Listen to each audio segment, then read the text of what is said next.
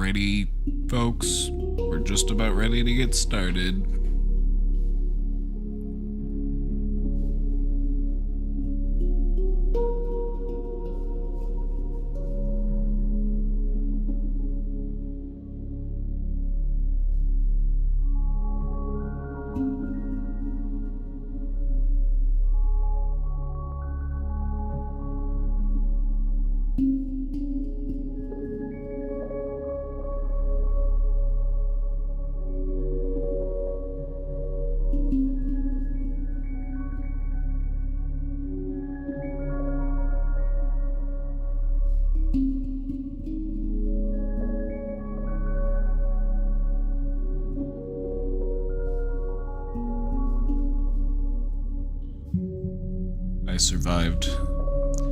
I survived the camping trip. I survived floating down the river. And I've made it back. I've made it back all the way here to the brain domain.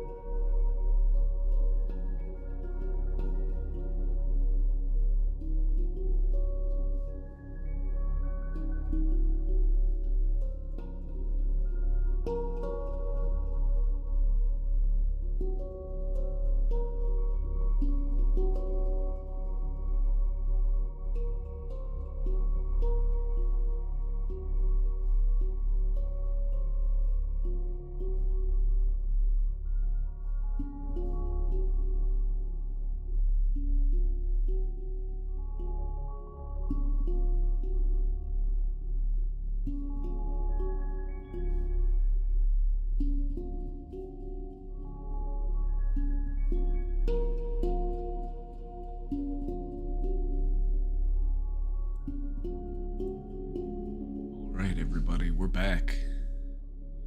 We're back. I've survived the wilderness. I have survived the wilderness. I've made it back alive.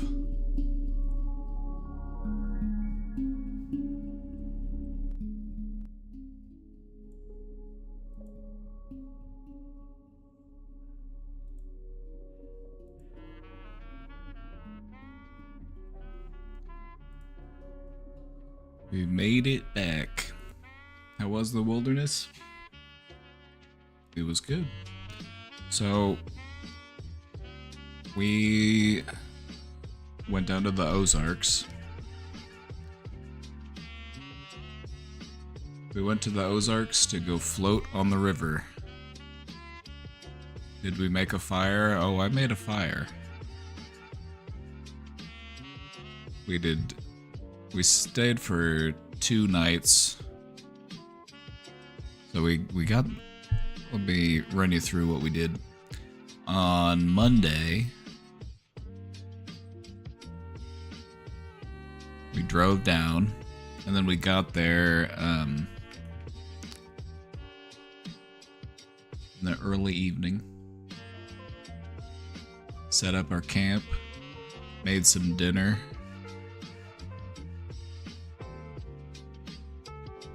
I cooked some steak, and we made some steak tacos, made some fresh pico. It was pretty good. Sliced my finger, chopping an avocado. It happens to the best of us.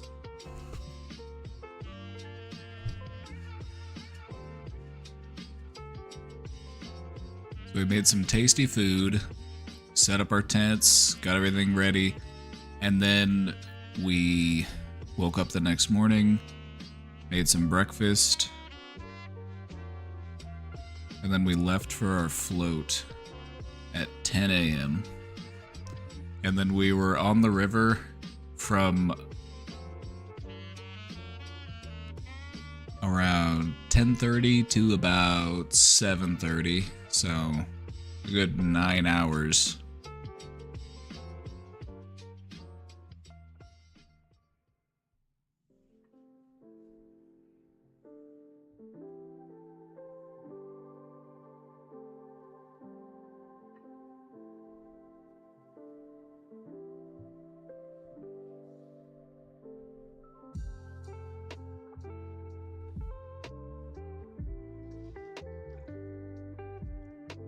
It was a lot of fun. It was, the weather was nice. It was hot, but the water on that river was cold because it comes from a spring. And so it's all spring water. It's nice and clear.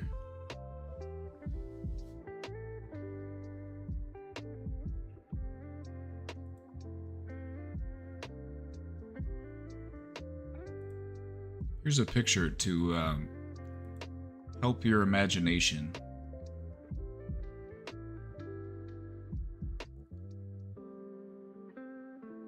The lovely Niangua River. We were in a raft. We weren't in a canoe or anything. We went in a raft, and then we also brought some of our inner tubes and stuff.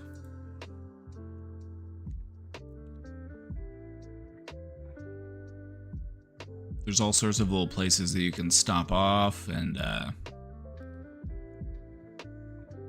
there's a cliff jump. And the night before, so the night before, Jamie said, I'm doing a cliff jump. I said, really? I said, yeah, doing a cliff jump. Jamie did the cliff jump and then did it twice.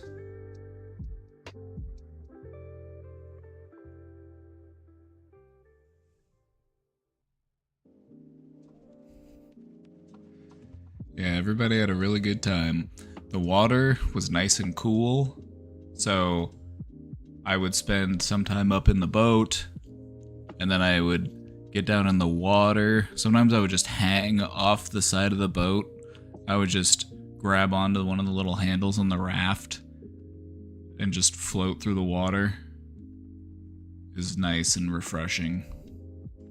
And then I'd pop out again, and then the sun would dry me off, and I would just repeat.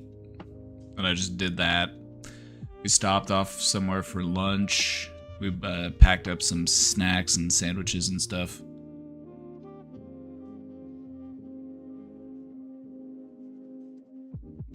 There were some people there fishing. There were other people out there floating on rafts, and a lot of people out there on kayaks and stuff.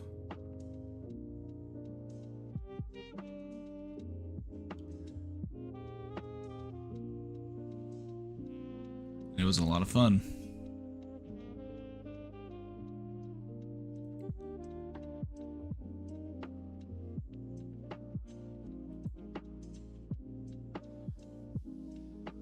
It was a nice time. Everybody had a good time. So we got back to camp. It was around 7:30. We rinsed off in the showers, made some dinner, had another little campfire, just hung out. Just very tired. Slept really well that second night. That second night was very nice weather, because it got cooler the next day. We went floating and it was hot, and then the next day was cooler, so we went out and we visited some of the places around there. There's this one state park where there are the ruins of a castle. Just on this random little mountain, I guess. This little mountain in Missouri.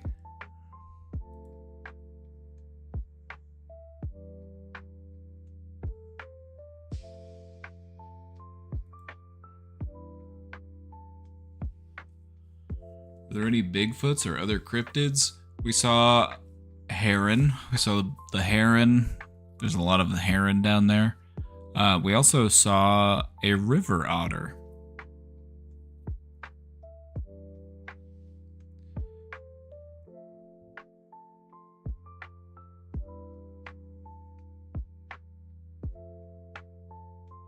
But yeah, there's this random castle.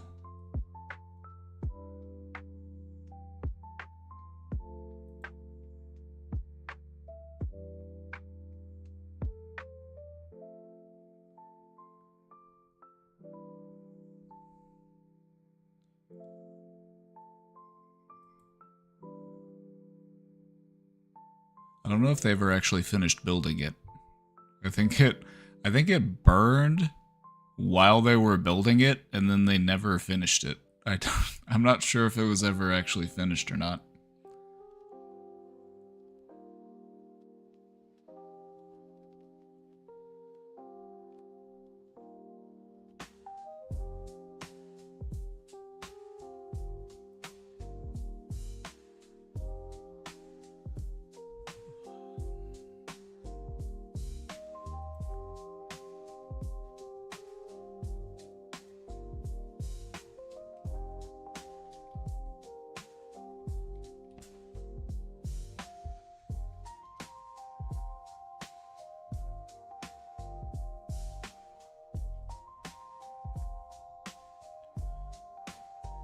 No, it was very nice. I like the Ozarks.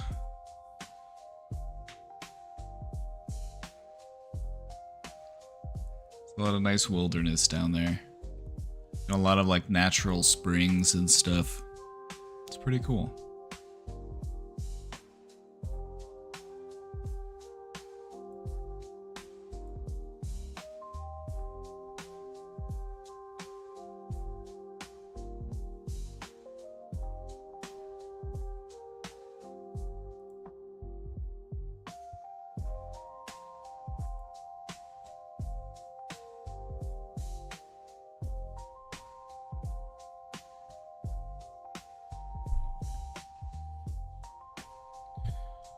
Alrighty, folks. It's Friday. We've got some questions in the box. Let's take a look. Let's see what's on your minds. But first, how are you all doing? Well, we got some questions. Were there any crazies? No crazies this time around. The last float trip we went on, we had a couple crazies. There were a couple crazies last time. There was this one group of people. They were all there for this one woman's birthday. See, we overheard all of this because when you're floating down the river, you're only floating, a couple miles an hour. You're not moving very fast. And so if there's other people on the river, especially if they're also in a raft, you might end up floating next to them for a little while.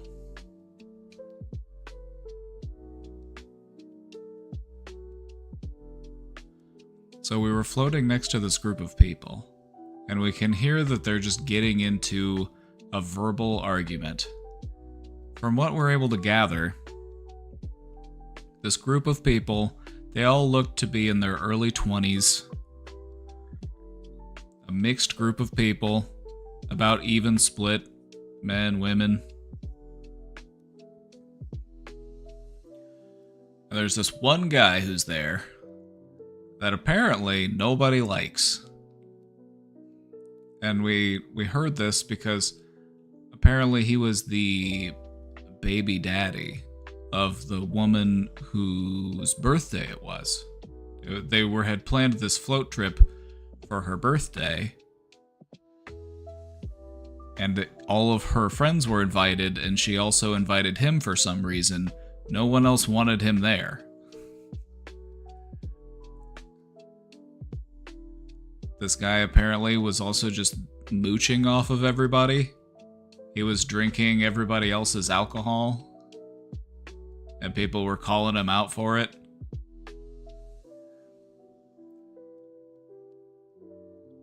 But no, he was very messy. I think they ended up just leaving him on the side of the river somewhere.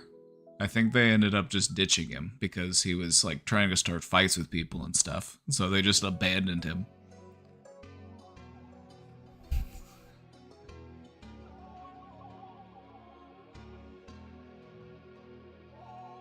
He probably felt like they hated him, so he drank more. Well, he had this bottle of Crown Royal in his hands.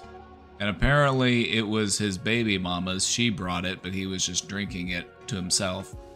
And he got into an argument with one of her friends, and then he shoves her in the river.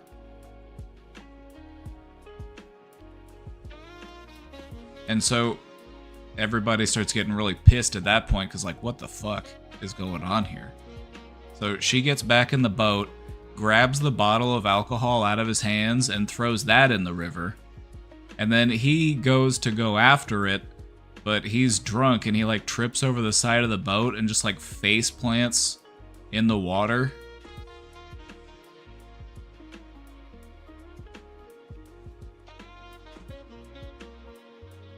But he was able to recover the bottle. He recovered the bottle, and then he's trying to get back into the raft. These people had 2 rafts that were tied together. Some people will do that if they've got a big group of people. They'll take 2 rafts and just tie them together with some rope. And while he's in the process of like getting back into the boat, everyone else was leaving the second boat, and they were in the process of untying the 2 boats. They wanted nothing to do with this guy. And neither did we, so we went around them. And we ended up passing them. And then later on down the river, we saw their two rafts floating by, but we didn't see that guy. So we don't know what happened to him. We assumed they dropped him off somewhere.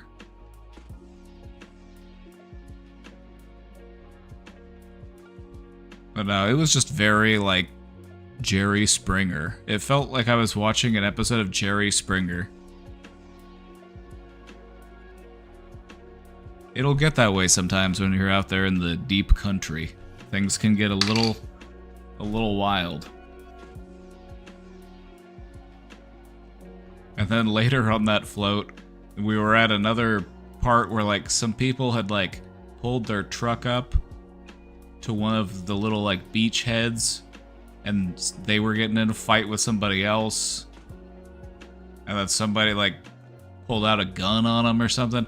I don't know. I heard about it from one of the other people who was on the float trip on one of the other rafts. They pulled in and the staff was like, "Hey, how was your trip?" And the guy's like, "Well, I got a gun pulled on me." And then there were, like, deputies there ready to, like, take a statement. 'Cause, like, anyway, we were fine. Everything was fine with us and nobody got hurt. But it can get a little wild out there. Especially when you got people just getting drunk in the sun all day. It's not... If you go and it's like a really busy time on a float trip, you'll see all sorts of people just at all different levels of preparedness to be on a float trip. You'll see some wicked sunburns. You'll see people out there who do not believe in sunscreen.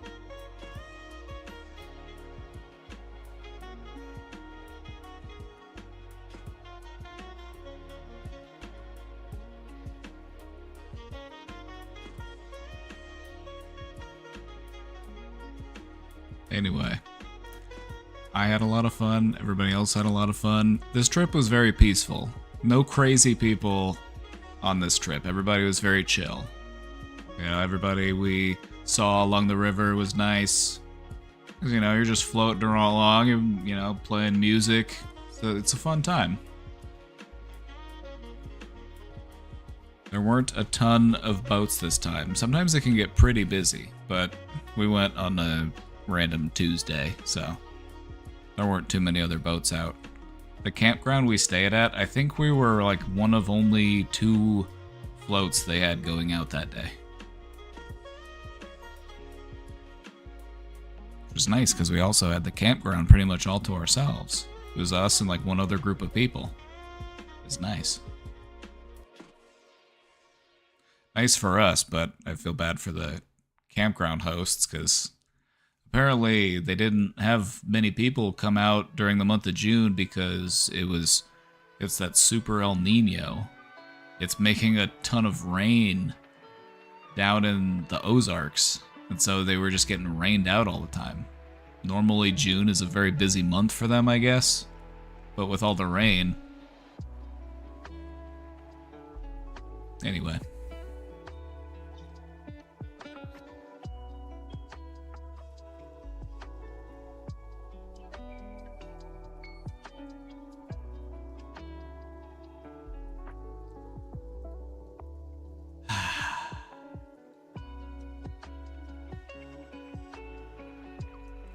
Anyway,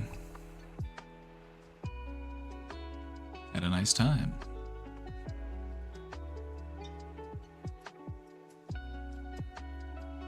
It rains every day since I moved back to Georgia. Sounds humid. Sounds muggy.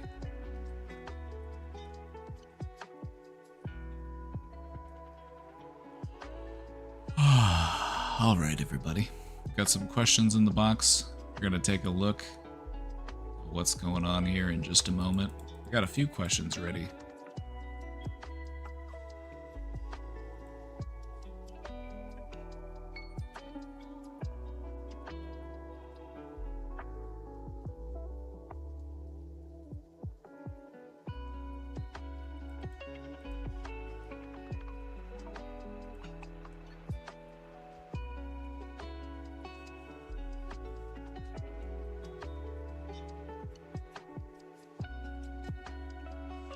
was taking a look through the questions we've got, and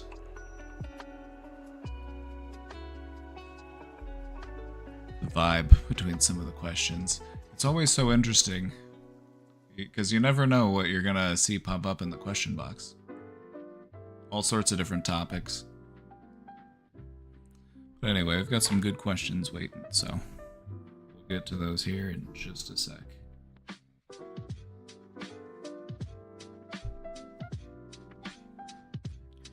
Get myself all situated.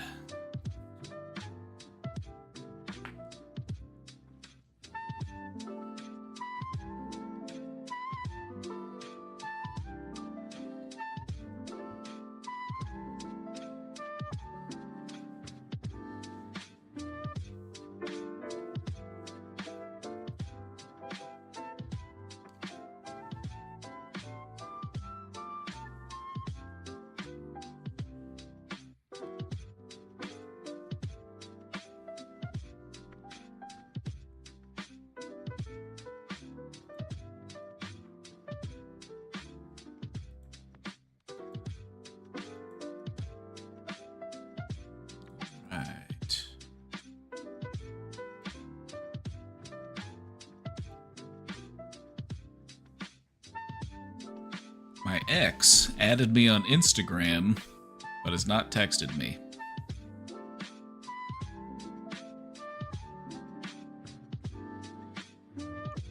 Let's see. Okay. It's been months, and I have reached out to him via text with no reply.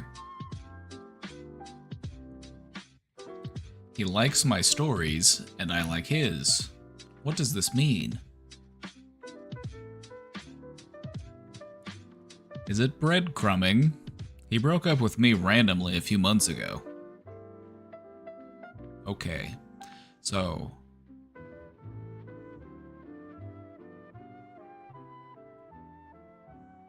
what does this mean? What this means...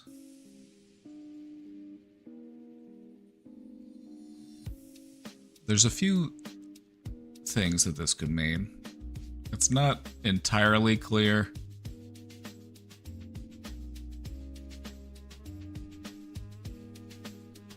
So, you could approach this and try to assume the motive based on what you think the other person's intentions are. Depending on what their intentions are with you, it could mean a few different things. So, let's start off with the simplest, most harmless explanation for what this means. This could just mean that your ex regrets breaking up with you, they are still curious as far as what you're up to, and they don't feel like they're ready to completely move on at this point in time, but it's unclear of what it is they're actually after. So that's one explanation. Beyond that, well, okay, if we want to look at it as something a little bit, just a slight bit more manipulative, I guess. The word I wanted to use was sinister, but it's not particularly sinister, I don't think. I think it's just a little bit self-obsessed. It's just a little bit inconsiderate. This could also mean that this person just wants to keep tabs. They're not interested in communicating with you, they just feel like they should know what you're up to. Doesn't have to mean anything bad. They're just doing it to sate their own curiosity. They're like, hey, what's that person that I broke up with up to now? Have they moved on? Are they with somebody else? Are they happy without me? That kind of stuff. People do that after a breakup. It's not evil. It's just, it's just activity of the ego, right?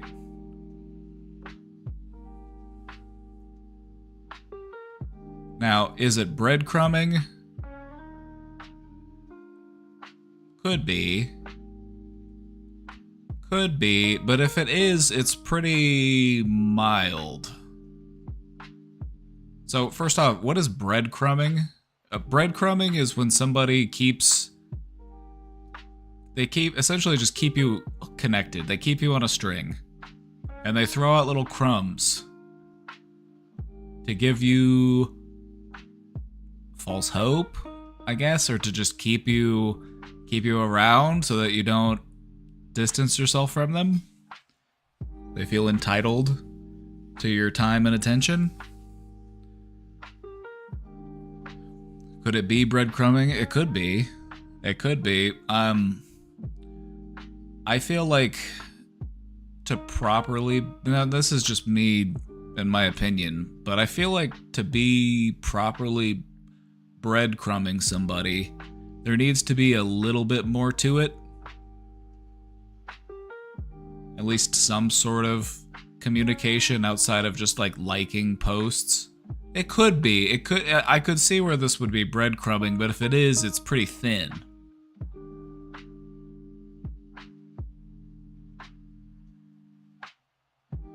Not saying it isn't, but it could be. I just feel like breadcrumbing would be there would be a little bit more to it. Like maybe they don't text you back all the time, but they do occasionally text you, and if they do, it might just be very short. Like, okay. Just giving you a little bit more of something to connect to, if that makes sense. Just making the crumbs a little bit bigger, if you follow me.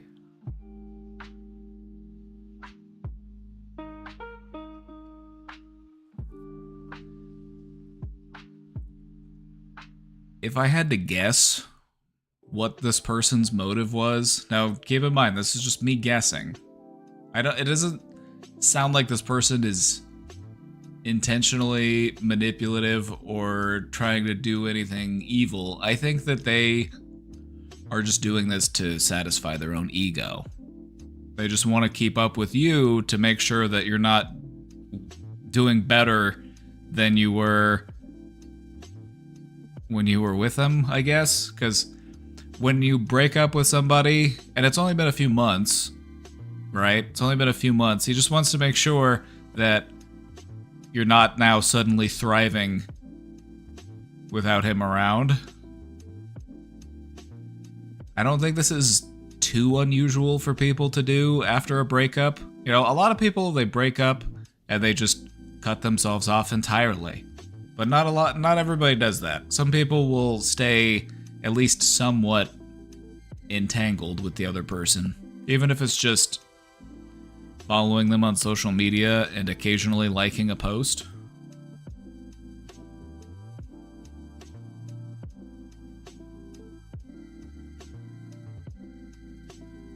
So I guess what I would recommend is to just take some time about where you want to go from here.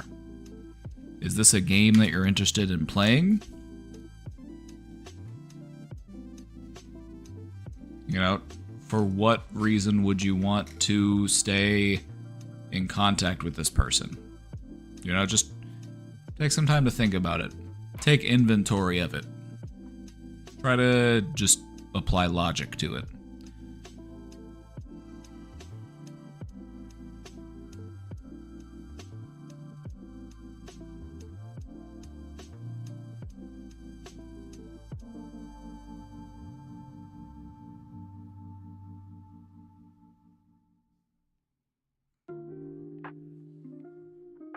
You know, what we're talking about here, this is a good example of what a narcissistic trait would be.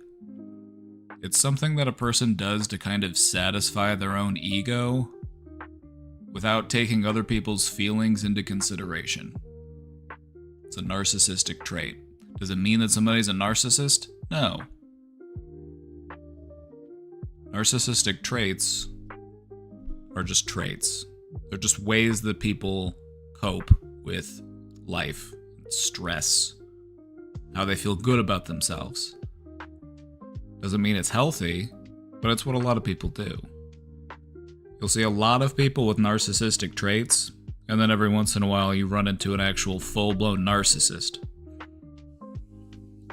They know how to take it to a whole other level.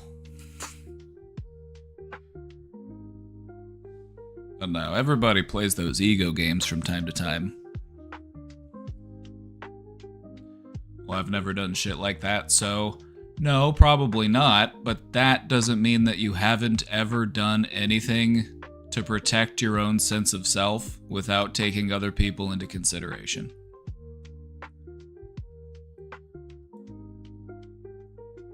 You may not have done it since you were 2 years old, but at some point in your life you've probably done it.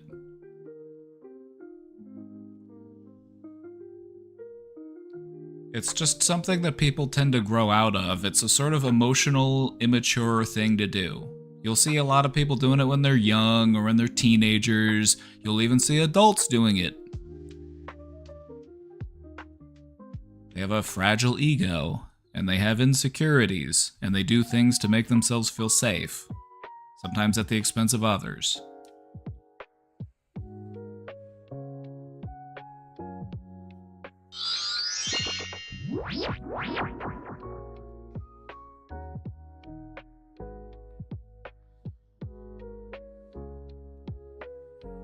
Lovely day. Thank you for subscribing.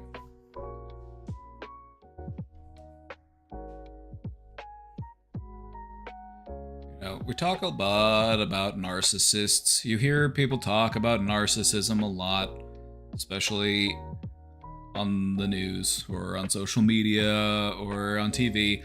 You hear about it a lot, and you have a certain type of person in mind about what a narcissist is. A narcissist is a person who has a lot of narcissistic traits, and those traits are very strong. But what's also important to recognize is that a person can have a narcissistic trait without necessarily being a full-on narcissist. Does that make sense?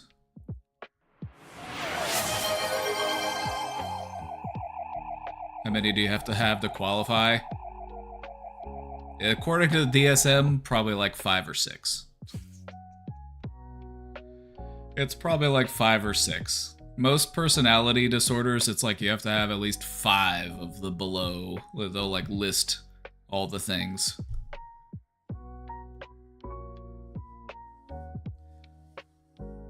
But it's also important to note that these are long-standing patterns of behavior.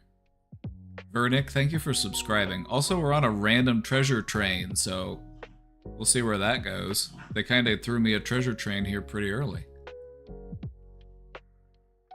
We're just getting warmed up. It's like 5 of 9 for NPD, I think. Yeah, it's most of the personality disorders. It's like it's like you must meet 5 of these things.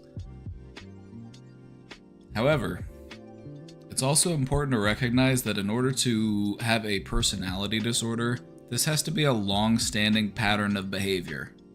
This has to be something that is ongoing and persistent. For some people, narcissistic traits are just a phase that you grow out of. But for others, they latch on to those maladaptive coping skills and it ends up becoming a full-blown personality disorder. Are you with me? Cat Dev, thanks for the bits, and thanks for gifting that sub. We're almost to level 2.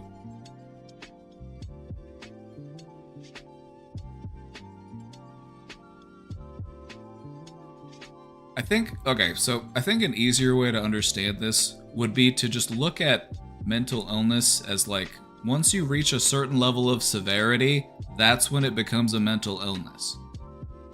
And you can apply that to any type of mental illness. Depression, anxiety, mood disturbance. It has to reach a certain threshold. In life, you're gonna meet a lot of people who have those traits, who have those symptoms, but they might not hit that threshold where you say, this is a diagnosable condition. The same goes for stuff like narcissism.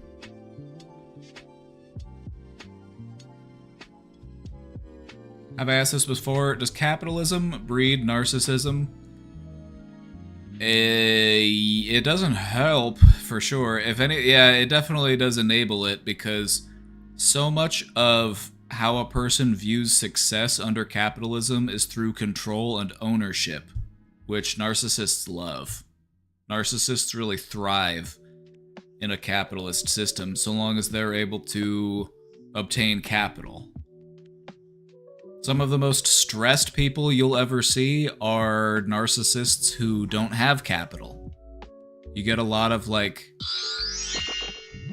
people who are like working class narcissists who are very angry, very abusive, because they've got all this narcissistic wound. They've got all these... But yeah, the two are definitely tied together.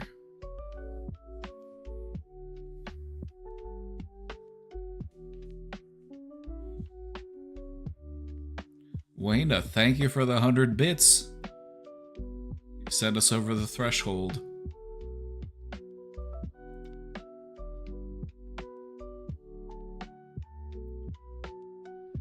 Anyway, as far as this question goes, I would just say... You know, how long do you want to stay entangled with this person? Whoa! Catdev with the 5 gifted subs. Taking advantage of that treasure train.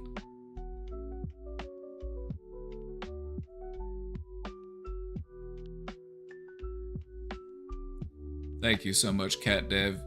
You cleared level 2. Catdev soloed level 2. We're now at level 3.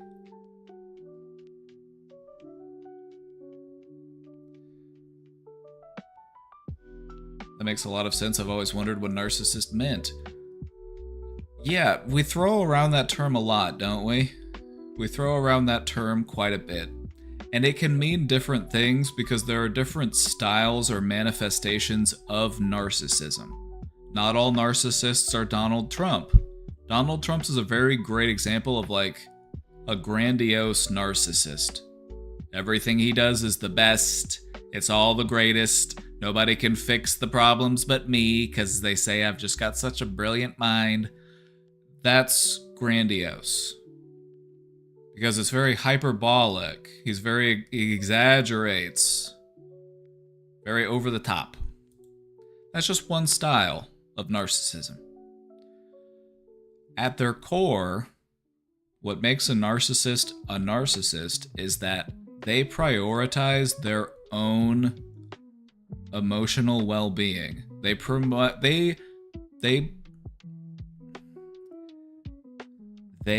care more about their hurt, their ego, than they do about other people. And so, at their core, what narcissists will do is they will prop themselves up at the expense of others. They will put others down in order to feel better about themselves. That can be manifested in any number of different ways. You get some narcissists who are very abrasive, very loud, very open and apparent about it. You get some who are more sneaky. You get some who are more subtle. It exists across an entire spectrum of people. But at its core, it's just people who are trying to protect their own ego from being hurt. Because they're insecure about who they are as a person. They worry that they're not good enough, they're not enough. And so they need people to believe that they are. Not that it helps them to believe that they are. And that's why they depend on narcissistic supply. Narcissistic supply. It's how a narcissist keeps going. A narcissist can't sustain themselves. They need your praise and recognition and admiration in order to keep themselves afloat.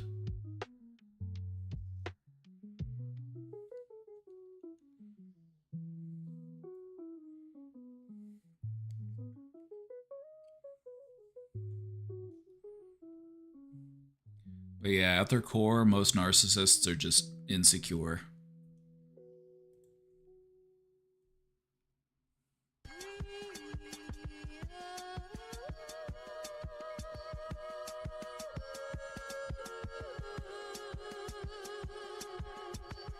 All right, we're going from that to bipolar. All right.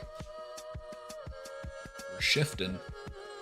My sister is bipolar, and I trigger her on accident sometimes. That'll happen. That'll happen. When it comes to triggering other people, so long as you're making meaningful precautions and you're not having to do anything too out of the ordinary to avoid triggering this person, it may accidentally happen from time to time. We don't want to feel like we're walking on eggshells all the time, because you never know what's going to set this person off, which is why it's good to have conversations about this type of stuff. Like, listen, if I do trigger you, it's not done intentionally. And if you're feeling triggered, it's a good opportunity to engage in practicing your coping skills so that you're not so easily triggered. I can be more mindful of how I might be triggering, and you can be more mindful of what you can do to build up your resistance to feeling triggered. There's work for both of us to do.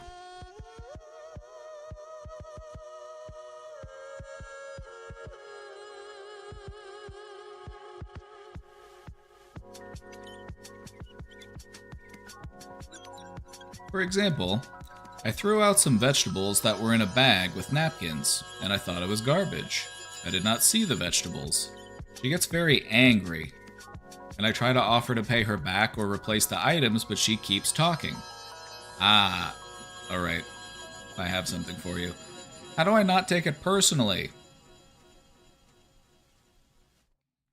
That's the tricky part. The tricky part is learning how to not take it personally. Everything else is pretty straightforward. What can I say? She thinks I am lying when I say sorry. What is a secure thing to say? I can see that you're upset right now, and I want to talk to you about it.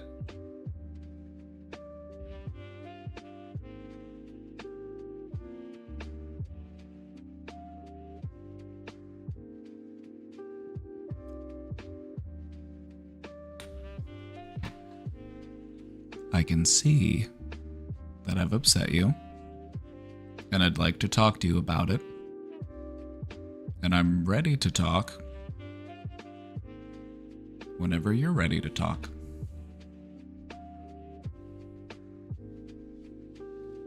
So, the thing about responding to somebody who feels triggered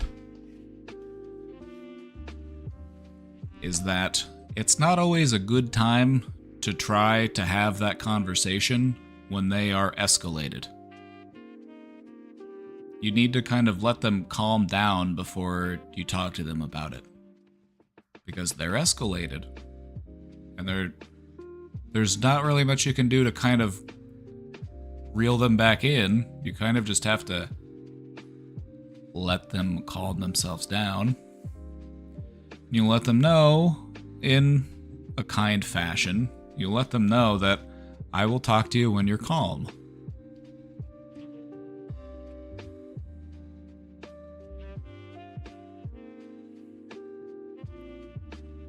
If somebody's really escalated and you're trying to talk them down, it can be very quickly turned into an argument. And you're not here to argue. You're here to have a conversation.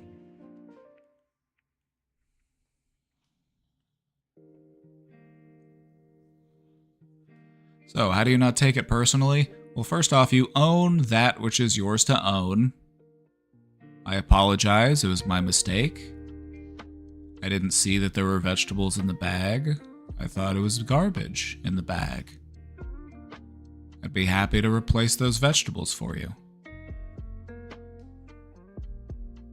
You own that which is yours to own. But if you jump in while things are escalated, while things are hot, then it's going to feel much more intense, and because you're going to feel like you've got to defend yourself for making a simple mistake.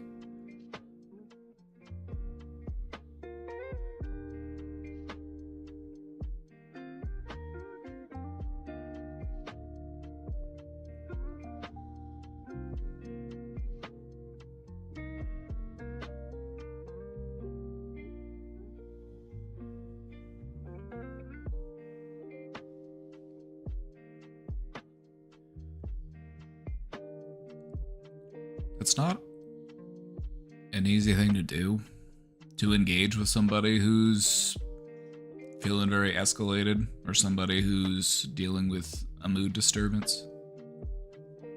The best thing to do is to just stay calm and consistent, but not in a way that feels condescending or patronizing. That's the trick, is you want to be calm and consistent, but not in a way that sounds like you're talking down to them. And so you let them know, I hear you, I can tell that you're frustrated, and I'm willing to help make this right. You know, if there's anything to say to them while they're stressed out,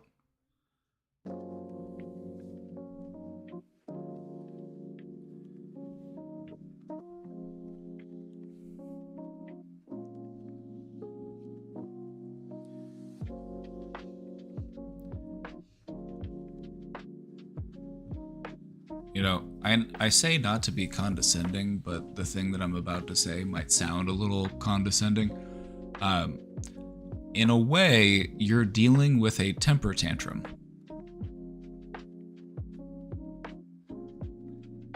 And the best thing to do when a person is having a temper tantrum is to let them work through it and then talk to them after.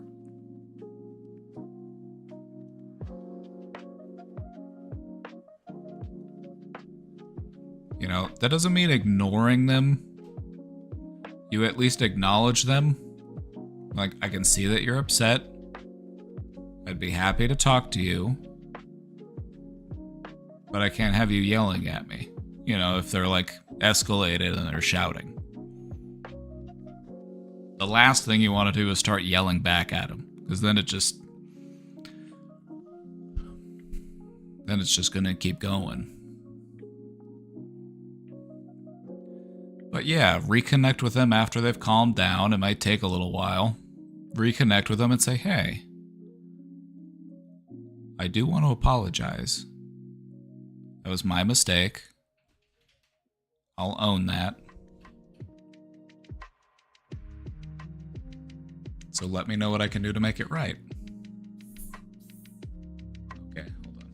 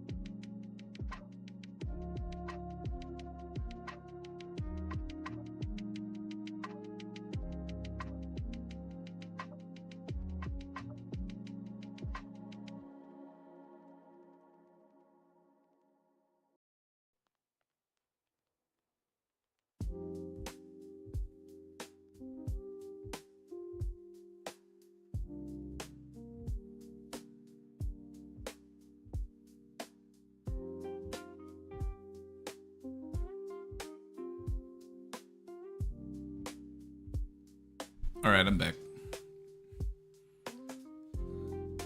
I'm back. Redacted just got home. Redacted was here.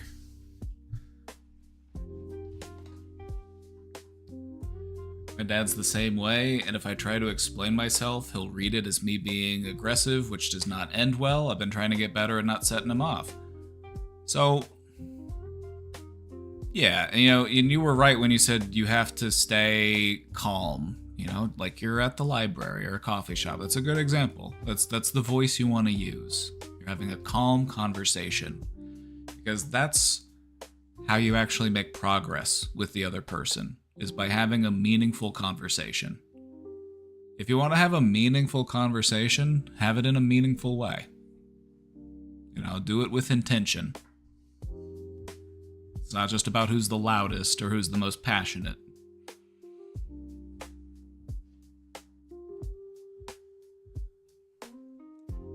When you have somebody in your family who is struggling emotionally,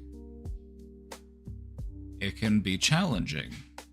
It can feel like I don't want to accidentally set them off. I don't want to, upset them. And that's the work for you to do as a supportive person to this person who's struggling. We do what we can to avoid triggering the other person. That doesn't mean that you don't live your life, though. That doesn't mean that, you can't still do what you want to do. We just need to be mindful and supportive. However, it is also the responsibility of the other person to work on how they respond to their triggers.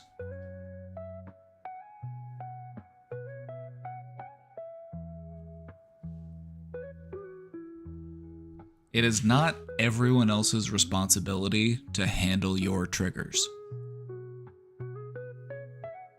It just isn't. Ultimately, it is your responsibility to find a way to respond to your triggers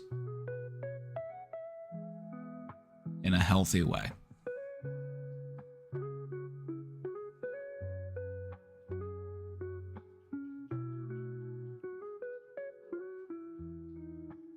Understanding and identifying your triggers is just one of the early steps in actually healing. A lot of people find out what their triggers are and then they stop there.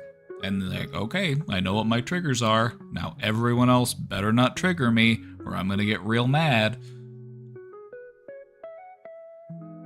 And that's not fair. It's not fair to anybody. The best thing that you can do with that knowledge of what your triggers are is to work on how you respond to those triggers. It's not going to be fun, but it's going to leave you feeling much more stable mentally. It's going to leave you feeling much more secure, much more grounded, because you're not always going to be worried about, well, what's around the next corner? Is it going to be somebody who's going to trigger me? If you can't respond to your triggers in a healthy way, then you're going to always have that anxiety about when am I going to get triggered next? Because you feel powerless to your triggers, which you are not. Say it louder for the people in the back. You are not powerless to your triggers. You are the only one that can do something about how you respond to them. It's not everyone else's job to make sure that you don't get triggered.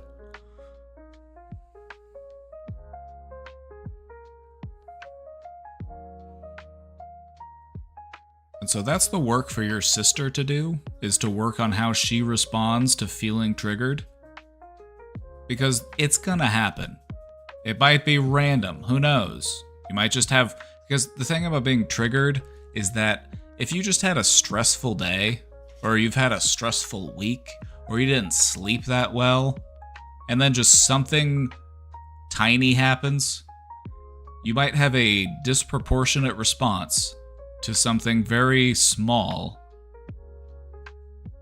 that on its own is not very stressful, but it becomes the outlet for all of those pent-up feelings.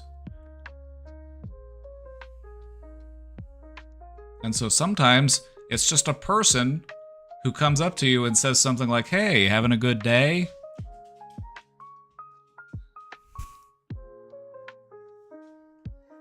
And then that turns into a trigger.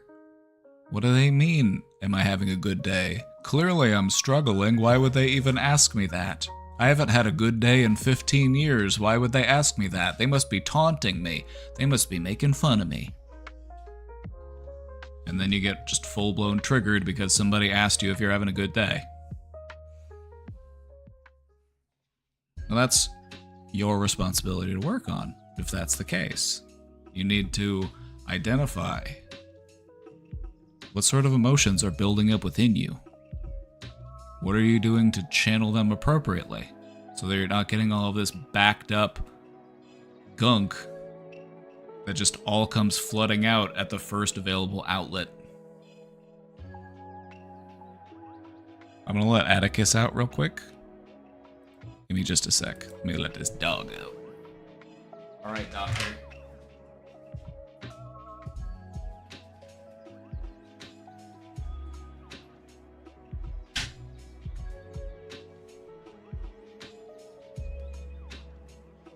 That's like people who blame our parents for everything and they're 60 years old. Yes, exactly. Blaming your parents... Blaming your parents, that's just the beginning. That's just the beginning. Blaming your parents for everything, that's just... It's just the beginning. Like, yes, you can identify the ways in which your parents fucked up.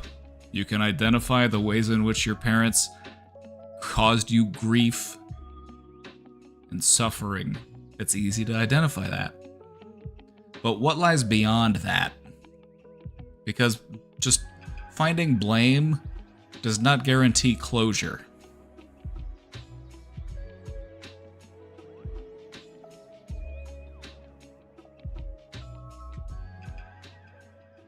Hope you don't mind, I posted a clip I made of yours on Instagram and Facebook.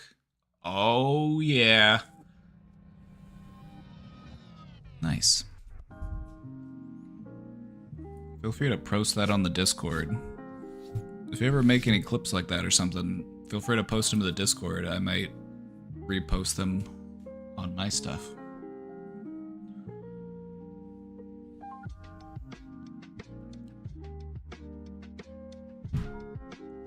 Recognizing that your parents messed up is just the entry point into your healing.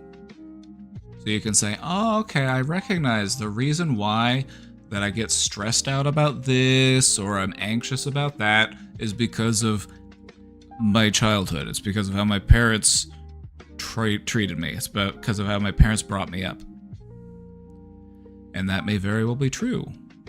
That can offer you the explanation as far as why things are the way that they are. However, if you want to heal even more deeply, we look beyond that. What sort of conditions were my parents raised in? What sort of things have they had to deal with? What sort of things have gone on between them and their parents?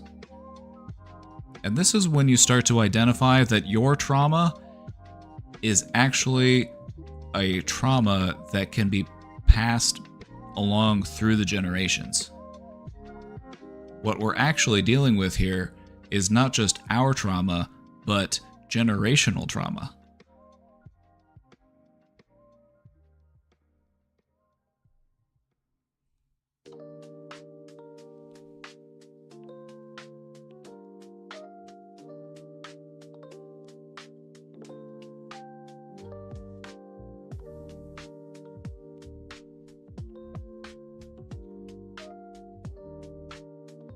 What do you do when you can see those things and make an effort to be better, but your parents refuse to do the same? Sometimes the only thing that you can do is lead by example. Your parents may never take your guidance. Your parents may never realize, you know what, I'm an adult, they're an adult, I can learn from them, even though they're younger than me, even though they're my child, that doesn't mean I can't learn something from them. A person may still have those revelations. They might happen late in life. They might be 70 years old and they're like, oh my god, I've been an asshole. And so, in certain cases, if a person is not willing to listen, if they're not willing to engage, if they're not willing to take meaningful effort, all that you can do is lead by example.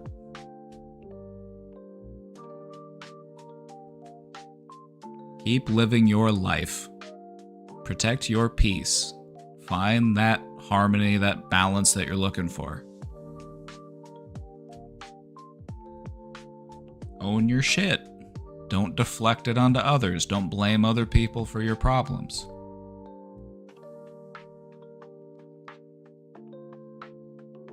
Sometimes all you can do is lead by example.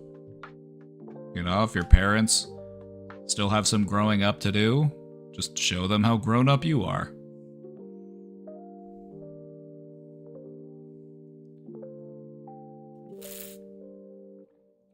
I had to completely disengage from my mom before she started taking accountability. That's a wake-up call for sure, right? Like, for some parents, they will not take you seriously until you say, actually, I want nothing to do with you. If you're gonna be like this, if you're gonna treat me this way, I don't see the point. You're only hurting me. Why would I keep this going, you know?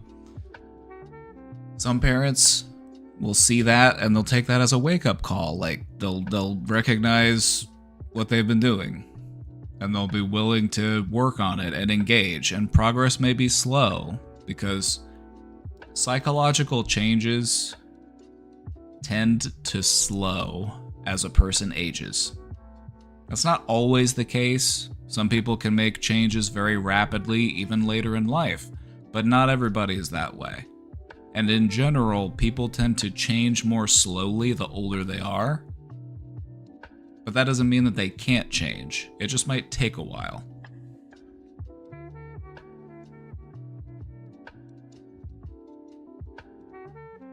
It's hard when they treat you like a know-nothing kid, then also criticize you for not being as far in life or mature at the same age they were.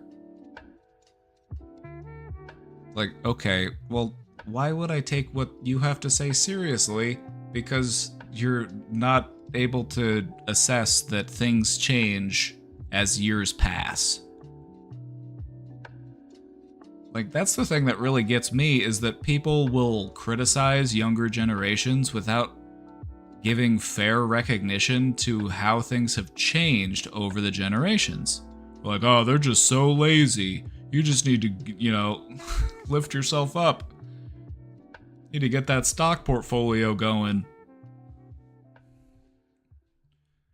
Like, no, like, you lived in a generation where you could raise an entire family and even have money left over to go on vacations on a single income. You were able to own a home. You can't do that now. Things have changed.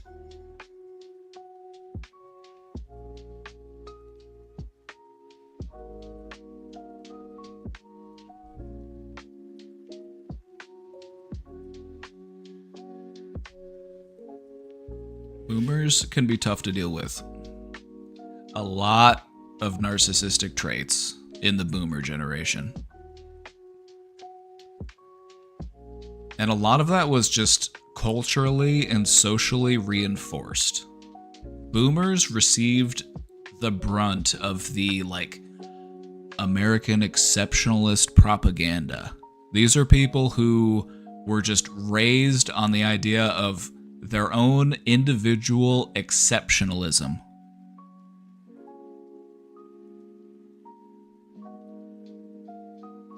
They were alive during a time in our country where we had some of the strongest and most robust social programs that we've ever had. And then what do? They stripped it all away. said, nah, we get it, but you don't. I got mine. You can go get your own.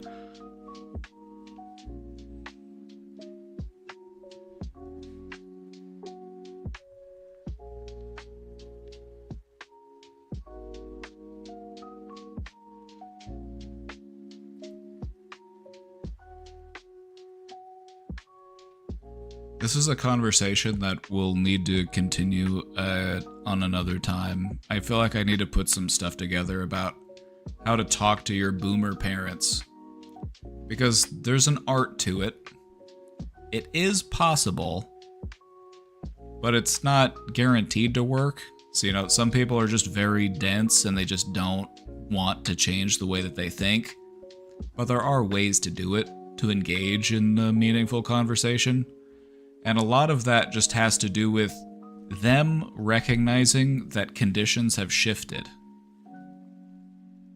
Like, and I mean like actually like taking them and looking at the prices of houses together. Because they haven't had to look at the price of houses in 40 years. You know, they know that groceries are more expensive. They know, like, but they might not know that rent is super expensive. So sometimes it's literally just sitting down and showing them those things. The actual physical material reality.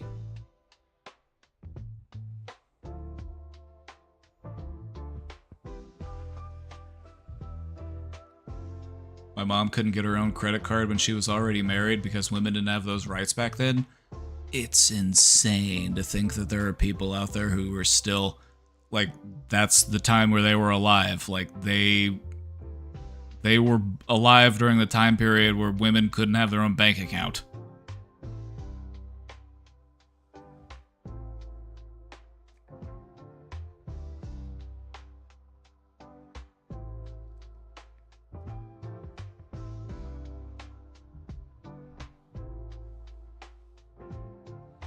There's just a lot of lack of awareness with this generation of people. It's the generation of people that gave us participation trophies and then criticized us for receiving participation trophies. It honestly is narcissistic abuse. It really is.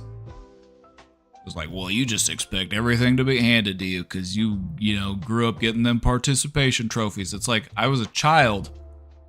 You were the one given trophies. You mad at me for taking it?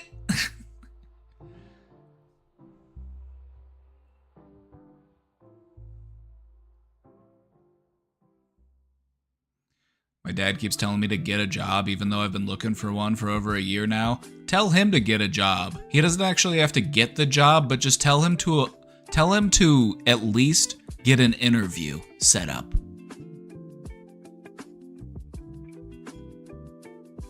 Tell him that. Like, you know what, Dad? Since it's so easy, why don't you try?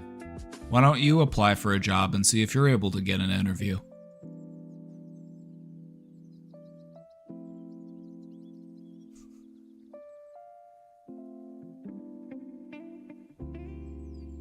Getting a job is not easy right now. A lot of people's jobs are just up in the air. People are out there getting placed by robots.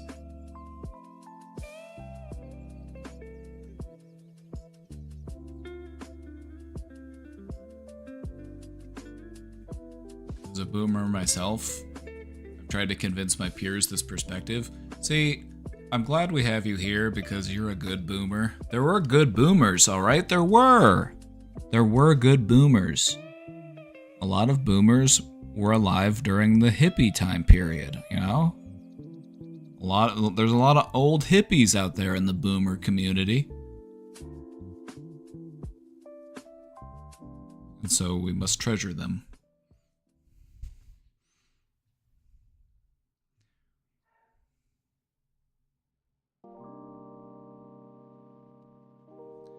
I remember the bank account thing and that there was no such thing legally as marital rape. Yep, that all happened in the last, 50, 60 years.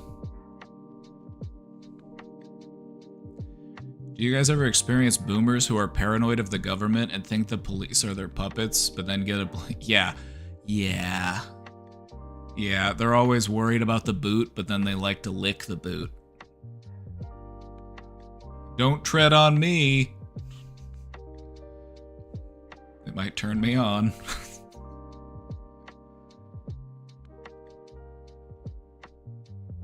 Cop support. Well, yeah, it's... They are... the prime targets for the propaganda.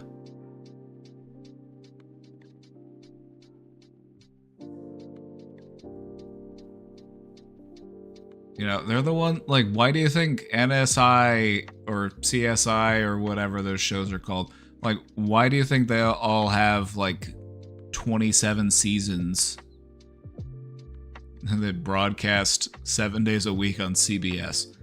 Who do you think's watching it?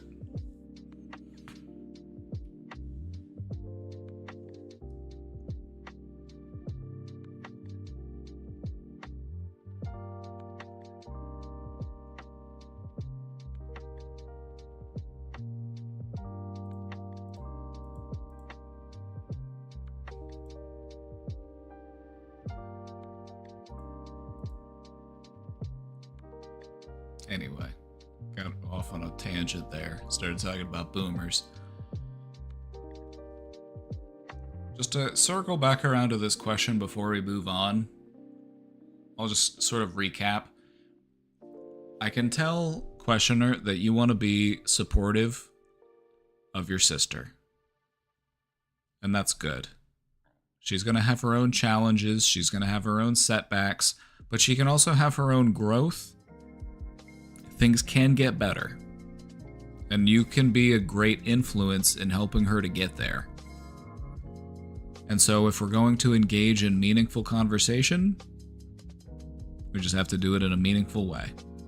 If you're really escalated, or not, if they are really escalated, now's not the time to get in there and try to be like, hey, listen, actually, you need to not be upset right now because I'm sorry. It doesn't really work that way. You kind of have to recognize, like, hey, I can see you're upset, and I do want to talk to you. I'd be happy to talk to you once you've calmed down a bit. You know, I can't talk if you're going to be raising your voice.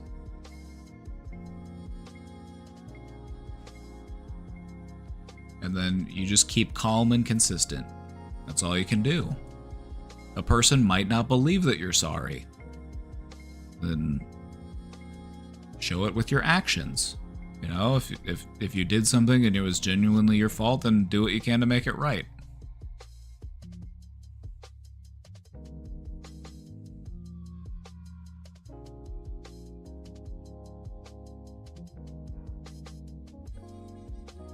I don't want to sound mean, but I honestly don't understand the appeal of conservatism. Conservatism is a fearful way of looking at the world. It's a fear of things that are different. You want things to stay the same, you want things to not change, or if you do want them to change, you want them to go back to how they were. In other words, you want things to be more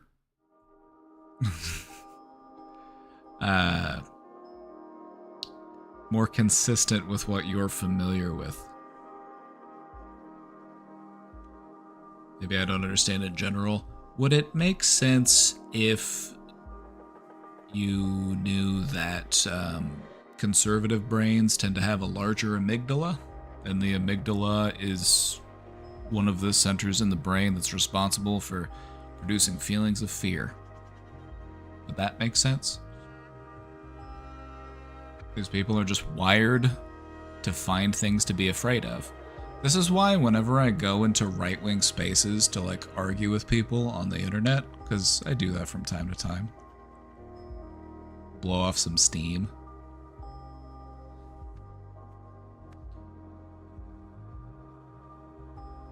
One of the things that you'll see is that they will make things up in their mind to be afraid of. They will like make up an imaginary person.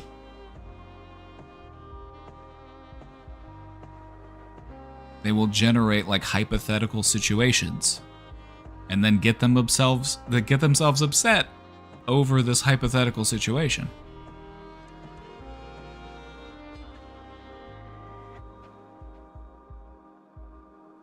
It sounds actually dumb, like on a factual level. Not all conservatives are dumb, necessarily, but they are fearful. You know, there are plenty of conservatives out there who are really good at what they do. They might be very skilled. You know, they might have a craft that they're good at. And so it's not like everybody who's conservative is just stupid. It's just that maybe you're not very aware. Maybe you're not very self-aware. Maybe you're not very emotionally aware. Maybe you have a hard time engaging in empathy. And these are just certain measures of intelligence. You know, when you think of intelligence, it's not just one thing. It's a variety of things. You can be intelligent across an entire array of different things. I would say that as far as emotional intelligence, they tend to be lower scoring.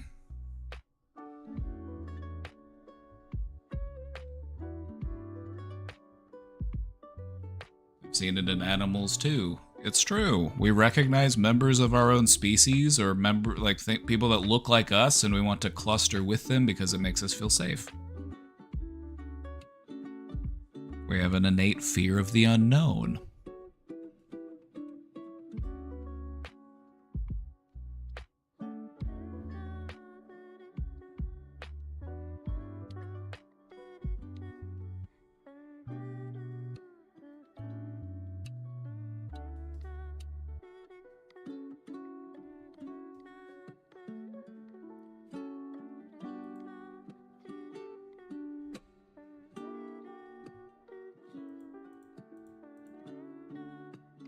Anyway, I've had conversations with people that would probably identify as conservative, and what I've recognized is that most of these people are just like you and me. They're worried about the same stuff.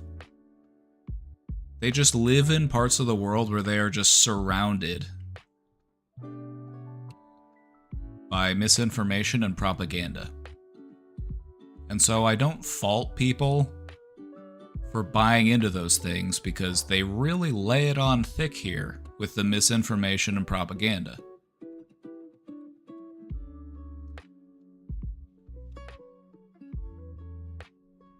And this is why I have to be very sneaky as I indoctrinate people into socialism. Because as it turns out, socialism is actually really popular if you know what it actually is.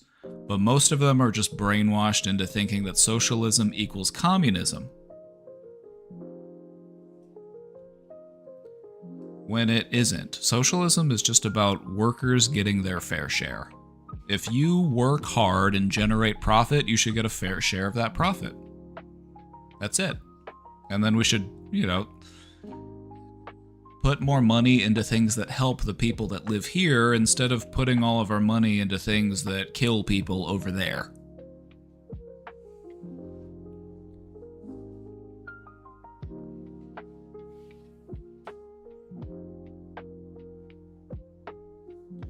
Am I talking about politics or religion? Probably both.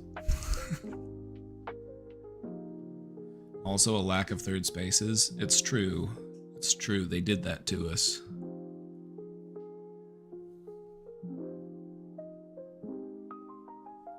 One of the things I do like about going out to the country, though, is that there's no lack of third spaces.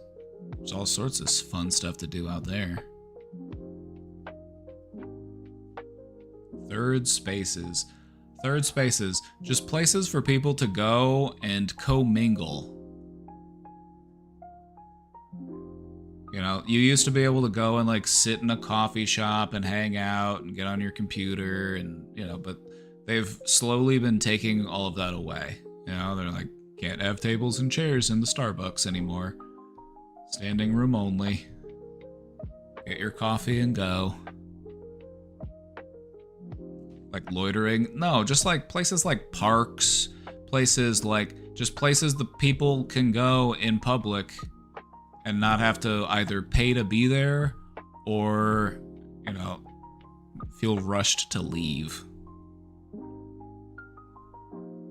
A place where you could literally just go hang out.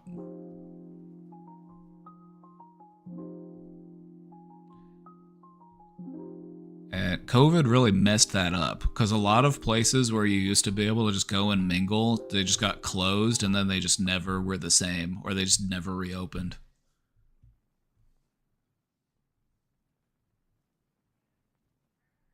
But yeah, the term third space is just anything that you could, any place that you could go and spend time that is not your house or your job. Hence the term third space. But what a lot of people have been kind of stuck in is the two spaces, work and home. That's it. Maybe I go to the grocery store, but not much else. Pokemon Go. Pokemon Go was a moment. I got to experience the Pokemon Go craze while I was living in downtown Kansas City. It was awesome. That summer was special. I've never seen so many people outside just talking and having fun. And it really just spoke to how much we need that as people. And then Hillary Clinton killed it because she said Pokemon Go to the polls and she ruined it for everybody. She made it cringe.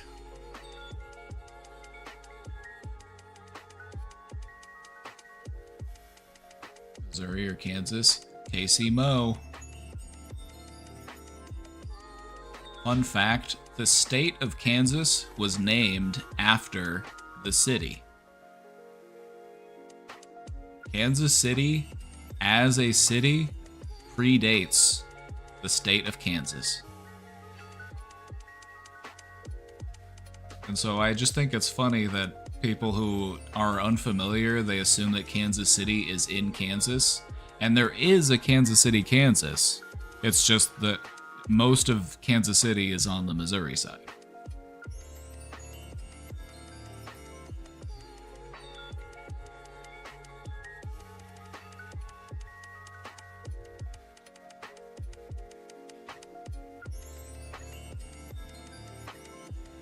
Grew up out there. Nice. I like it here. I used to think Kansas City was kind of lame, but it's grown a lot, and the people are cool. Also, we've got the Nelson. Well, that's one of my favorite museums. I love it, and it's free.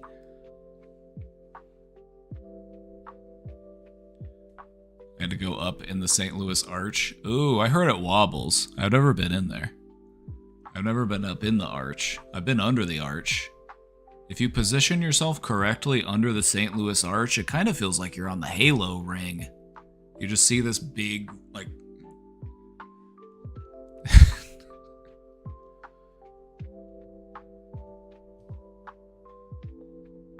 But I've heard that it wobbles when you're up there.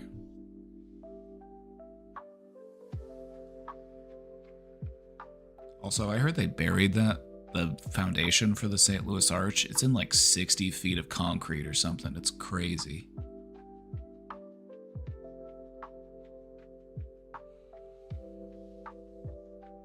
All right, let's take a look at this question. It's about trichotillomania. Trichotillomania.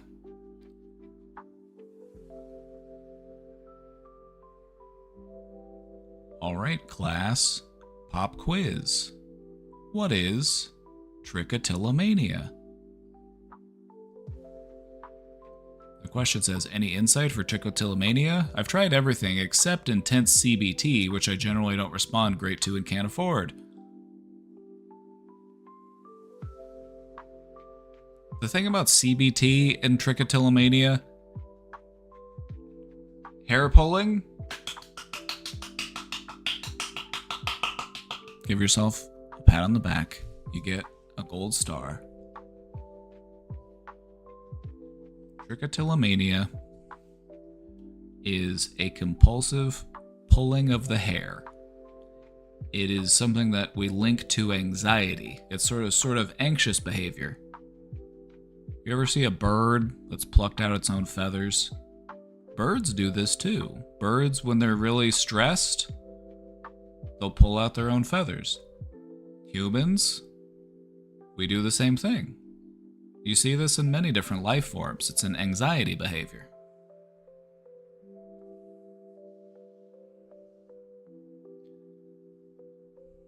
So, any insight? Well, okay, so you mentioned CBT.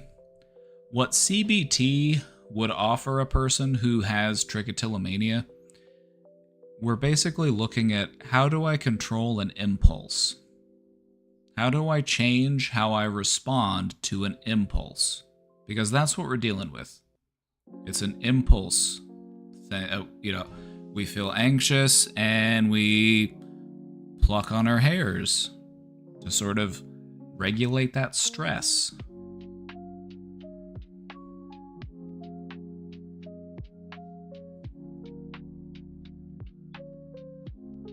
So, there are things that we can do to redirect that. So first off, let's take a look at what we're dealing with. We are dealing with how our body responds to stress. And so, what do we do? If we're going to reduce the trichotillomania, if we're going to reduce the hair pulling, what do we have to do? If we're going to reduce one way of coping with stress, what do we need to do to balance that back out?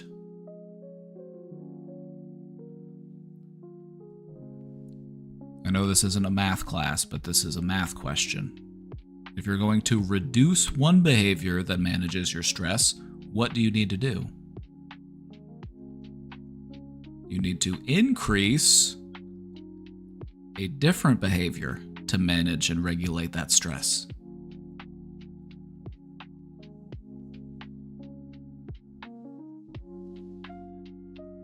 And so that's a big part of what CBT would help you do, is to identify alternates and help you practice and walk you through it.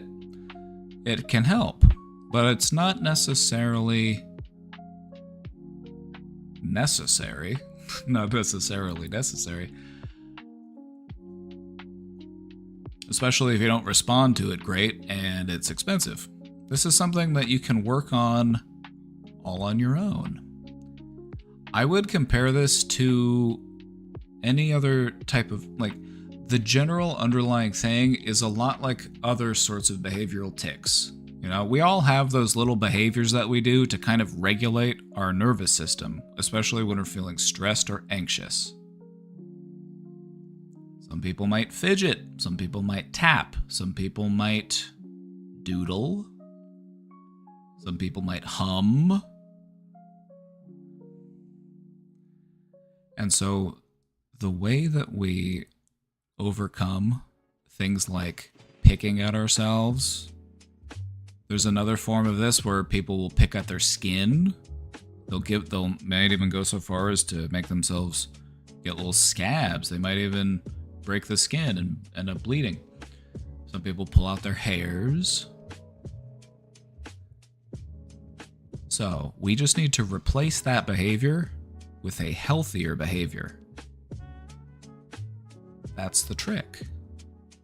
And so what I would encourage a person to do if they were dealing with hair pulling would be to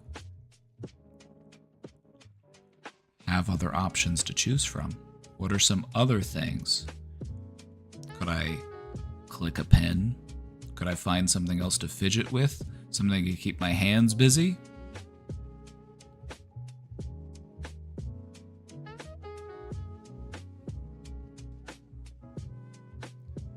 The butterfly hands on your chest and deep breaths help me a little. This is good. If it helps you a little, it can help you a lot if you just keep practicing it. That's the way that it works. Whenever you're trying to replace a harmful behavior with a healthy behavior, it doesn't immediately start by giving you the same level of relief as the harmful behavior. It takes time for your response to adjust. Ultimately, all that you need is to breathe. That's the best way to cope with any situation, is to just focus on your breath. You can get through anything if you just focus on your breathing and take big, slow breaths. It's one of the best ways to regulate your nervous system. And ultimately, that's one of the only things that you'll need. But there's other things you can add to that, especially while they continue to gain effectiveness as you continue to practice them. And so that's what it's all about. Identifying alternate strategies and continuing to practice them as the harmful behavior continues to decrease.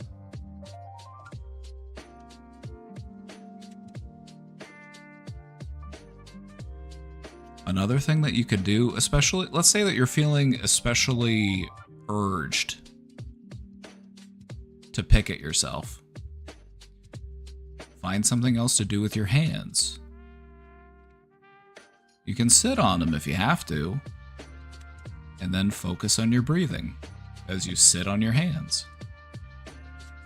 But sometimes the hands, they'll get up to stuff. Sometimes those hands, they'll be getting up to stuff without us even really noticing. You're like, ooh, I've been picking at myself. Dang, I didn't even notice.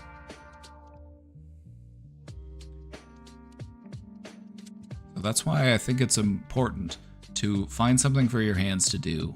Even if you're just holding them in a certain way.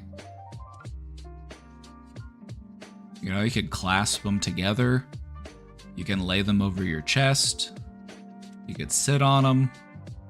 You're just trying to find something for them to do while you wait for that urge to recede.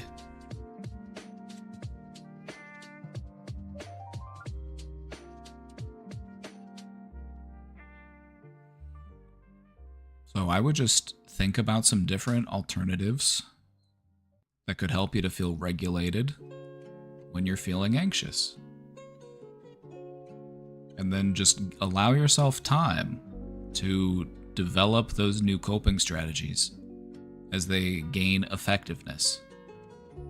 What you'll find is that trying new coping strategies helps a little, but it's not until you continue to practice them that they really start to flourish and they really start to work. And so if it helps you a little bit right now, just keep it up. Keep working on it, and it'll eventually help you much more, and you'll be able to look at the entire situation differently. You'll feel much more in control of the situation, which is really important when anxiety is involved, feeling like we have the upper hand.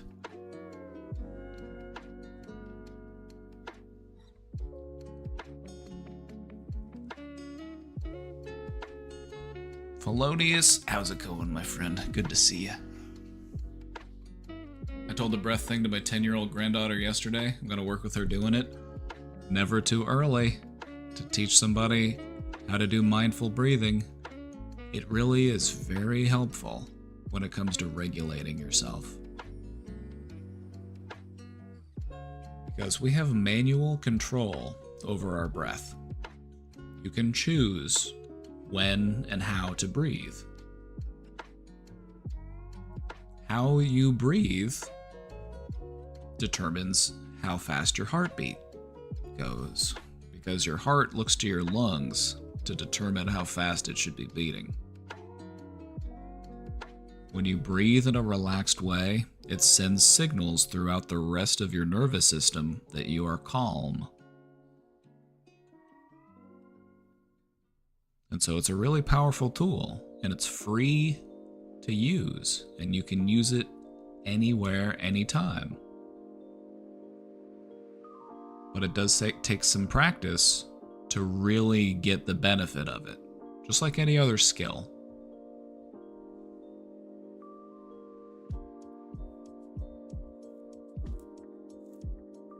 Have you seen Little Ouchies? Yeah, so they make that's another good recommendation. They make all sorts of like sensory toys and stuff, or little like things you can fidget with, and it's a healthier alternative to engaging in harmful behaviors.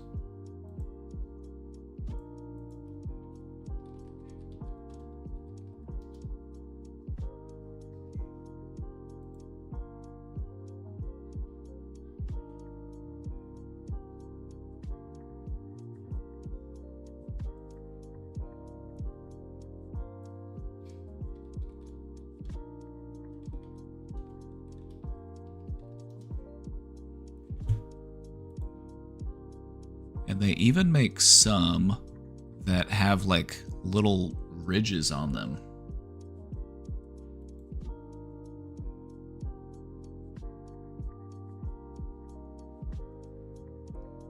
One thing that makes it hard to not pick is the unevenness of the skin. It drives me crazy. Whatever you do, don't look at yourself under a microscope, because then you'll see just how uneven you really are. That for me, because there was a time in my life where I wanted things to be even and symmetrical and smooth, because that's just calming to our human mind. And what I realized is that anything that you can look at close enough is going to be uneven. There's going to be no such thing as perfectly smooth. There's no such thing as perfectly flat.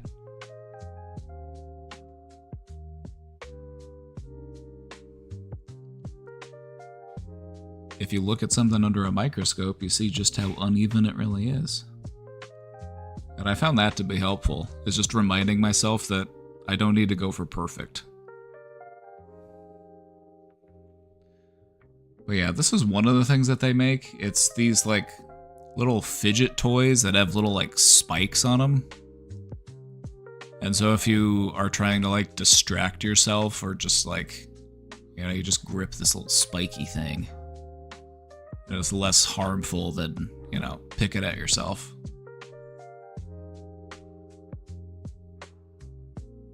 A safer way to pain stim. I don't know what it is, but there's just something that feels a little bit unsettling about this little advert here. I don't know if it's the smiling child. I don't know if it's the Comic Sans. A safer way to pain stim. That's what it is. That's what it is. But this, I guess I find this bothersome because this is like capitalism's response to this. Like, this is the capitalist answer to pain stimming. That's the Amazon ripoff. I know. You gotta get that. You gotta get that name brand one. Anybody can do it. Grandma, grandpa.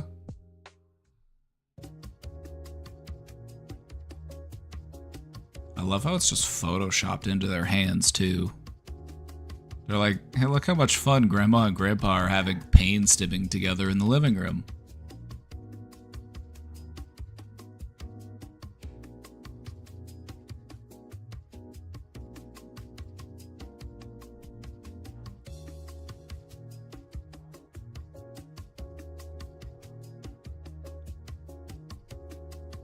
What are we looking at? What's happening? An alternative to picking at yourself. An alternative to harming yourself. So why do people do that? Because it releases endorphins. That's why people pain stim, is because it gives you endorphins, and endorphins make you feel good. It allows you to feel a sense of control over a situation that you might not have control over. We can't really control that emotional pain, but I can control the physical pain. And so that's why a lot of people do it. It gives them the endorphins. So ultimately, the goal is to find a way to get those endorphins in a way that isn't harmful to you.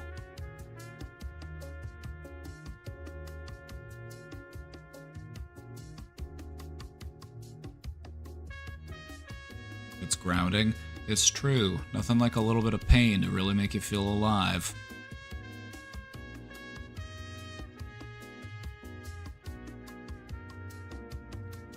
For me, at least, my picking is more about evenness. Do you feel even down in your root? Do you feel firmly grounded? If you were just standing there, do you feel even across both of your legs?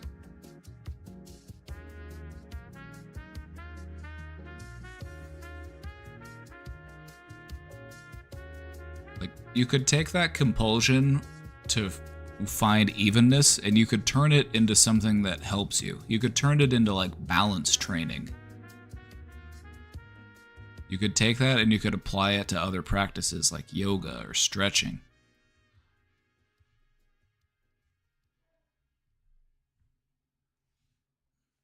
Find that center. Find that balance.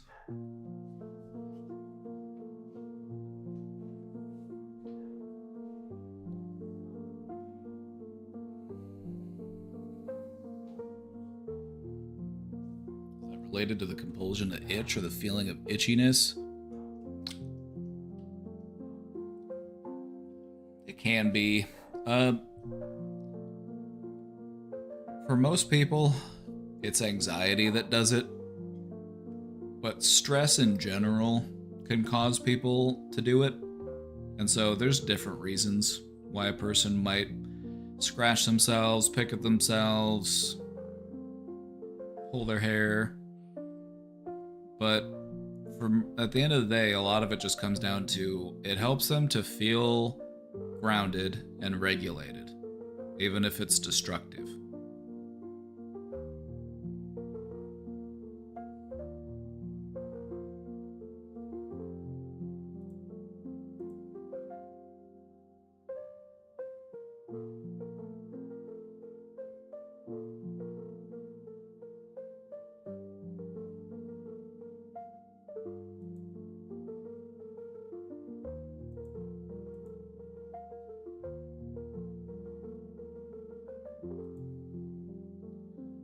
Long story short, I found out earlier this week I have a very terminal illness.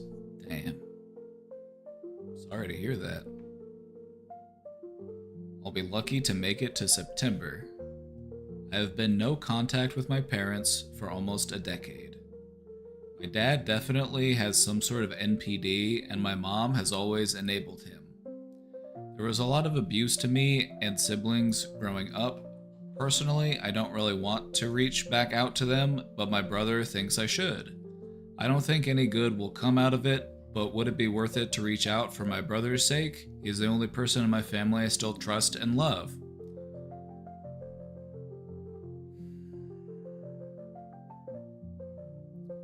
That is your choice to make. You know, this is a tough situation to be in. And I think as the days progress, your feelings might start to shift. There's how you feel right now, there's how you have felt. But this information that you're dealing with, this is still pretty fresh. It's still sinking in. And so things might shift in these upcoming weeks. What I would encourage you to do is, if you do decide to reach out, do it on your terms. So if you were to do it, just think about what that might look like. Or if you didn't feel like reaching out to them in person, find other ways to reach out to them. You know, send them a letter or something.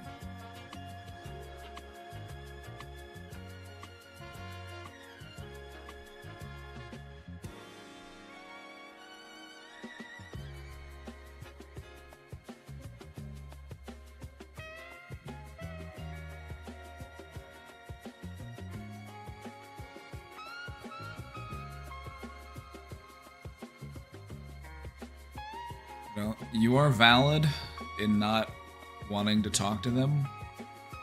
But I do feel like this is an opportunity to let them know how you feel.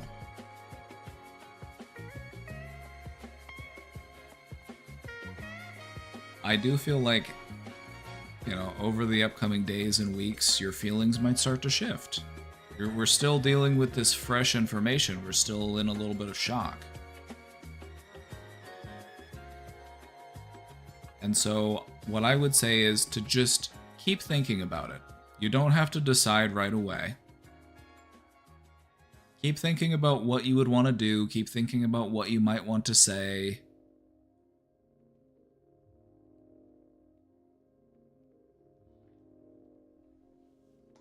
And if you did decide to do it out of love for your brother, then I would commend you for that.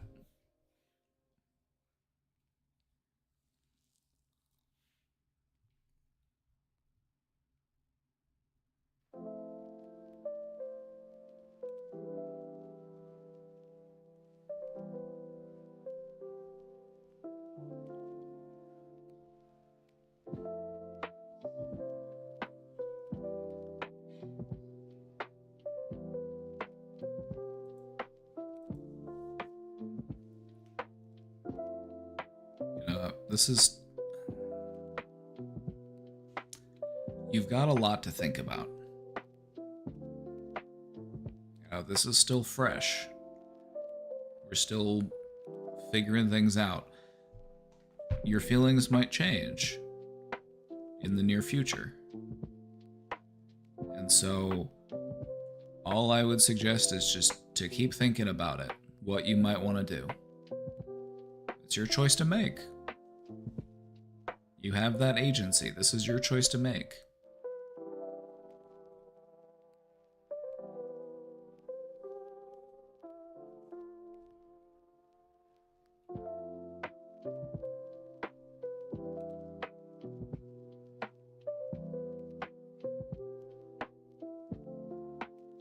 It can be tough reaching out to parents. It can be tough reaching out to people that we haven't spoken to in a long time. Maybe we've distanced ourselves for good reason. And I feel like in many cases, the worst thing that they could do is just remind us of why we stopped talking to them in the first place. We've already had to handle that hurt. We've already dealt with those things before.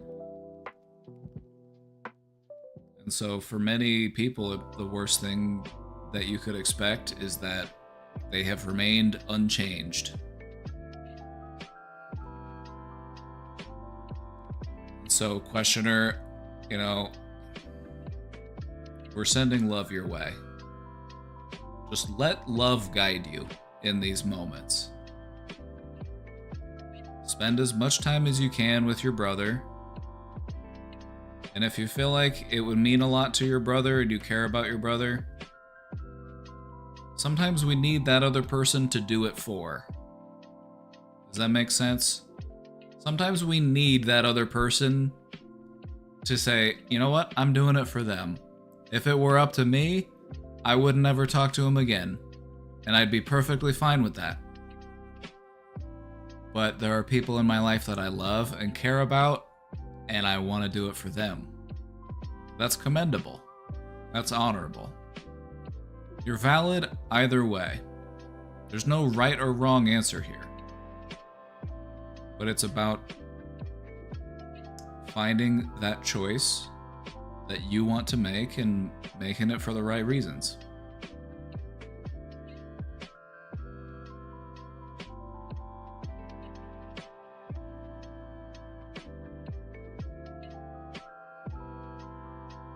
Take this time that you've got and live as much as you can.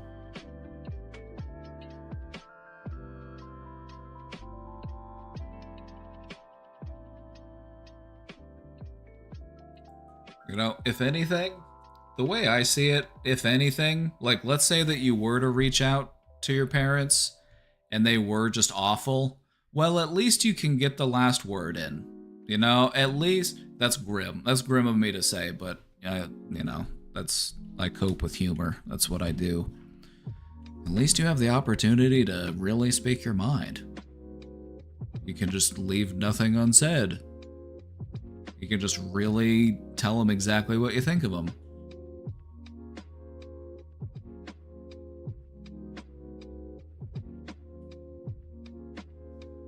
So you do have that opportunity. You do have that opportunity to just really speak your heart, you know? If that's what you choose to do.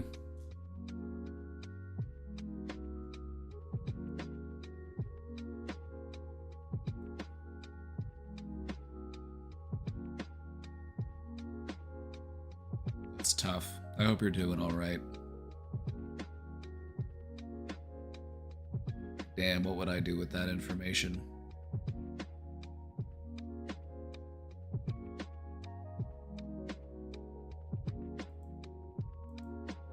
I would say I have found it helpful in life to live every day as if it is your last day.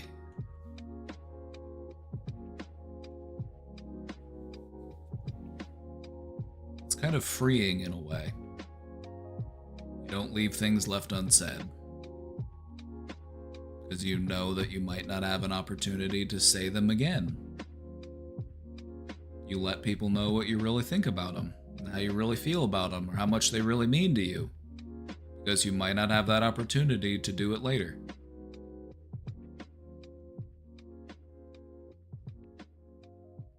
So that's the opportunity you have right now. In spite of this tragedy, you do have that opportunity. Just to really let people know how much they meant to you, what you really think about them.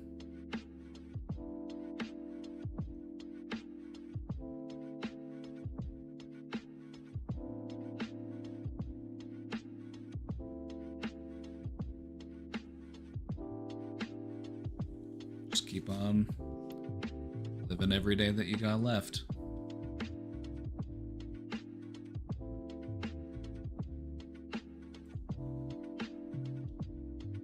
Need a group hug after that one. I do. I need a group hug after that one.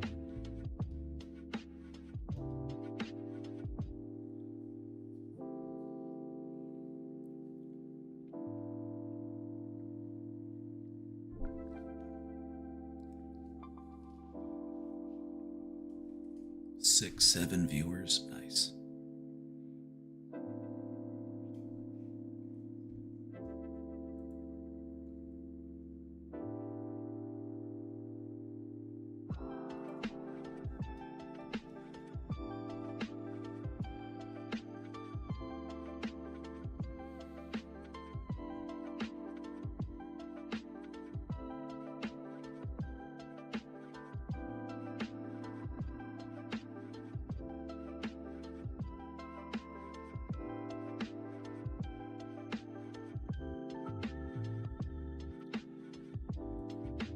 Thank you for having a welcoming community. I love you and redacted. Oh, redacted. Pass it along. I'll pass it along whenever I see redacted. But thank you.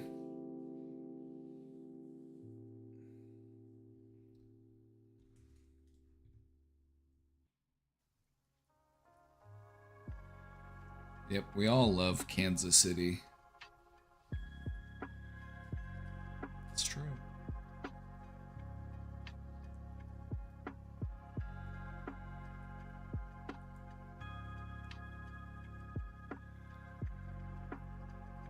Hold on, I need to read through this one ahead. I need to read through this one real quick.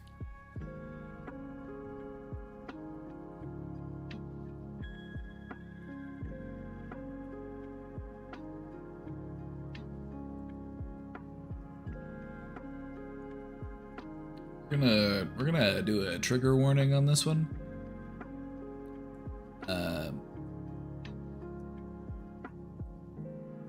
just mentions of abuse. No, nothing explicit though. No, like, explicit depictions or anything. Just mentions of abuse. Just for a heads up.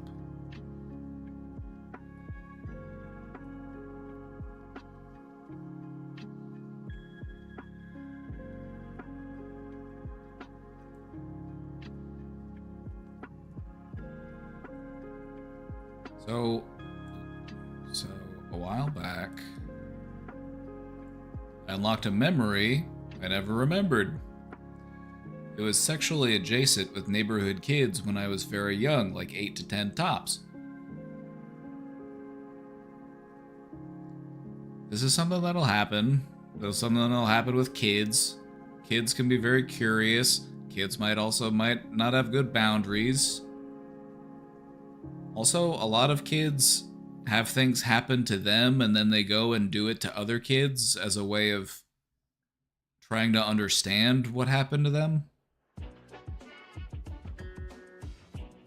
And so that's often the case, is that it's kids just recreating.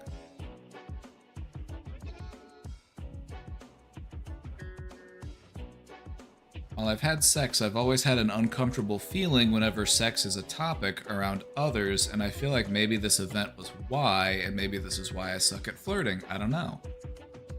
Could be, but it's hard to say. There could be this, you know. It would definitely make sense as far as the first part about why you feel uncomfortable whenever the topic comes up, because you have uncomfortable feelings surrounding the topic. So that makes sense. But as far as being bad at flirting, it could have a little bit, I'd say. This is, again, I'm just speculating, but I'd say a little. It's a part of it, that's for sure, but it's not the whole picture. Because there's a lot more that goes into, you know, flirting than just, you know, thinking about sex. It's just a part of it. It is a part of it, though. It's not the whole thing. I was also abused growing up via narcissistic family members, and I feel a combination of these two has increased my chances of seeking out bad partners because that's the track record so far. That, coupled with multiple other people coercing me into things like giving money I didn't really have, etc. Okay. I see. I'm unsure if I'm capable of trusting people, and I am now doing my best to stay alive and try to stay out of the pit of depression. You gotta stay out of the pit.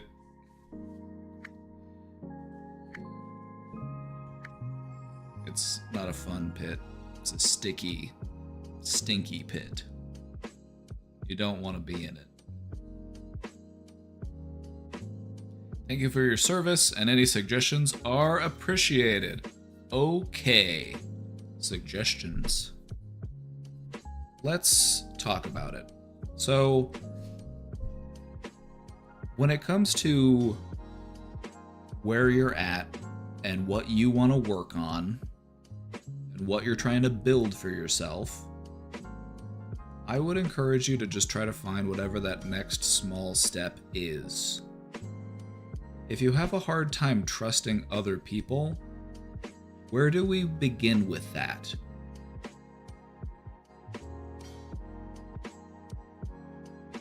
This is a pop quiz. This is worth 5 extra credit points. If you're trying to work on trusting other people, where do you start?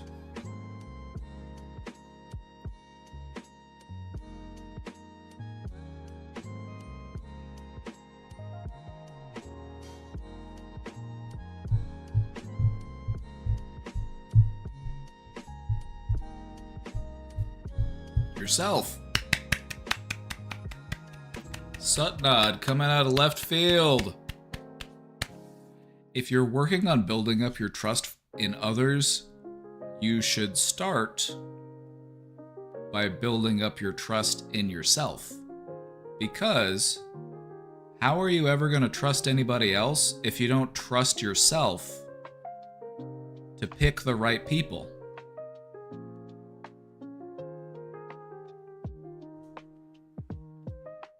Ah, yes, that's a gold star. That's a gold star answer. That's not easy. Hold on. Now hold on. If you look at the entire process, then sure, it's not easy. There's a lot of work involved. There's a lot of stuff to do. That's not easy. But if you just look at whatever your next step is, that next little thing to do as you continue to build, it's a lot easier. Things feel overwhelming and impossible whenever we try to take account for all of the things we'll have to do. If I'm going to trust people, I'm going to have to get out there. I'm going to have to, go do stuff with people. I'm going to have obligations, and there's a lot of work involved. But thankfully, we don't have to do all that work at once. And so, if you're working on building up your trust in yourself, where do we begin? So, if our ultimate goal, the big goal that we're working towards, is being able to put trust in others. And we'll get there, but we're working up to it. Right now, we're working on how do I trust myself more? Okay. We start that by identifying the ways in which you already do trust yourself. And so, what are some things that you already trust yourself to do?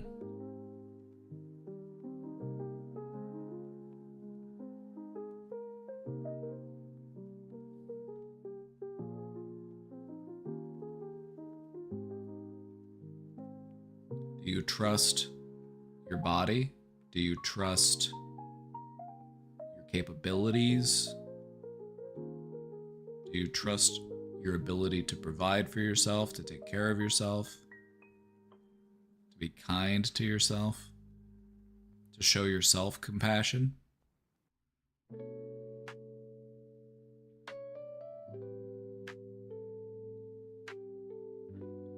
The work that we're doing right now, at this stage, is all done within the privacy of your own heart, my friend.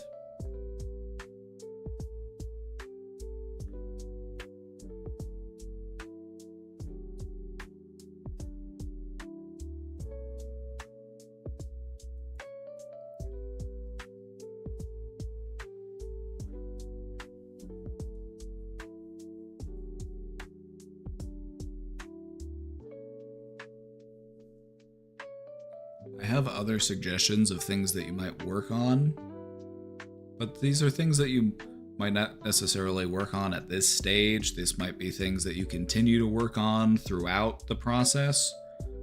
What I would encourage you to also do is to recognize the things that you have learned by having to deal with manipulative or abusive people. Because even though it really sucks that we had to deal with those people, we still learned something. And we can use that.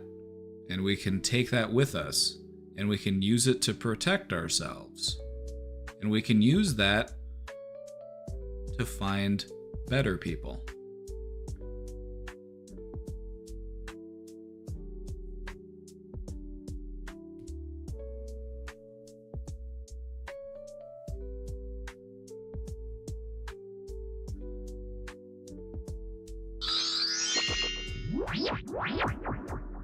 OPV, thank you for the 31 months.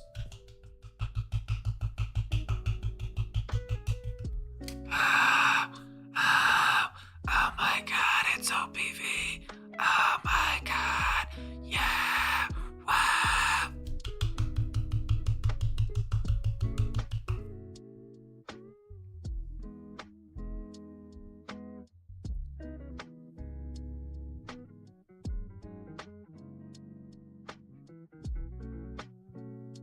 Questioner. What we're trying to do here is to get you to show yourself the same level of care and compassion that you have shown to others. You've had people in your life that you've tried to do right by, but they took advantage of that. They took advantage of your kindness. They took advantage of your generosity. And that can make you feel like, okay, well, kindness and generosity are a weakness, and so I should not do those things. No, that's not what we're doing. What we're doing is we're learning to show ourselves the same type of care and compassion that we would show to others. If we've been putting a lot of our energy towards pleasing others, if we are a people pleaser, you gotta remember that you're people too. And so if you've been out here pleasing people, when's it gonna be your turn, partner?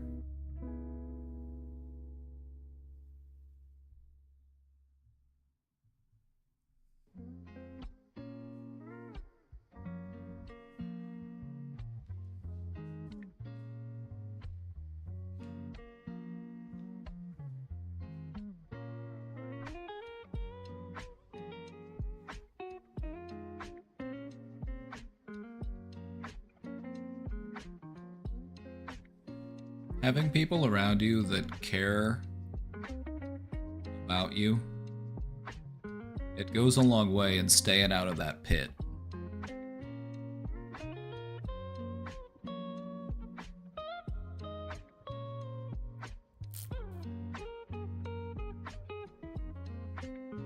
I have a problem pleasing people myself. It feels wrong not to try and help others. Well, you know what would make me really happy, Donnie? You know what would really please me as a people? Is if you did something nice for yourself. It'd really make my day.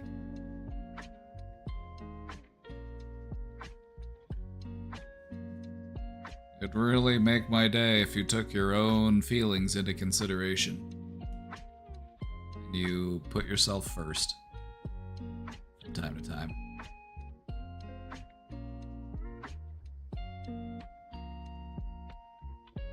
It's not selfish to take good care of yourself. It isn't. The people in your life that love you, the people in your life that care about you, they want you to see you at your best. They want to see you taking good care of yourself. It would make them happy. And so you're not just doing it for you, you're also doing it for them. Learning to love yourself can be a way that you show love to the people that love you. Wouldn't the people who love you want you to love yourself? So do it for them.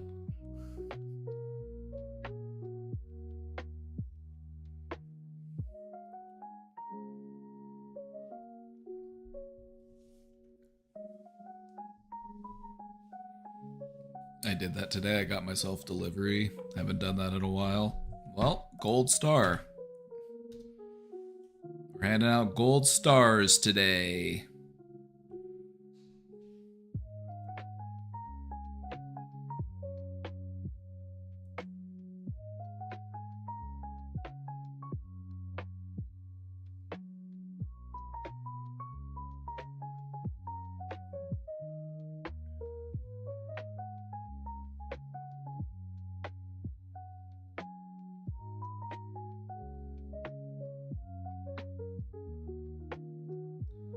There was a bit more to that question that we didn't really touch on as far as like feeling more comfortable talking about sex and intimacy with other people.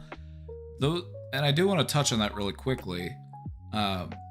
If you're a person who feels uncomfortable with the topic of sex, or, you know, it doesn't always mean that it's not something that you wouldn't enjoy. It doesn't mean that it's not something you couldn't learn to like. It's just something that you need to find the right person for. You need to find somebody who's willing to take things slow and talk with you about stuff so that you can start to challenge and overcome those old feelings as you work to build new feelings.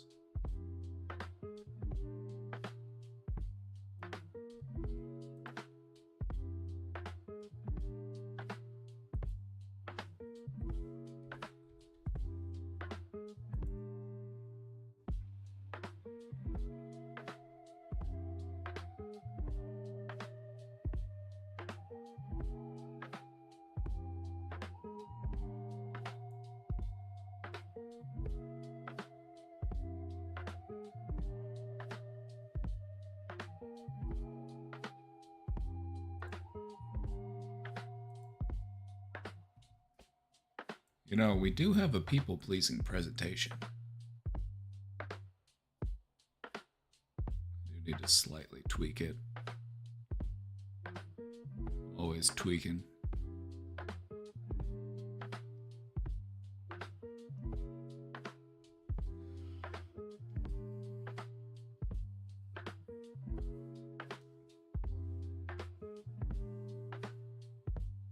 I think that we did this one about a year ago, actually. I think this one was like July of last year, I want to say.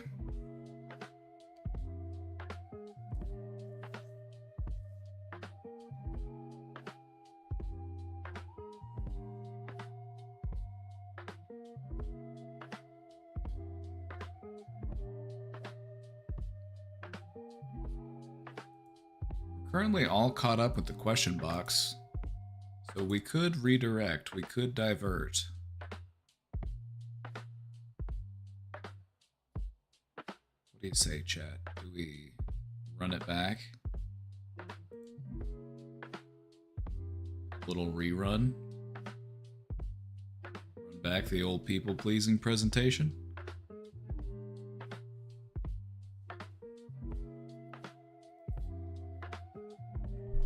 Let's see, how long is this? 7 slides. That's not bad.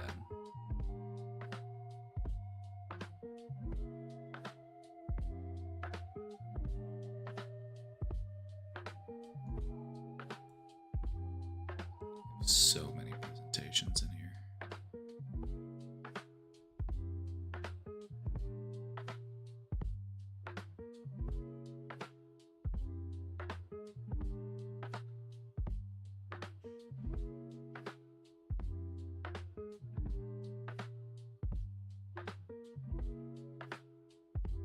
Oh yeah, we did a trauma dumping. I haven't put any new presentations together in a while. The last one we did was the PSYOP presentation. I'm in my tinfoil hat era. Like, I need the people to recognize propaganda.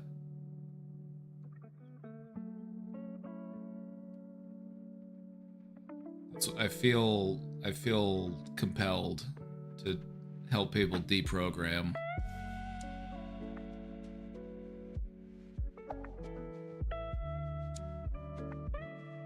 We have quite a few presentations on narcissism.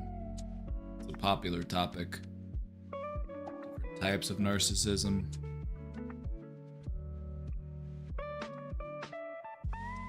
Leftist infighting. If I could just get every left-wing streamer to go through this material.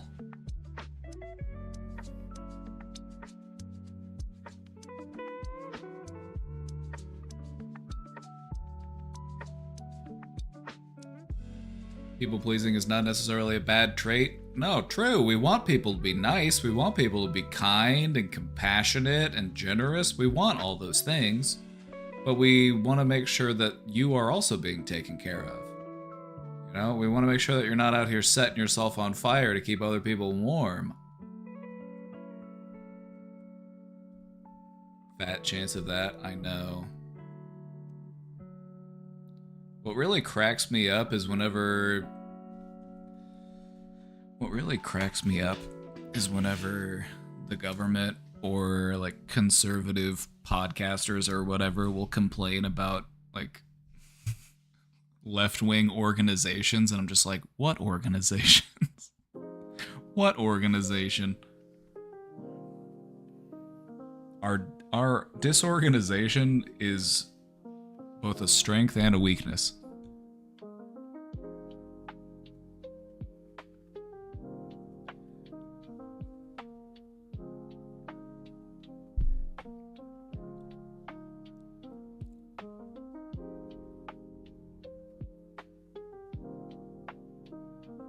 The Social Anxiety Survival Guide.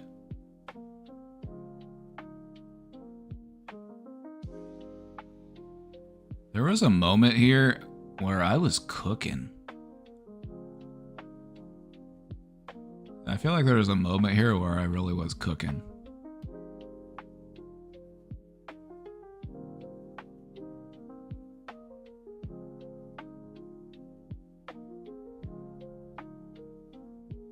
I've covered so many different topics. I feel like if I were to make new presentations, it would basically just be a new version of the old topic.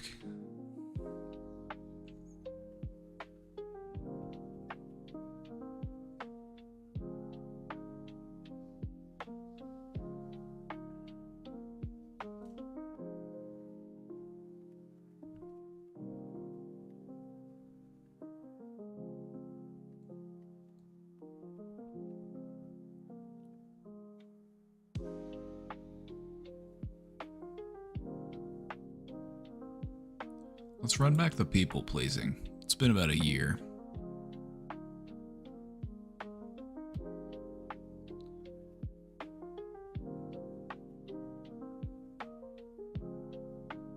For a while there, I was really in my groove.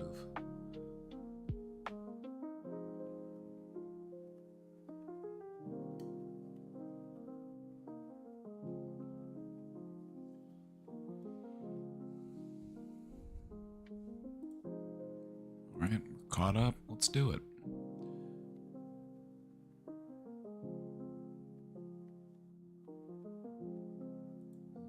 Let me...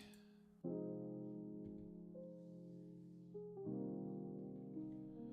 want to see...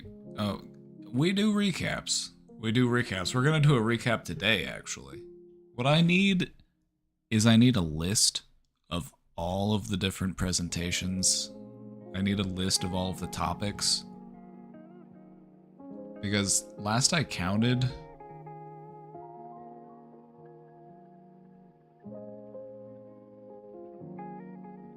you can see the great format shift of November 2024.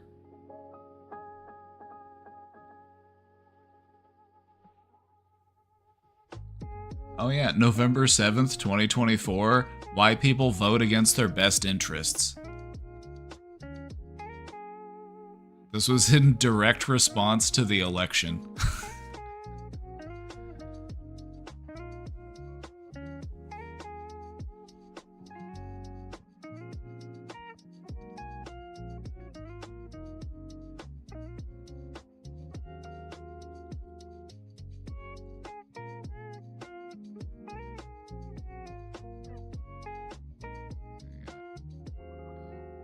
Back to 2022. God damn. It's 5, 10, 15, 20, 25, 30, 35, 40, 45, 50, 55, 60, 65, 70, 75, 80, 95, 100.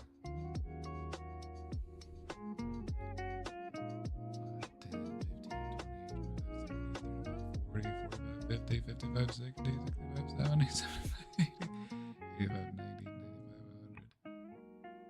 200. 205, 10, 15, 20, 25, 30, 35, 40, 45. 245? 245? That's crazy. I'm addicted to making slideshows. I need a slideshow about slideshow addiction. Today we're going to revisit people pleasing. This was one we did last year around this time.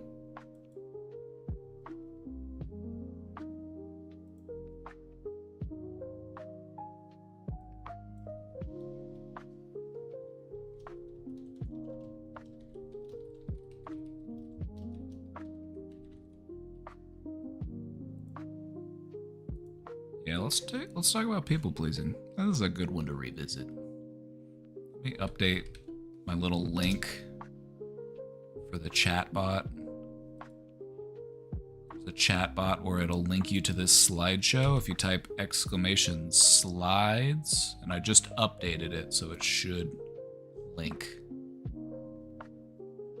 Have you done one on AI psychosis? I think I did. I'm pretty sure there is one. I at least started one. But in the time since I've done it, we know more about it because it's...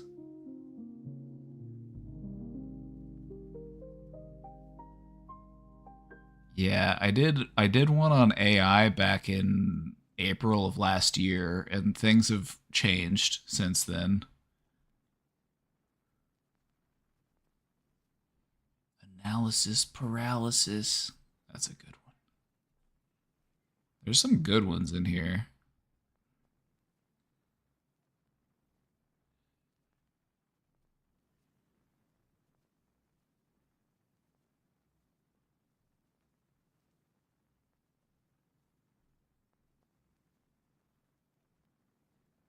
How to have a difficult conversation with your parents. Oh, I did that presentation already. Somebody asked about... we were talking about this earlier. I'm like, oh yeah, I did it already. In May of last year.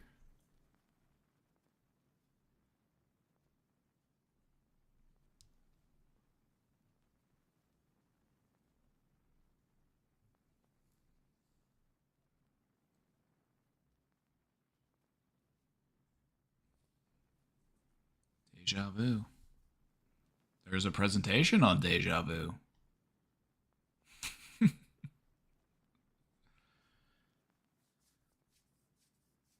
There's also some that are pretty serious, and then there are some that are not quite as serious, but I still take them pretty seriously. The Psychology of the Gooner.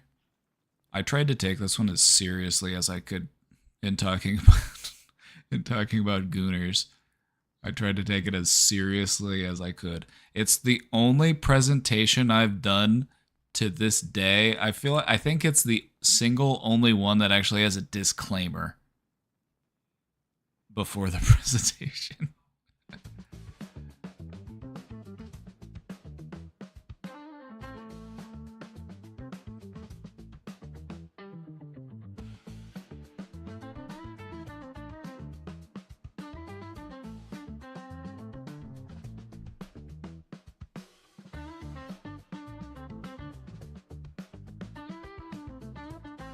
Also had a glossary.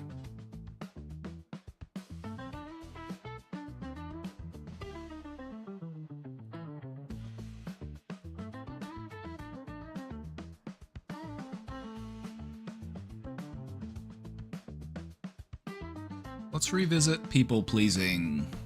Chat, if you'd like a copy of these slides,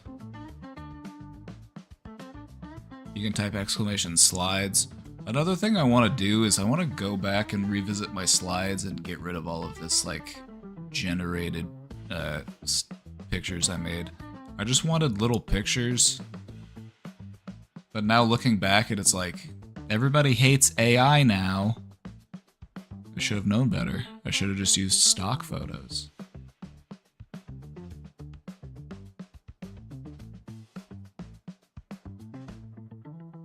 They are a relic. Past.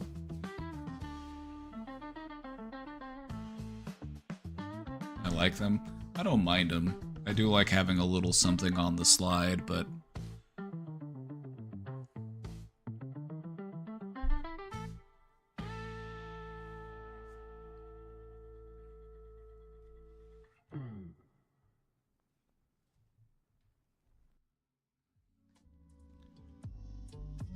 Alright, everybody. Grab a snack, find a seat.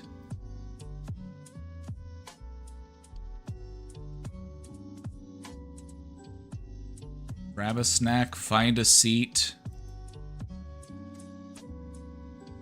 Check your pod. Are all of your pod partners here? Is anybody missing? Go ahead and look to your left and to your right. Is anybody missing? Is anybody absent? Before we get started. Just go ahead and check your pod. Everybody here? Everybody make it back from recess?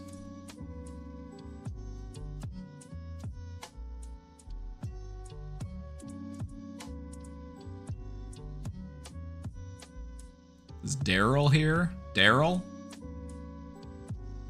Daryl?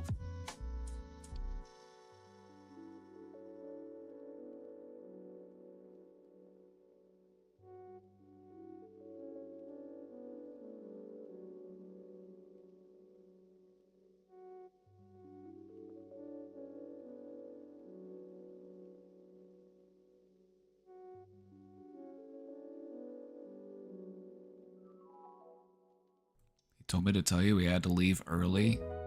I'm gonna have to dock him points. He's supposed to tell me if he's leaving. Classic Daryl.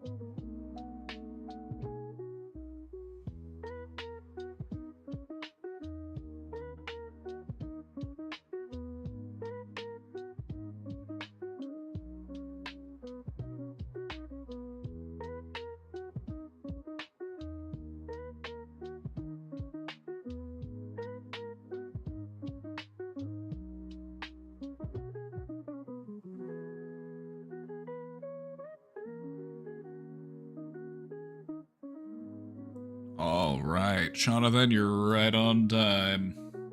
We're going to be revisiting a presentation from last year. This is everything you need to know about people pleasing.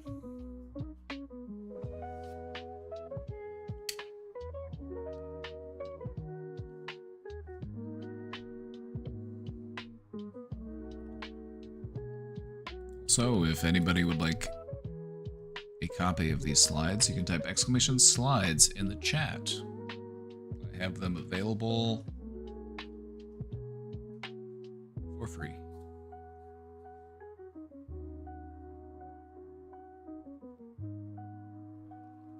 Alrighty, let's get into it. So, first off, let's define people pleasing. How do we define people pleasing? People pleasing is a behavioral pattern, and it is where someone will put themselves behind everyone else. I will prioritize the needs and desires and comfort of everybody else, even if it's to my own detriment, even if it's harming me, even if it means I go without.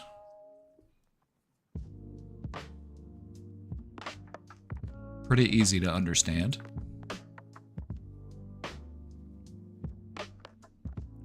People pleasers have a very hard time ever putting themselves first.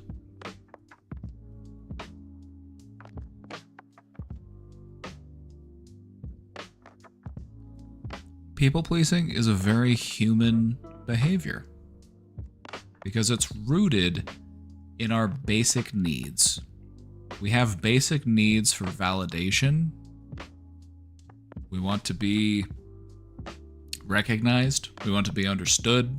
We want to be appreciated. We want to be approved. And we also want to have a sense of worth. Those are all basic human needs. And in order to meet those needs, sometimes we engage in people-pleasing behaviors. And we focus on making other people happy, tending to their needs and wants. Many people who engage in people-pleasing behavior will do it automatically. It's a sort of learned behavior. It becomes a bit of a reflex.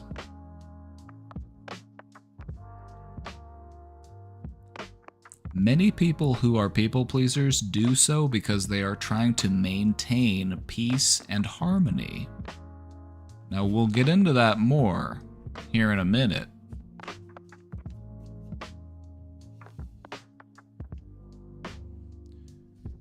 Do we have any people pleasers here? If you're a people pleaser, it would make me really happy if you would say, hey.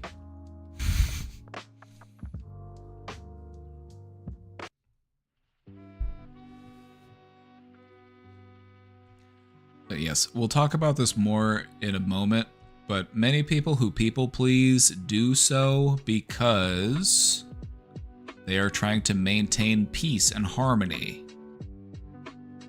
Now, you can think about some situations in which a person might be taught to do that, or they might grow to learn how to do that.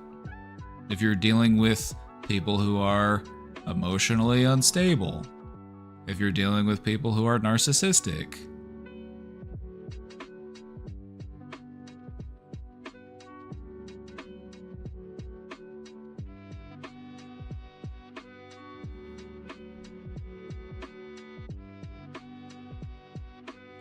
now, being a people pleaser isn't the same thing as being truly kind.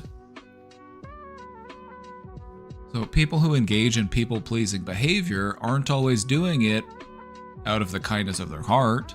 They're not always doing it because it's something that they want to do. More often than not, it is actually just a learned behavior that often stems from a fear of rejection or a fear of conflict.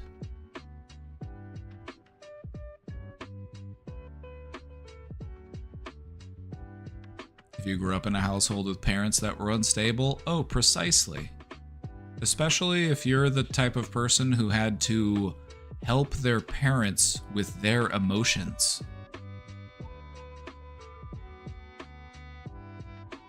If your parent was having a bad day, if your parent was upset, and it became your responsibility to handle that.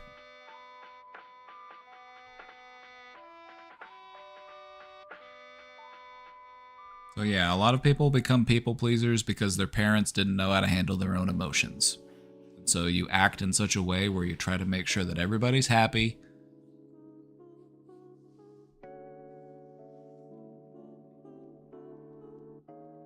I use it situationally as a technique of social lubricant. It's just good strategy. Like, hey, I'm getting up. I'm gonna go grab a piece of cake. Anybody else want a piece of cake? I think after a point, we just call that being nice.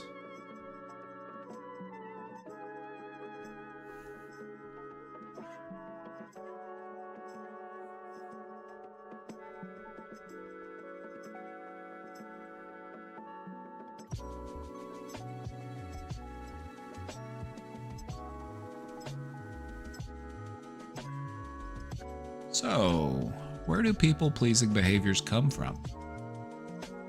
We talked about a few, but let's dig a little bit deeper. It's important to understand where a behavior comes from.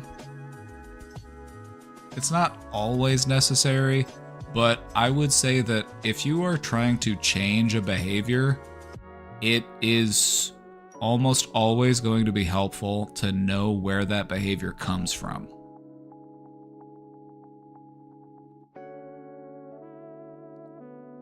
And when it comes to people pleasing, this behavior is often learned early on in life.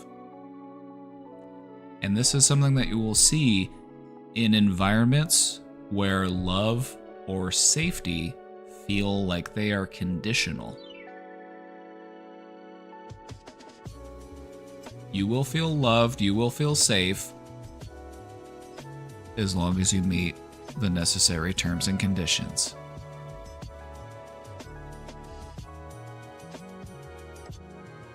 Does that make sense? That could lead a person to develop people-pleasing behaviors?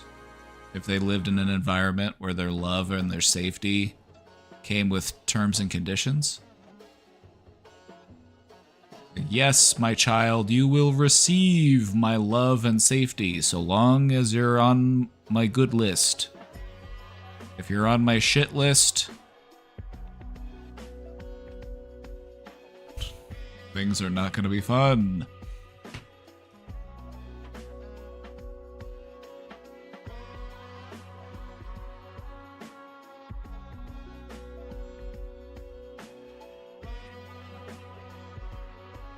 I was around some emotionally unwell people as a kid. This tracks.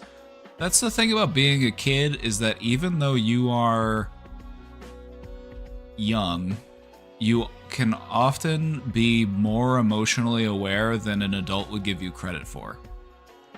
I've met, children who are emotionally mature, and I've met adults who are incredibly childish.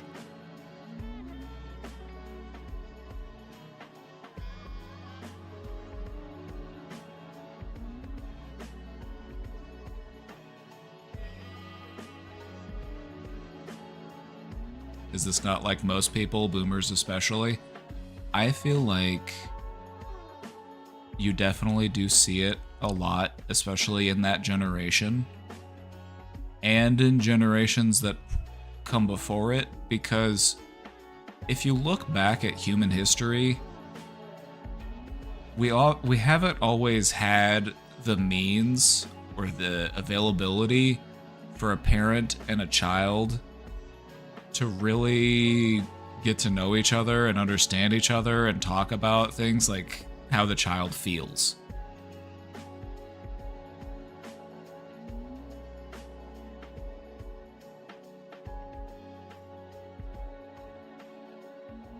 It just hasn't been culturally something that's been done all that much until recently.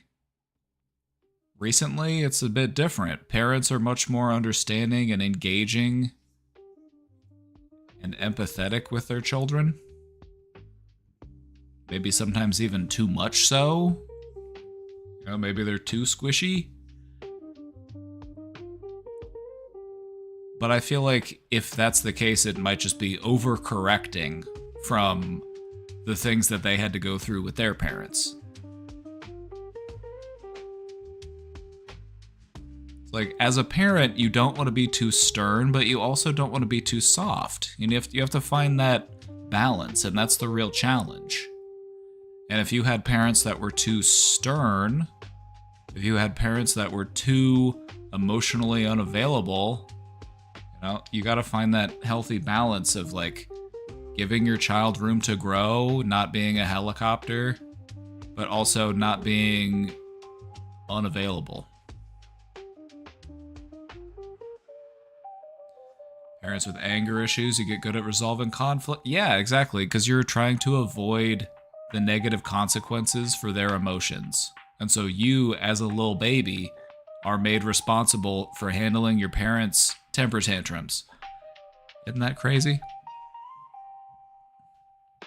Imagine having a child and then hiring them to manage your emotions, and then getting mad at them if they don't do a good enough job even though they're a kid. That shit confuses me.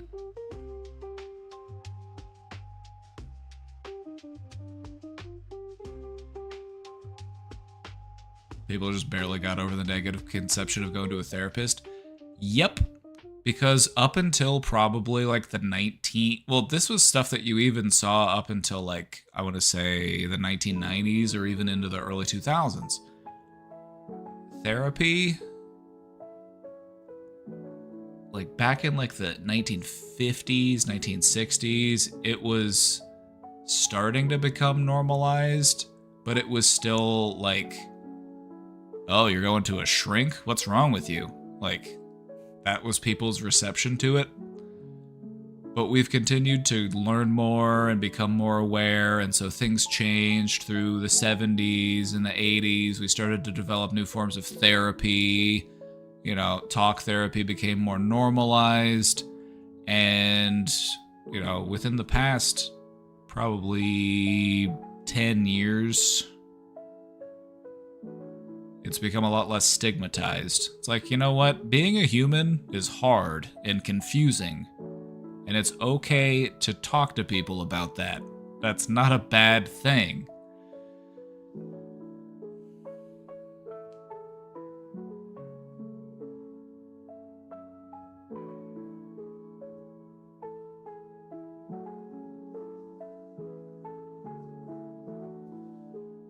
Memories of my mother slapping me are replaying at the moment. What sort of feelings do you have for that child? Try to view those memories not as your memories, but just try to view them from the perspective of you today as an adult, and you're witnessing a mother slapping their child. How does it make you feel for that child? This is one of the things that people will do to help change the way that they feel about those types of memories. Because oftentimes when we have those types of memories, especially when it's stuff when we were a kid, whenever we think about the memory, we feel like we're still there. We feel like we're still that kid.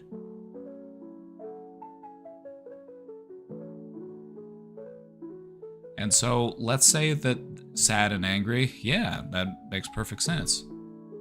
And so what sort of things would you say to that child to offer them comfort? You can share that if you want to. You can keep it to yourself if you want to. That's up to you. But that's just kind of, I'm just kind of explaining one of the exercises of opening up to a new perspective on our old pain as a way to heal from that pain.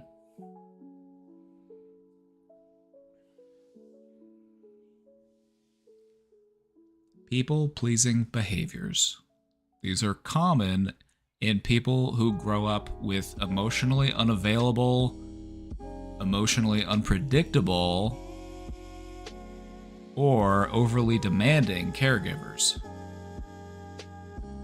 And so it's not always people who are just very strict, very mean, you people please so that, you know, they'll not punish you or something. They won't get angry with you.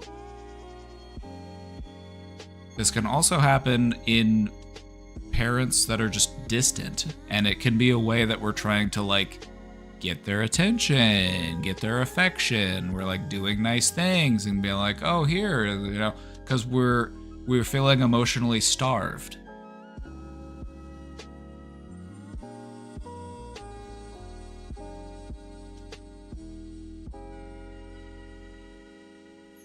One of the things that really reinforces the behavior is that these types of behaviors tend to be viewed as positive traits.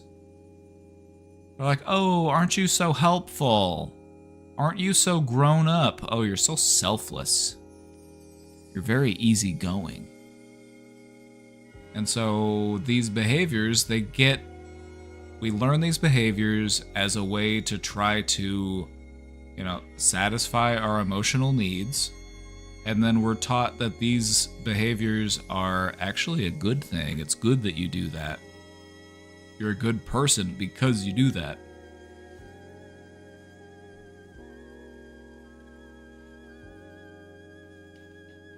Now I understand why I'm a people pleaser. I would rather, like, I love people pleasers because, you know, deep down, you're just a person, you know, and you're just looking to have your emotional needs met as a person. You didn't take this and become like some sort of abuser. You didn't take this and become some sort of sociopath. You know, not everybody responds the same way to this type of treatment during their upbringing. Some people take it and they go wild with it.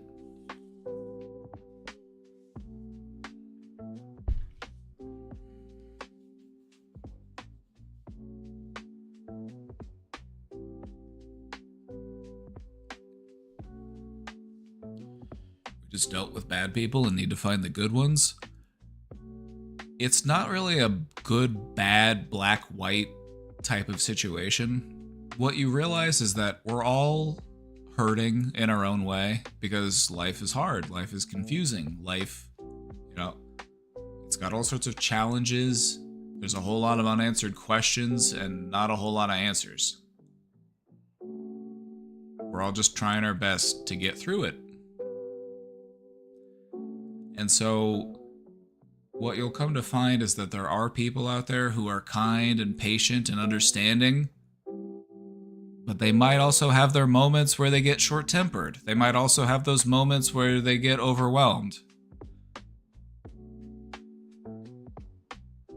So no single act really defines who you are as a person.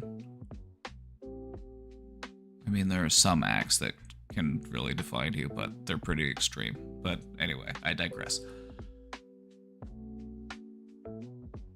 It's about trying your best to be a good person.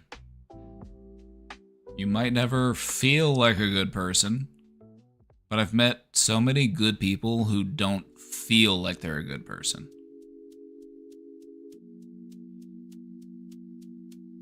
Because they're aware of their own shortcomings, they're aware of their own faults. So it's about finding people who are willing to learn and grow. Finding people that, you know, want to see the best in you.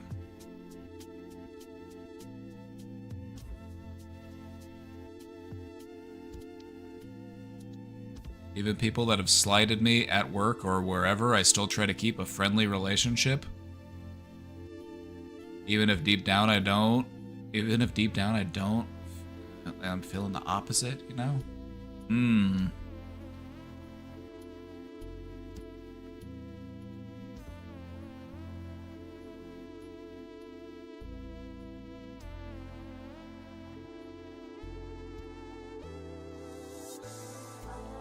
In those types of situations, it's almost like you're flexing your own friendliness. Like, okay, I'm dealing with a real asshole right now, but I'm gonna be friendly to you anyway, because clearly you need a friend.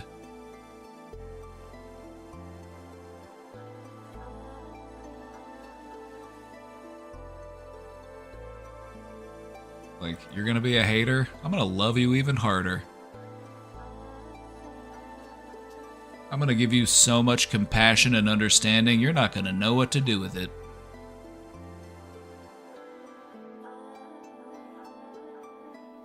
It's also important to note that showing a person compassion and understanding is not the same thing as letting them walk all over you. There are people out there who will see your halo and try to choke you out with it. And so that's why it's so important to protect your peace. If your peace is properly protected, you have no problem with offering up kindness and understanding to other people. Because you know that you have the ability to protect yourself. And so even if they did come at you with ill intent, they wouldn't be able to hurt you.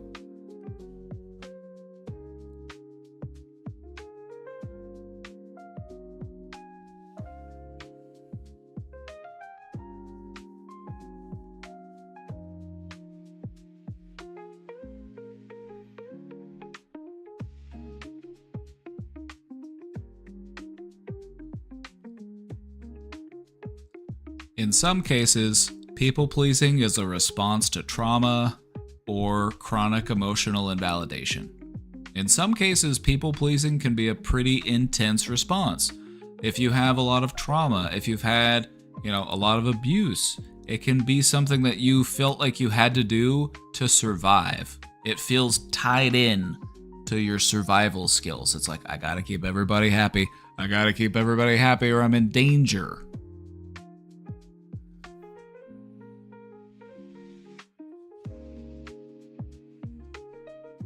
And so this is where people-pleasing comes from. Any questions?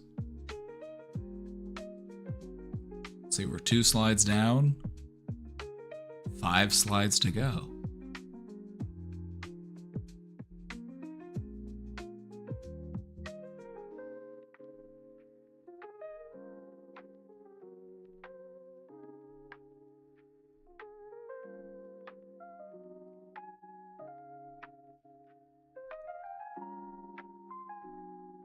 The toughest one for me is someone who I genuinely enjoy talking to. However, when it comes to working with them, they can be an asshole.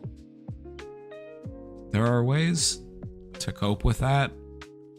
It can be frustrating, but I know. I've been there. I've had to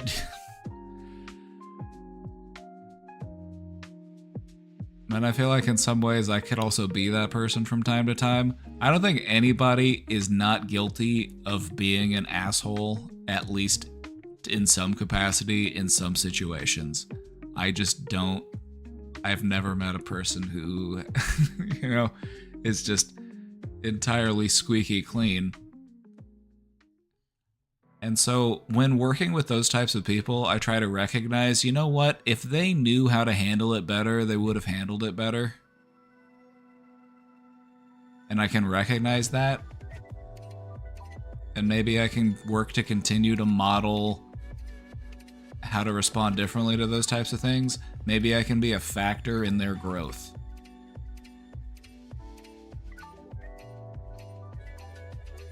If you catch me on an airplane, I'm not happy. Exactly. Like, everybody's gonna have those moments where it's like they just don't want to be bothered.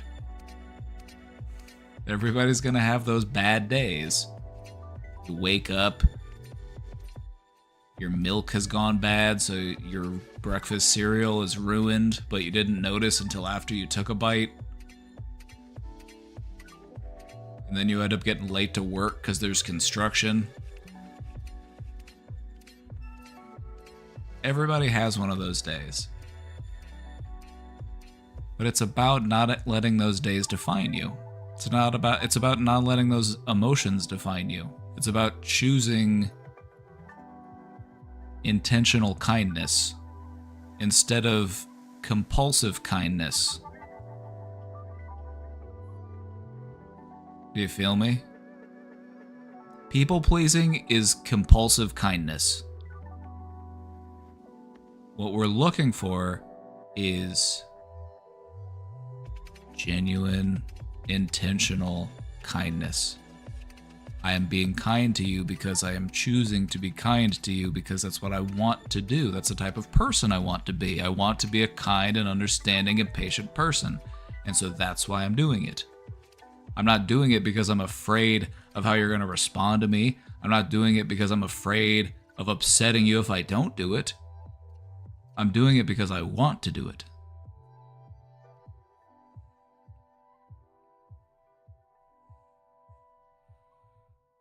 Let's continue.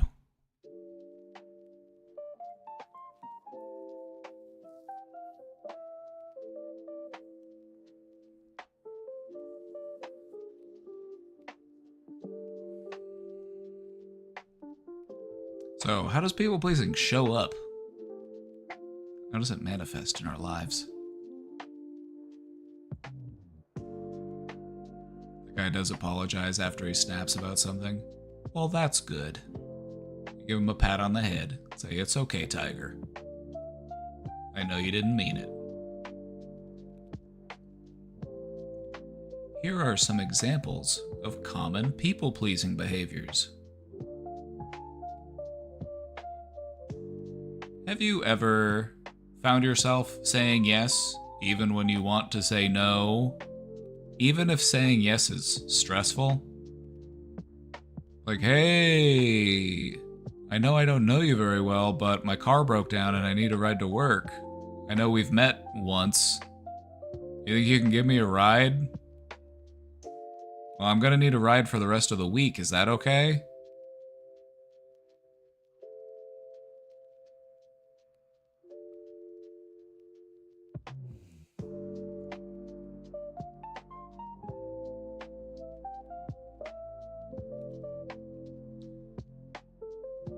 Being a people pleaser is when you say yes, even if you want to say no, even if it's stressful for you. Even if it's a stressful yes. Or coming into work for someone when you really... Yeah, exactly. Like coming into work for... Yeah. That always bothered me about work. It's like, hire more people.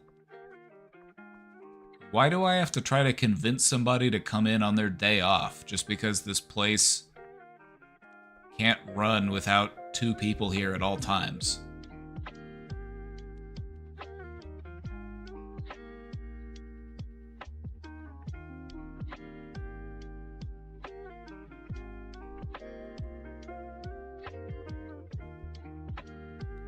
People pleasing is not always about doing things.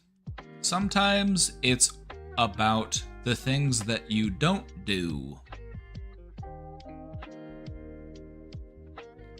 Sometimes people will people please by avoiding conflict or by suppressing their opinion in order to keep the peace.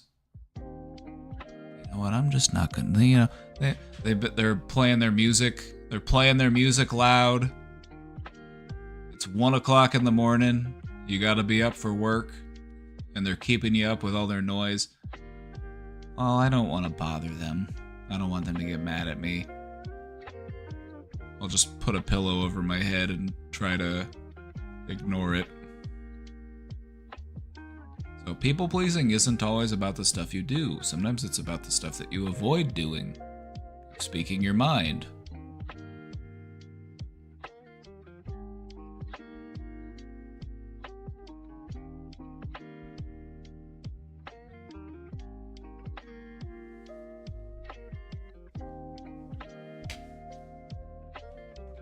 That you tolerate? Yeah, yep. Mm-hmm. And when I say tolerate, it's like it still wears at you. It's still affecting you. You might tolerate it, but we can only tolerate so much. Not asking questions at work because you don't want to waste people's time, so you waste your time. Yep.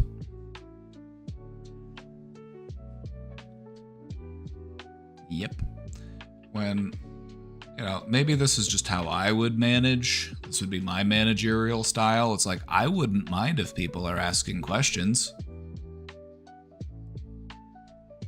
I would rather you ask a question to make sure that you're doing your job correctly.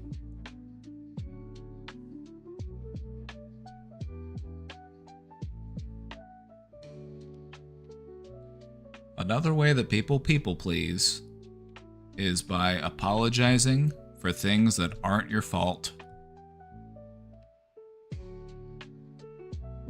or by constantly minimizing your own needs.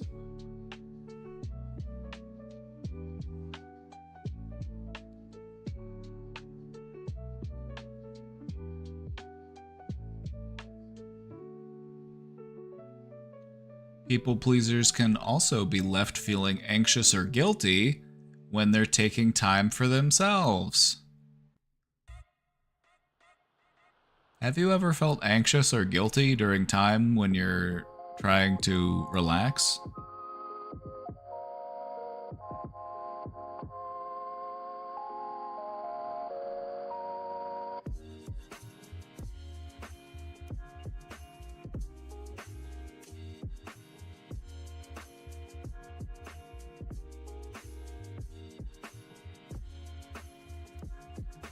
This is why I always say, you gotta practice relaxing.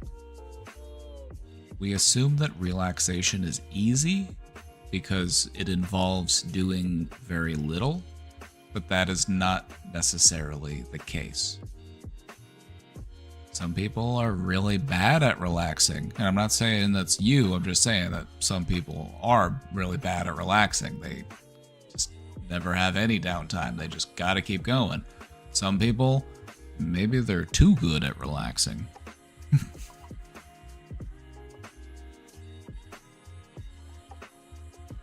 Relaxation is a skill. And if it's something that is challenging for you because of the feelings that it evokes, then it's just another thing to practice. Except the good news here is that practicing relaxing is fun because you're relaxing. What's the worst that could happen?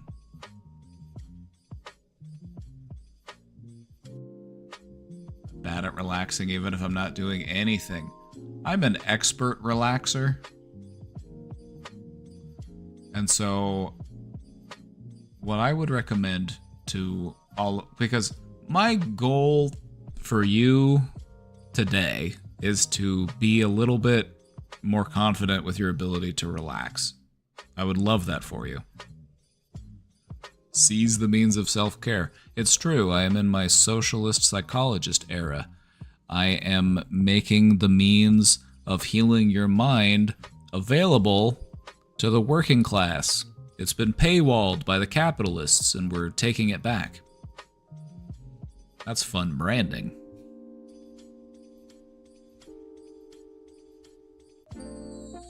Is it normal for meditation to lower blood pressure, make you more relaxed? Oh, absolutely. It's one of the main reasons why people do it, is to help them feel more grounded and peaceful. But anyway, what I was saying was, when it comes to relaxing, if it's something that you're looking to practice and get better at, consider all of your senses. If you want to be at your most relaxed, you need to take all of your senses into consideration. What's the lighting like in here? Is this relaxing lighting? Or is it like harsh overhead light? Does it make me feel like I'm in a hospital? That's not very relaxing. Relaxing lighting. Relaxing environment. You want things to be visually relaxing. If there's a big clutter, if there's a big mess, it might be very distracting. And so it might be helpful to tidy up before we really dig in to relaxing.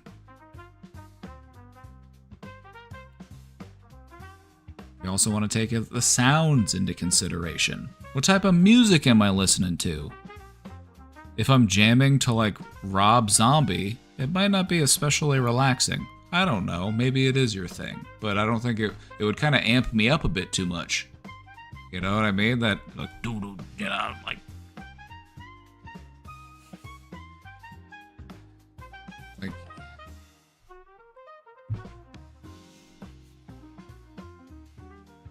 no, but you can't. It's not. I don't think it's really easy to relax to nu metal. I don't think that's why nu metal artists make nu metal.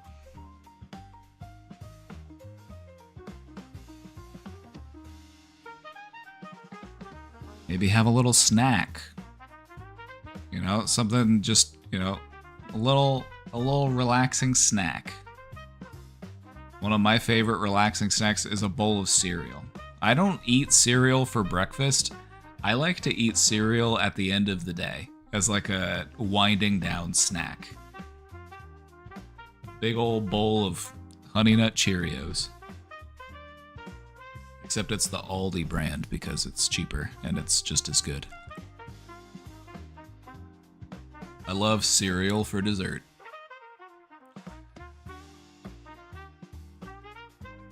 I literally end most of my days with a bowl of cereal. Either that or like a Pop-Tart. Those really like sugary breakfast foods, I have those for dessert at the end of the day because I'm backwards, I guess. It's just too much to start your day with, in my opinion.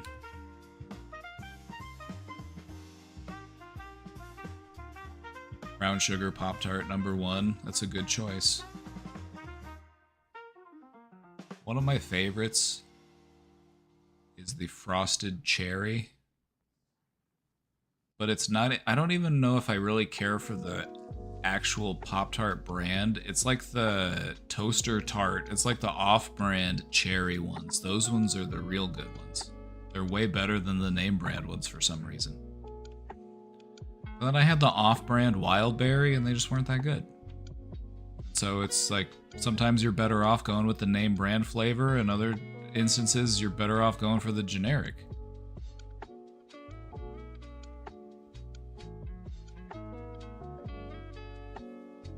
Certain flavors, it's true, certain flavors are just better with the name brand. Others, it doesn't matter as much.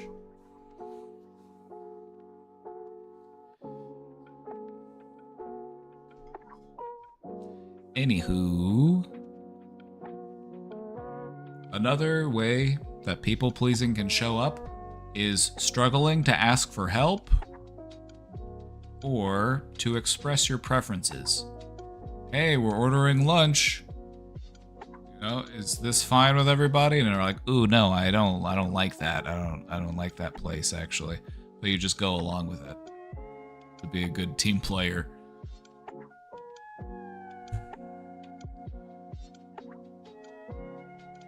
Or like OPV mentioned earlier, you know, not asking a question, which just ends up making more problems for you down the line. Like, it's okay, I'll handle it, I'll figure it out.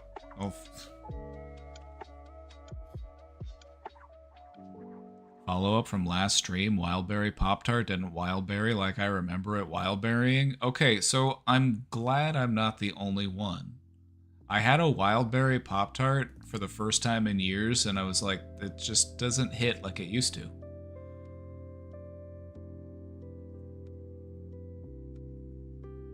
I remember it being like a top-tier Pop-Tart flavor.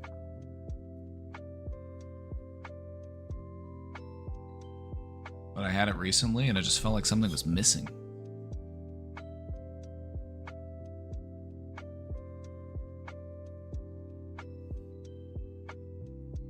What's crazy is that if you go to certain stores, you can even find like a knockoff version of the Wildberry Pop-Tart, and that one tastes better. It tastes better than the... They changed something with the name brand flavoring, I feel. Biscus, thank you for gifting that sub.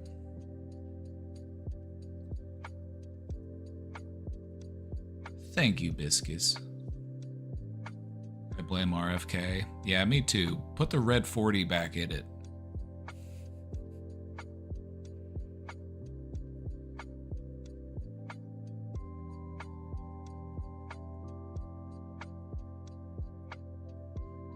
They already got my brain all fucked up with the super colorful foods. How am I supposed to eat a bowl of Trix now? It doesn't look like a rainbow. It looks like I'm eating European food.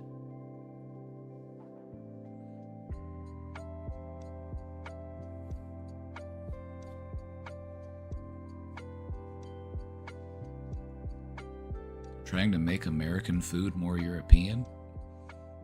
Trying to take all the poison out of it? It's very un-American.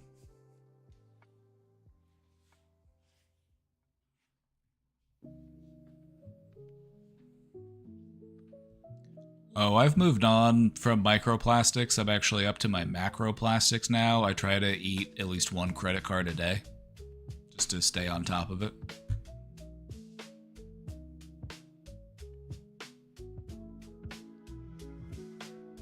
All right, one more. Another sign of people-pleasing, another way that it shows up, is seeking out or needing external reassurance to feel okay about your choices. Now, this might not initially sound like people-pleasing, but what this is a reminder of, or what this kind of identifies within us, is that we have a hard time putting ourselves first. We have a hard time feeling validated or looking out for ourselves. And so we kind of need to supplement that with that external reassurance.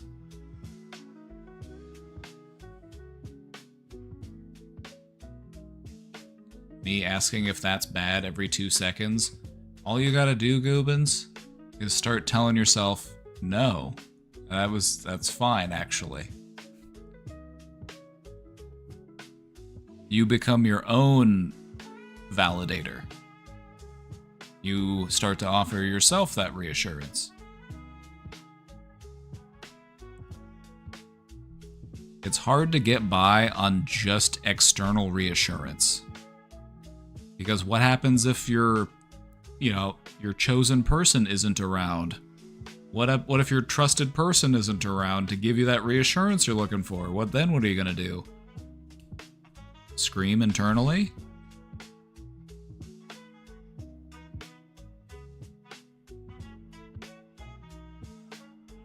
Yeah, asking if you're mad at me.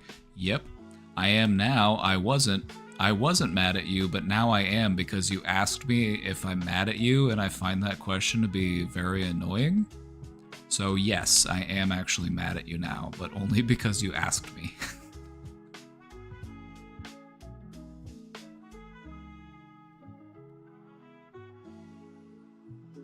Because when you ask me if I'm mad at you, it makes me hyperanalyze all of my actions.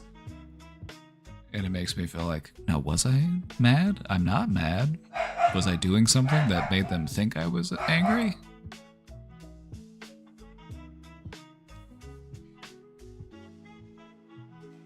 But nowadays I just say, yep. Sure am. Oh, I'm fuming. I'm so pissed. Can't you tell? This is my angry voice. I'm so mad at you right now. You can really tell. Alright, let's continue. When does people pleasing become too much? If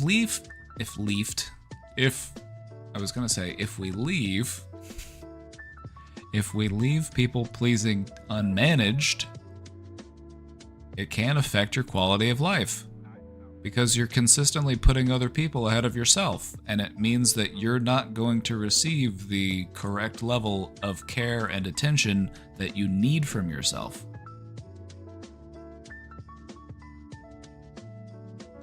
Being a people pleaser can lead you to feeling burnt out. It can leave you feeling emotionally exhausted. And it can also create this weakened sense of identity.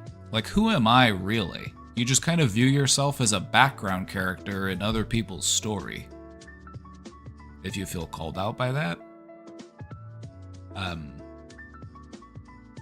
don't worry. Don't worry, you'll get there. Just gotta start looking out for yourself, doing things that you want to do. Go on your own adventures.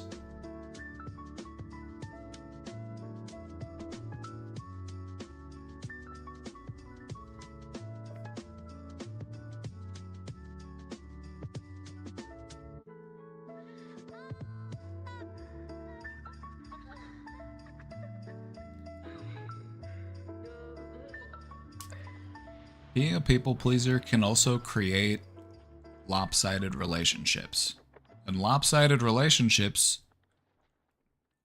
are stressful. And they don't often, they're not very secure because there's not good balance.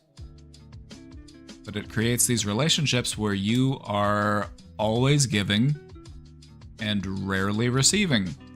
Because, as it turns out, just as people pleasers exist, there also exists another type of person. A person that does what?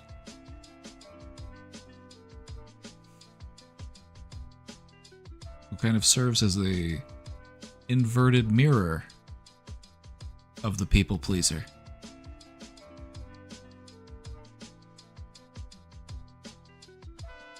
To put it simply, you'll find in life that there are people who prefer to give, and there are people who prefer to take.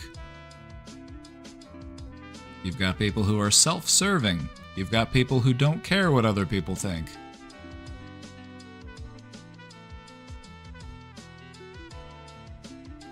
And so what often happens is you find somebody who might be very self-serving. And there are different labels you can attach to that.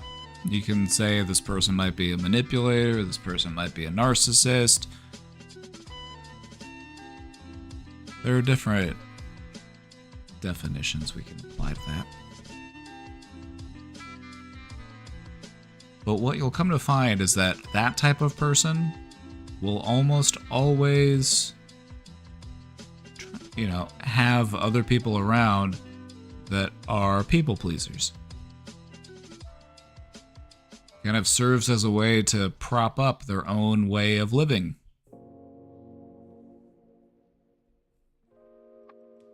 And so in life, you have people who are people pleasers, and then you have people who will exploit that. You have people who will take advantage of your kindness and generosity.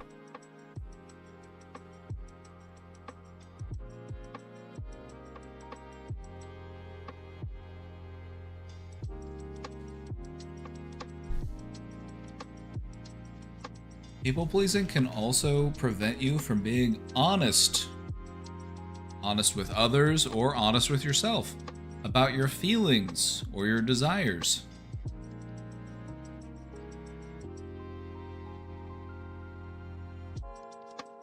It's hard to know what it is that you really want if you never think about what it is you really want, or you never spend any time focusing on what you really want. You don't dedicate any energy towards acquiring those heart's desires.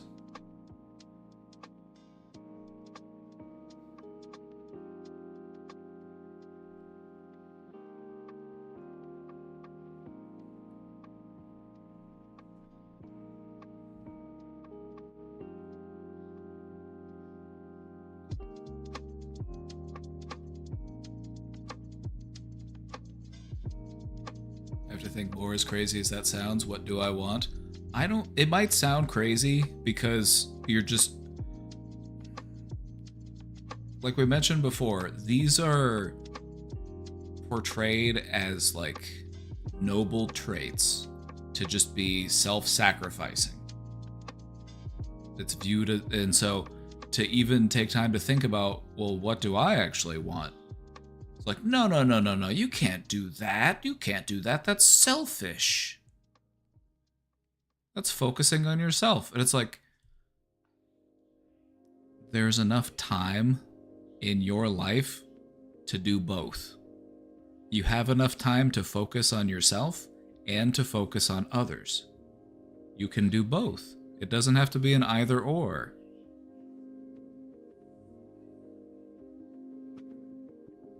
Just coming off of a situation where someone exploited and lied to groups of people pleasers and has left a wake of total caca, a huge mess to clean up.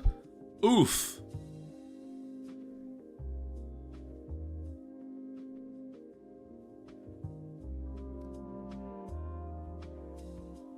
I've seen it firsthand myself. I worked at a place where this was like a community mental health place. And some of the top people, like the two top people at the organization, they both got busted for embezzlement. Like, damn, you're healthcare fraud? Healthcare embezzlement? But yeah, that shit happens. Even in industries that are designed to help people and industries that are full of like compassion and understanding, there are people out there who will take advantage of that. It's kind of just a part of the environment that you're in. Self-care and selfish shouldn't be conflated, or maybe it's okay in some circumstances. I would say this: when it comes to working on your mental health, selfishness is essential. It doesn't need to be permanent. You're not trying to become a permanently selfish person. But what we're trying to say here is that in the time when you are really working on yourself, you need to make yourself a priority, because this is some of the most important work that you can do in your entire life. You need to be your number one priority while doing that work.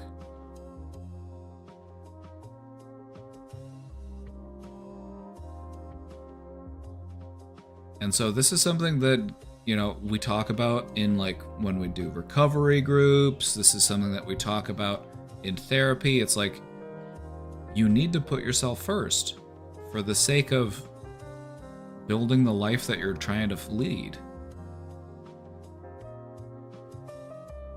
I just wanted to say, look at Christian pastors.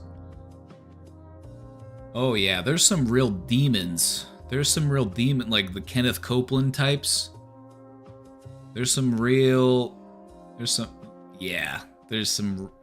Mm-hmm. That's a great example of people taking advantage of other people's kindness. But no, as I was saying, it's like when it comes to working on yourself, you need to be able to make yourself a priority. Because this is some of the most important work that you'll ever do. This is talking about, how do I think about myself? How do I feel about myself? How do I work on myself in the ways that need to be worked on? How do I improve the quality of my relationships?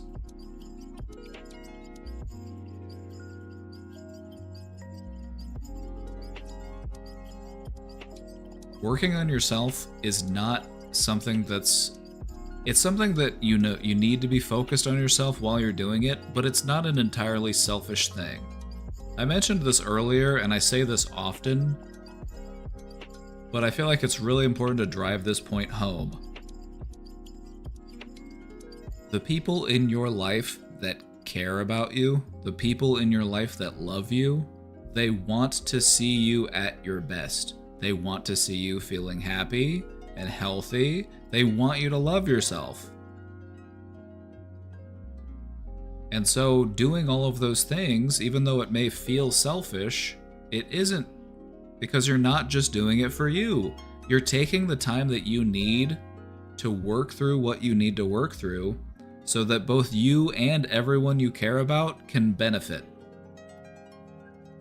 You're doing it for all of us, comrade.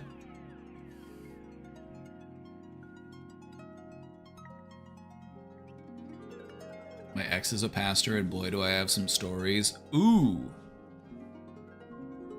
I need a lore dump at some point. I need a tea session at some point. Alright.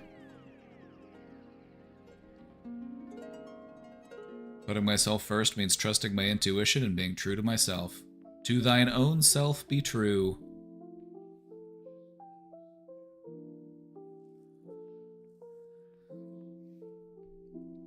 Other people may unintentionally take advantage of your willingness to overextend. Because here's the thing, not everybody who takes advantage of your people-pleasing is doing it to be malicious or manipulative. Some people may do it not realizing that you're doing it because you're a people-pleaser. And so they say, hey, do you mind staying late? Do you mind coming in on Saturday? And you're like, okay. And they're like, oh my god, you're such a lifesaver. You're the best. I really, I can always count on you. And so other people might unknowingly take advantage of your willingness to overextend. Not because they're trying to take advantage of you, not because they're trying to manipulate you. And I would say that this is probably going to be a majority of the people that you deal with. There are a lot of manipulators out there, but they're not most people. It still is a good, 10% of people. I'm just rough estimate, 1 out of 10 probably, maybe more. But it's not everybody, and I don't think it's a majority.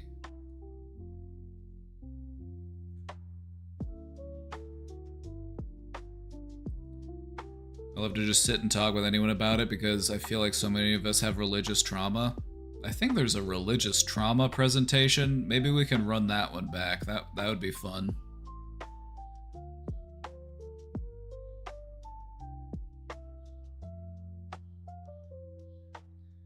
We'll run back the religious trauma presentation. That one's a lot of fun, that one.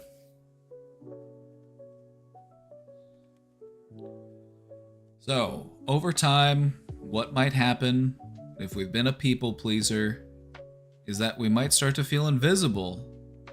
We might feel like we've faded into just being a background character. Everybody else is out there living their lives. They've all got their own little story, and here I am just on the back line. Or you might end up feeling resentful You might end up having negative feelings towards the people in your life because you just feel unseen, you feel taken advantage of, you feel misunderstood.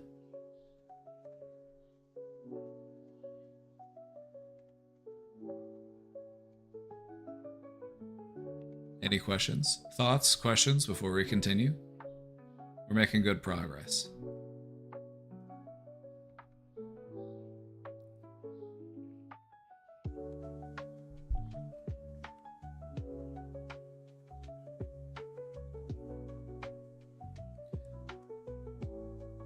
These all make sense. My whole thing is I just want to make psychology accessible. So hopefully we're... Alright, let's continue. Let's do a little bit of reframing. Let's do a little bit of reframing regarding that urge to please. The desire to make others happy often comes from empathy and emotional intelligence. And we kind of talked about this earlier. We kind of talked about this a little bit earlier on in this presentation, if you remember. When we were talking about how, you know, if you're dealing with somebody and you're trying to be nice to them and they, you know, are a bit of an asshole or something, it's like, hey, I understand. You know, I'm not perfect either. I'm sure they're just trying their best. But I'll continue to show them kindness because I feel like they need that kindness. You know, if I'm going to help them to be a nicer person, I need to lead by example. You know, so there's a lot that we can work on as far as expanding our empathy, expanding our emotional intelligence, and just reframing this whole thing about, you know, feeling like I need to help people or make people happy.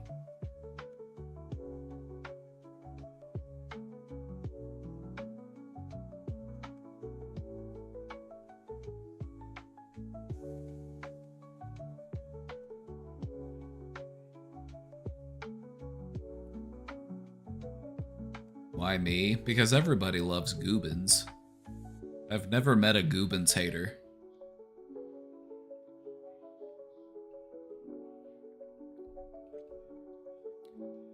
So, empathy and emotional intelligence, these are powerful traits to have. However, if we don't have proper self-respect, these traits can become a burden.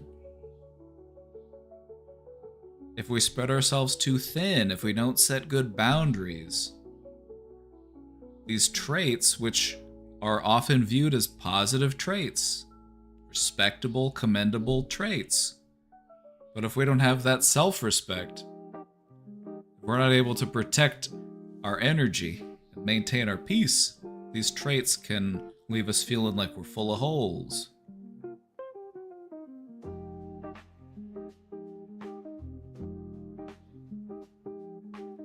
This one's in bold because this one's important. You don't have to choose between being kind and being honest.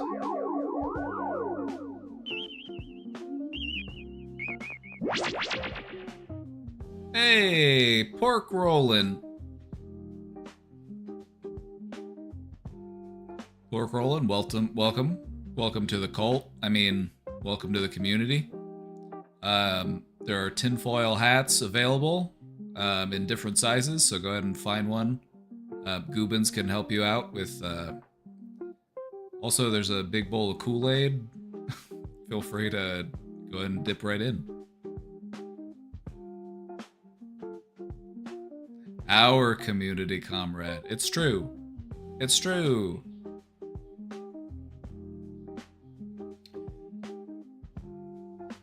You don't have to choose between being kind and being honest.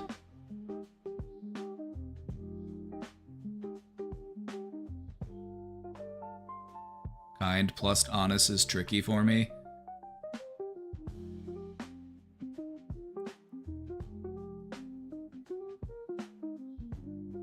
they say you attract more flies with honey. And so it pays to try to be kind, but I feel like there comes a point where, it's okay to just be a bit more stern and direct. Like, I don't think anybody expects you to be eternally understanding. I don't feel like anybody's demanding that you must always be nice or you must always have more patience. We're just human. We're just human.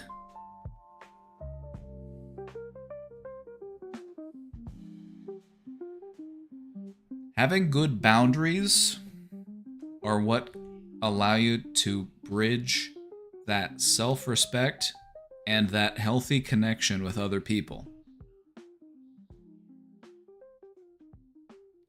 Having good boundaries with people means that you're able to say no to them and they understand.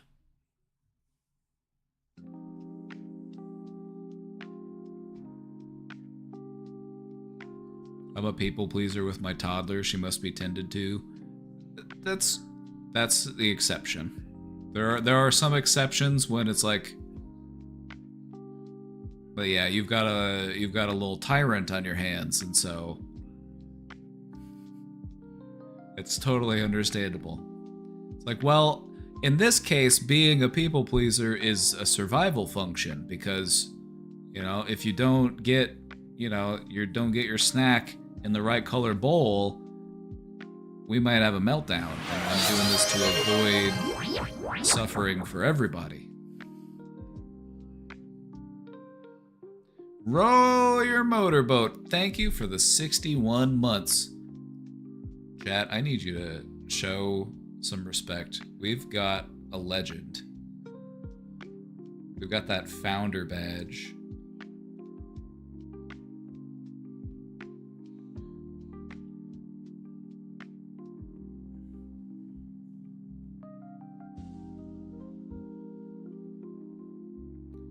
Thank you, Ro, for all the support.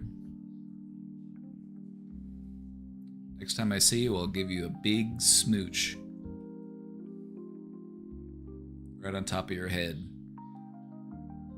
Like Aragorn. In The Lord of the Rings. When Sean Bean dies.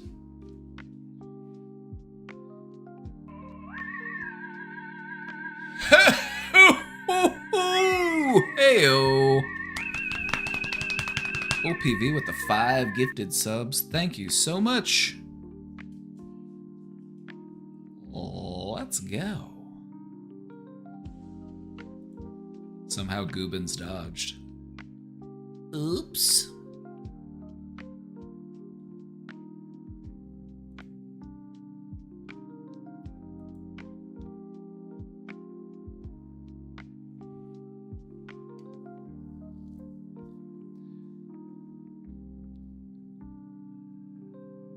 Boundaries, chat. Boundaries are important.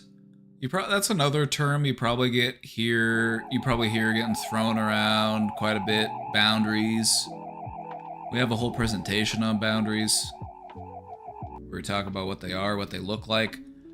But to just put it very simply, your boundaries are how you maintain control over your interactions with other people. Boundaries are about creating space for yourself. It's about choosing who you allow in. It's about learning to say no. And so having those healthy boundaries is how you are able to maintain that self-respect while also feeling connected with other people. Goobins, thank you for the prime sub.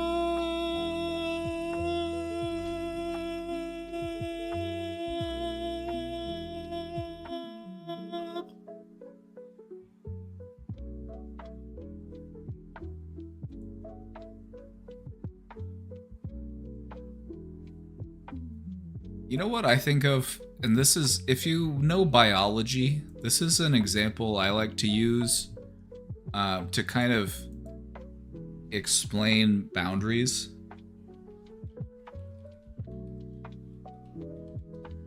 Do you remember in biology class when you learned about cells?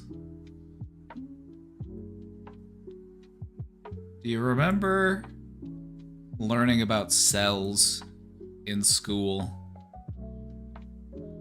And you remember learning about how cells have a membrane? This is how I think of having good boundaries, is having a healthy membrane. And more particularly,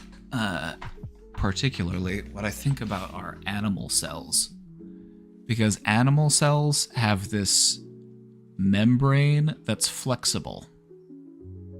And it chooses what to allow in and what to keep out. And so when I think of healthy boundaries, I think of animal cells. It has a protective membrane, and it can connect with other cells. It could also keep things out if they're harmful. And so it allows for a healthy exchange. What you don't want is a plant cell. Those rigid walls. You don't want your boundaries to be too rigid, but you don't want your boundaries to be too soft. You want it to be just right in that Goldilocks zone.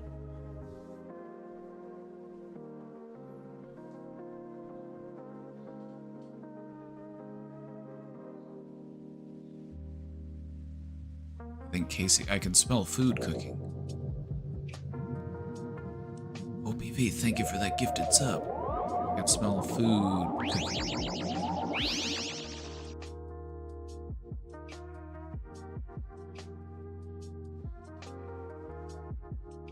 Make your boundaries turgid. Now that's a word. Turgid. OPV with another gifted sub. Thank you.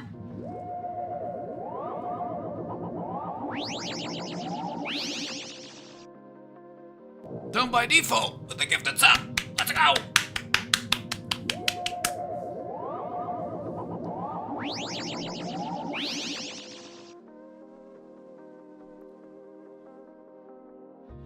It's okay to let go of this idea that I have to maintain this nice persona.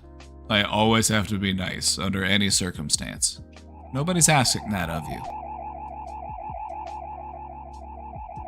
If you're always nice all the time, people might assume that you're faking it even. It might end up backfiring. You know, what people appreciate is realness. And so that's what we're looking for. We're looking for real mutual relationships. You understand me, I understand you. There's a healthy exchange. It's not about me making you happy. It's not about you making me happy. It's about we making us happy, comrade.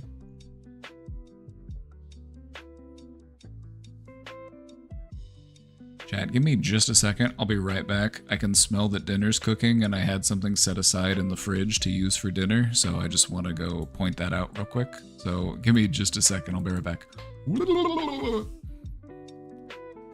Grave Digger, thanks for the hype train. Thanks for the sub. Thank you.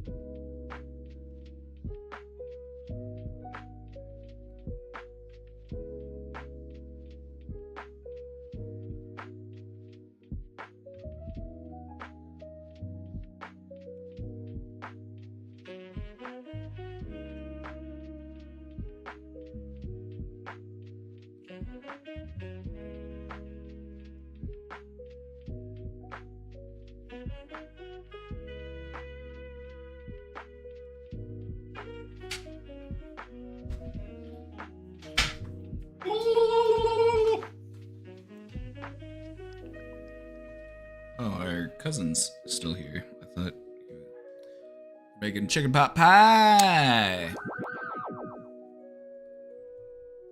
Chat, we're on a level 4 hype train. If you like this content, if you like making psychology and mental health accessible, consider subscribing.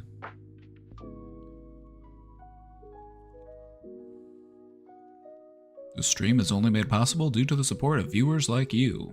Thank you.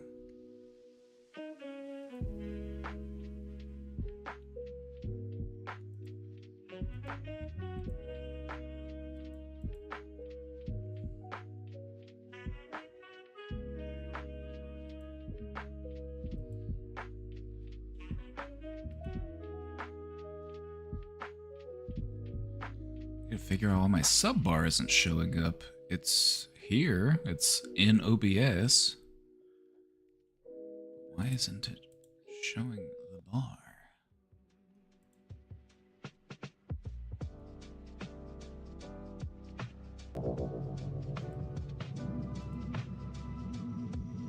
Oh, PV, thank you for gifting that sub to GNG.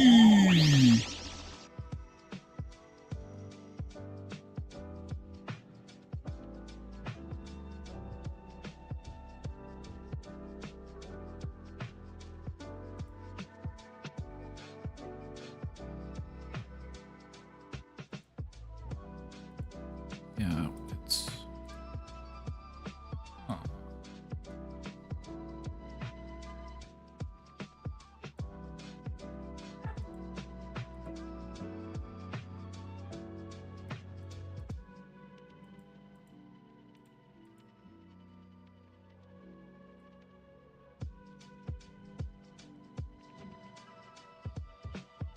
Yeah, normally I have a sub bar.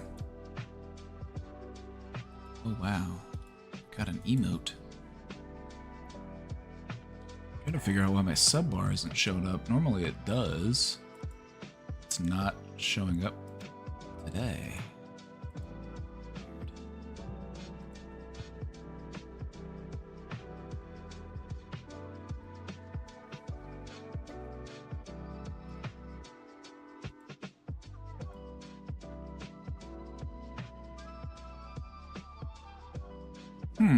Oh well.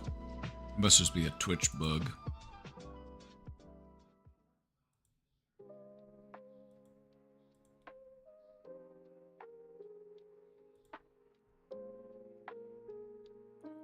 Alright, I'm here. I'm here. Okay.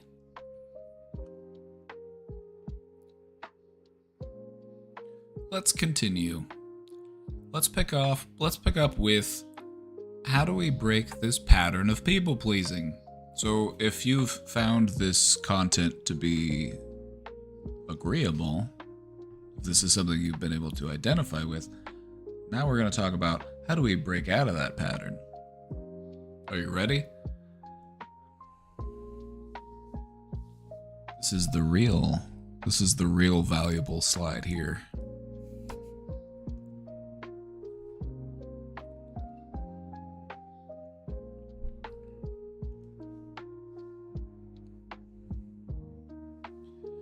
Everybody say thank you, OPV. This slide is sponsored by OPV.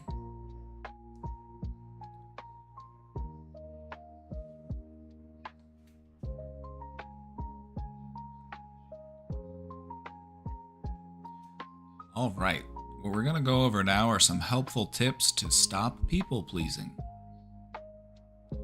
First up, it all starts with awareness.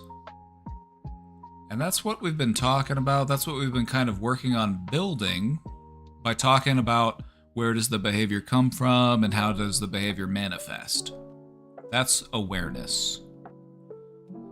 And now that we have more awareness of what these behaviors are and how they look, we can start to notice when we're engaging with those behaviors. And we can notice when we're acting out of guilt or fear rather than out of desire. Am I being nice because I want to be nice? It's what I actually want to do? Or do I feel some sort of guilt or obligation or fear that's making me act that way? So that's where it starts, is with awareness. Spoiler. Working on most things, pretty much anything you're ever going to work on, ever, is going to start with awareness.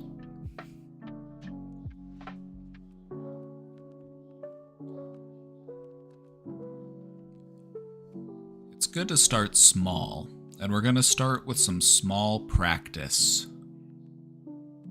We're going to start practicing small no's. We're declining things that aren't aligned with your values or your energy.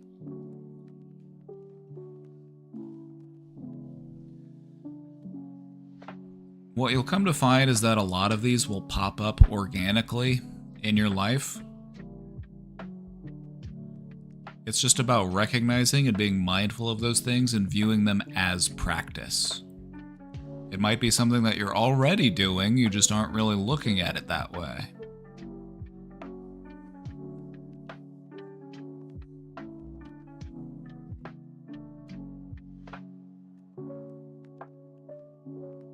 Here, we can practice right now. You can tell me no. Like, chat, give me $1 million. It'd make me so happy if you just gave me $1 million. Right now. And then for practice, you say no. Another thing that you can do if you are just uncomfortable telling people no is to, and this is going to sound silly, but it can be helpful. Practice saying the word. It might be a word that you literally feel physically uncomfortable saying. And you can work through that by just practicing saying it. OPV, thank you for that gifted sub.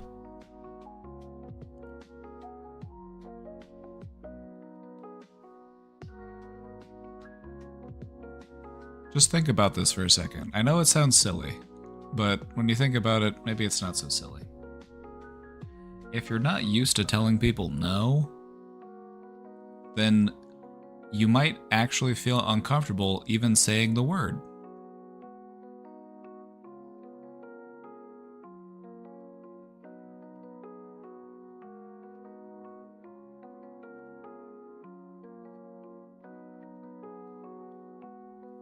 And so when we start to practice saying no, there's a number of ways that we can do this. We can do it with other people, but we can also practice it with ourselves. Maybe you can recognize an old pattern of behavior and you're going to practice telling yourself no. You're going to start practicing telling yourself no because you're working on changing those things. There's any number of different ways that you can practice asserting yourself. And that's what it's all about. It's just about finding things that align with your values, your energy.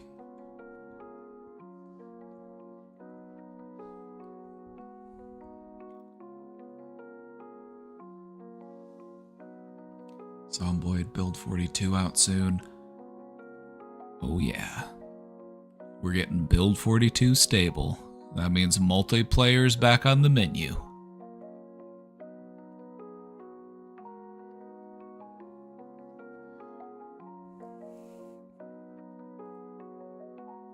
That also means I'm gonna lose my save. Oh well. Erica Kirk will run again. Every time I've played as Erica Kirk on Zomboid a couple times, I've made an Erica Kirk character, and she always just survives so long. She survives longer than any of my other characters.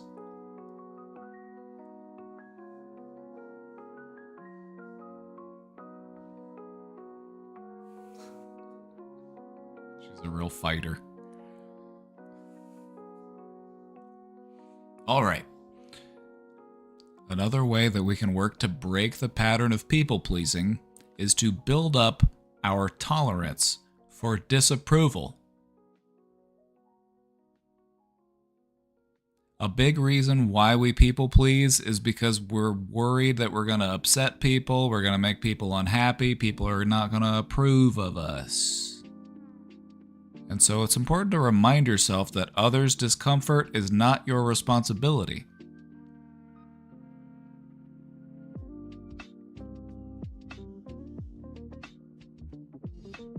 Seems like a them problem? Exactly. That's my mantra. Well, that seems like a you problem.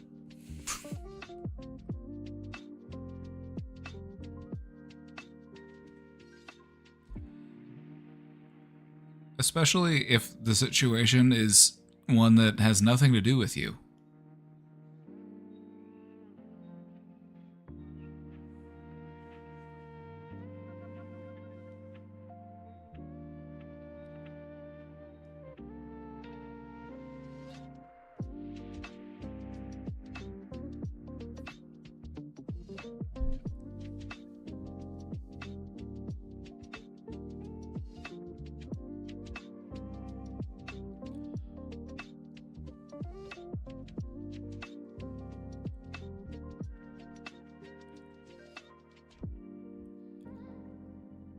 Another important part of breaking out of this pattern, and this is where it gets fun.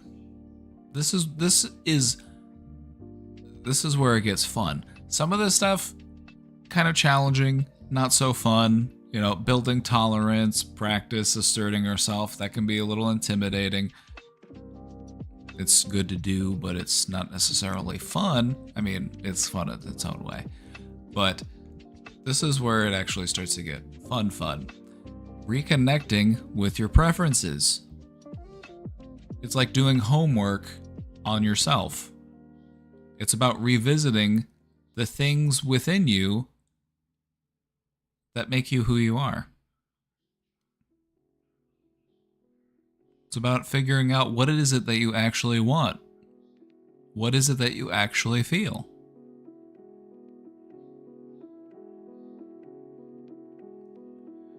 And this is where it starts to feel good. Because taking good care of yourself should feel good. Taking good care of yourself should feel sacred. It should feel something that you work on every day. It doesn't mean that you have to be perfect. It doesn't mean that you have to do everything every day. It just means that it's something that you will continue to work on every day. Just reconnecting with yourself. Who you are truly and genuinely.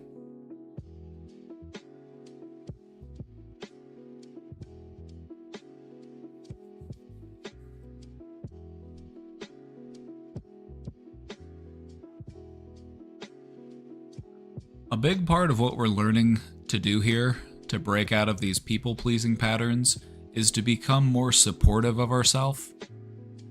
And one of the ways in which to do that is to engage with ourselves in supportive self-talk.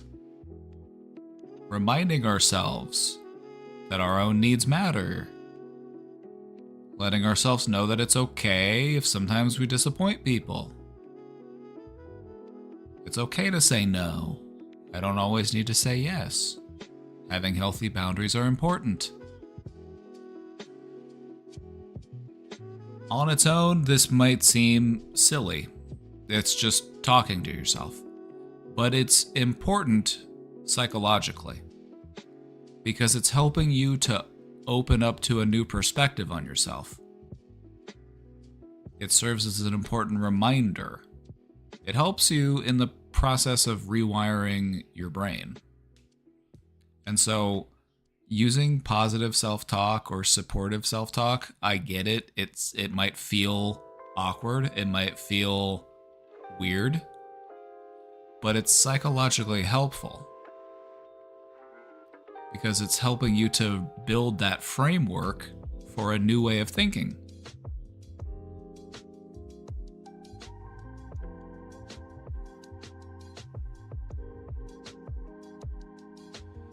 And lastly, I encourage you to seek spaces where authenticity is encouraged. Show up in spaces where you are allowed to be yourself. and where other people want to see you as your true self. That's where you'll really be able to shine. That's where you'll really be able to flourish.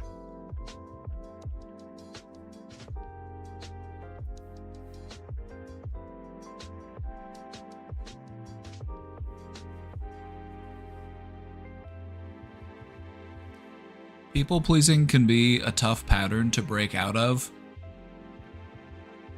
but what you'll find is that it's not something that you need to give up entirely. It's not like you need to become a completely different person. We're just making small but meaningful changes. We're setting healthy boundaries. We're protecting our energy. We're learning that it's okay to say no. That's it. Small changes that can have resounding impact.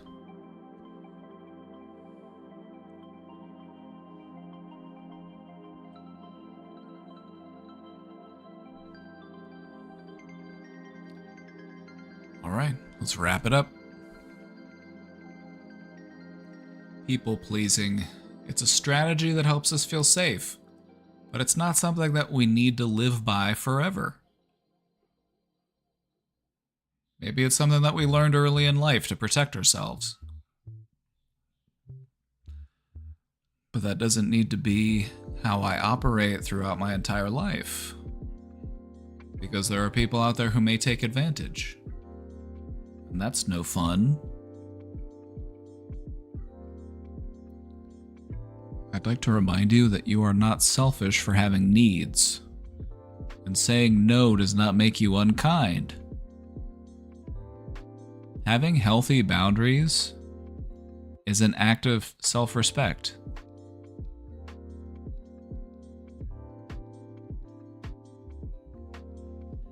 It's not about rejection.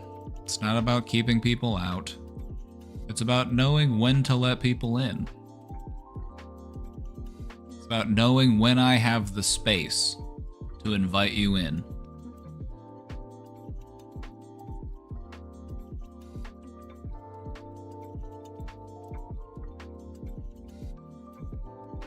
When we honor our needs, what you're doing is you are making space for deeper, more authentic relationships.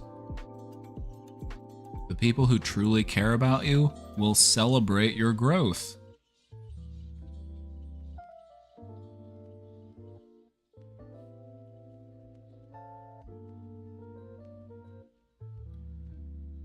And lastly, you don't have to be liked by everyone to be worthy of love. You don't need to perform to be loved. The real you is already enough.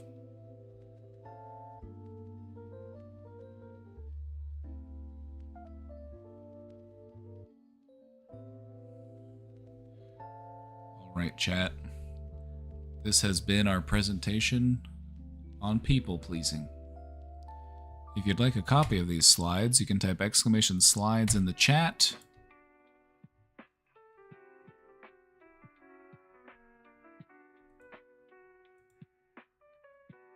Got a couple questions in the box. I'm going to go ahead and take these questions, and then I've got to scoot because I'm making dinner.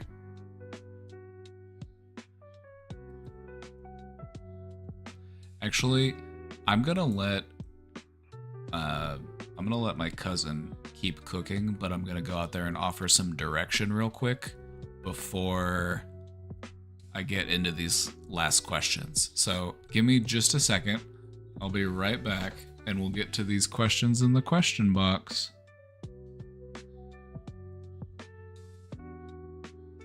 Be right back. One sec.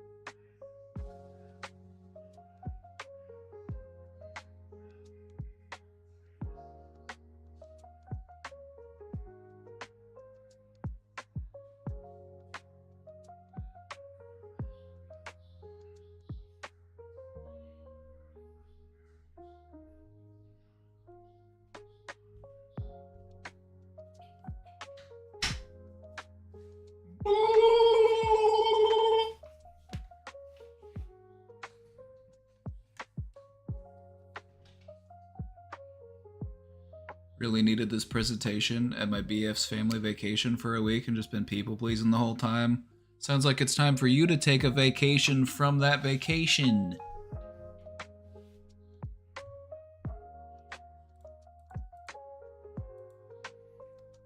Hey, it's me, I'm back.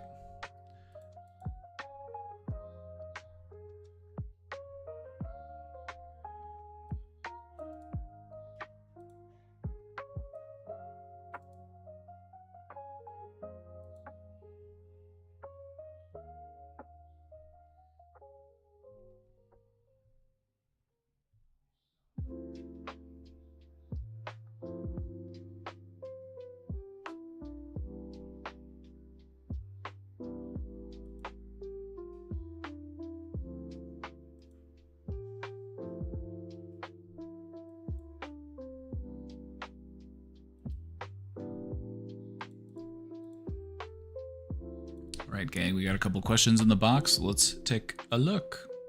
I don't like to leave an unanswered question.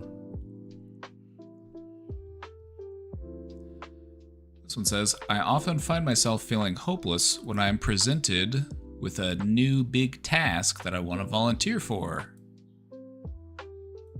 I imagine the failure, the disappointment from others, and the embarrassment of being wrong, and it discourages me from feeling confident in my abilities. I don't know how long I've felt this way, but it's something I've recently noticed about myself. I don't want this to continue limiting what I think I can do. I don't want to feel hopeless anymore. What are ways of overcoming this feeling? Alrighty.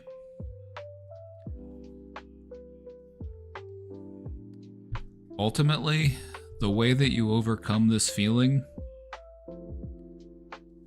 is by recognizing that the part of you that looks forward at the outcome, whether it's good or bad, it's the same part of you.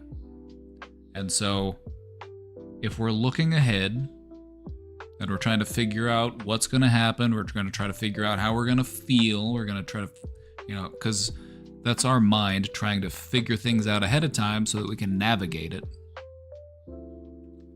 The same part of you that looks ahead with anxiety is also the part of you that can look ahead with excitement.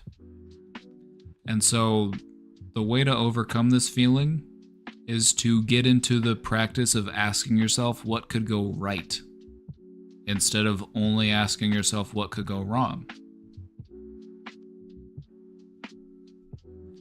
It's the same part of our hardware. It's the part of us that looks ahead and tries to figure out what's going to happen so that we can plan for it. And it kind of does this automatically. It's a survival thing. But what we can do is redirect it. If we catch ourselves asking ourselves or fixating on what could go wrong, you can manually redirect your thoughts by intentionally asking yourself, what could go right? What could some of the positive outcomes be? How would it feel if I did a good job?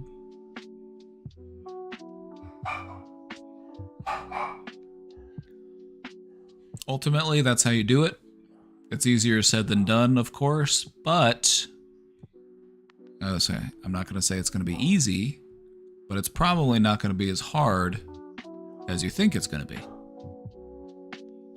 Because that's the other thing our mind will do, is it will assume that a difficult task is going to be even more difficult than it really is. And so what we need is to boost that confidence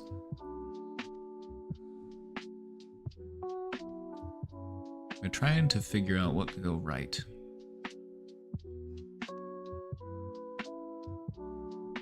What would also be helpful is to try to be more mindful of the things that you are good at, the things that you are confident in. What are some of the things that you like about yourself?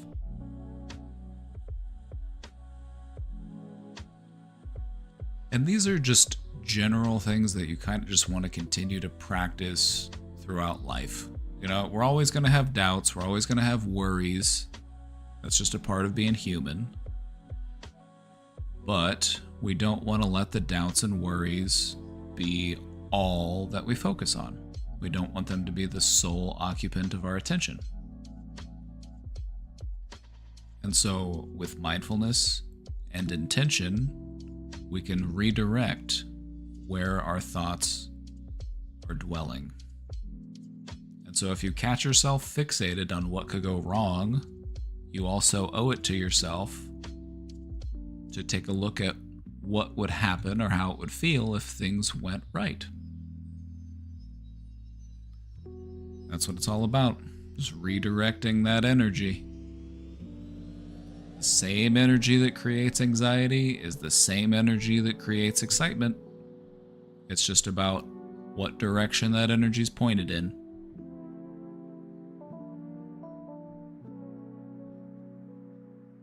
But anyway, as you said, you don't want this to continue.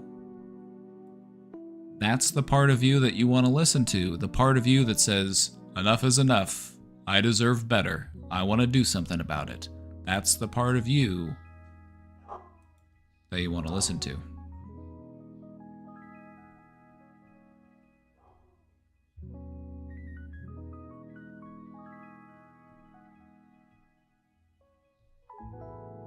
It might also be helpful, I know I'm just kind of throwing stuff at you at this point, but it also might be helpful to try to adopt that mindset of, well, I'll at least try and see what happens. If I mess up, I'll probably be able to fix it. Unless I really mess up, in which case, I'll figure it out anyway. You have survived 100% of your worst days. So far, you've been pretty good at figuring things out.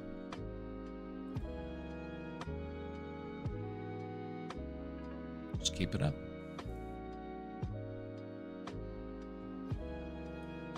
Alright, what do we got here? My teen is making a lot of progress with ABA therapy, and I've been learning a lot about him in the process. But my spouse still often reacts to his maladaptive behaviors by putting their own thoughts and feelings above his. This is making me angry. What's a productive way to address the issue?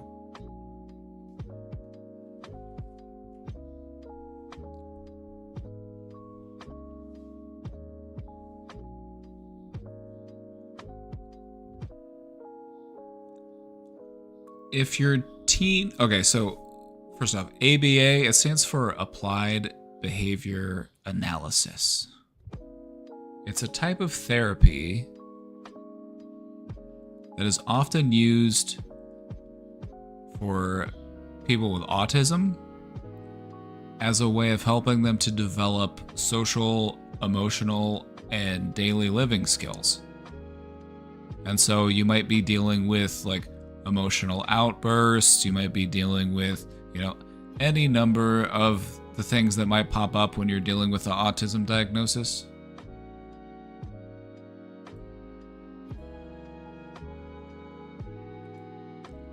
What I would first recommend is talk to the therapist.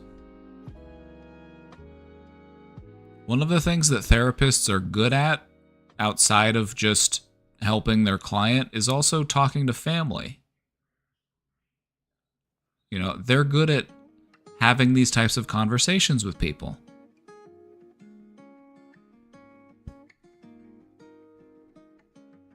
And so I would encourage you to reach out to your son's therapist and see if there's anything that they would recommend.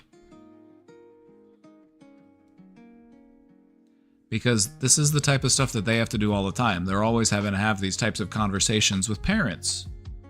Educating family members regarding the therapeutic process is something that is just part of the job when you do therapy. And so that could be a good resource. However, that's not the only thing. I'm not just going to say, oh, just ask somebody else. Let's also talk about what we could do. I think it's important for you, even though you do feel frustrated, you do feel angry, is to try to remain calm and consistent.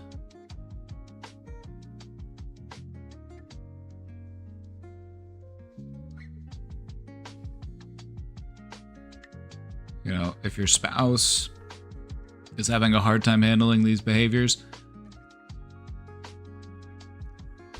it might just be a matter of effort and time.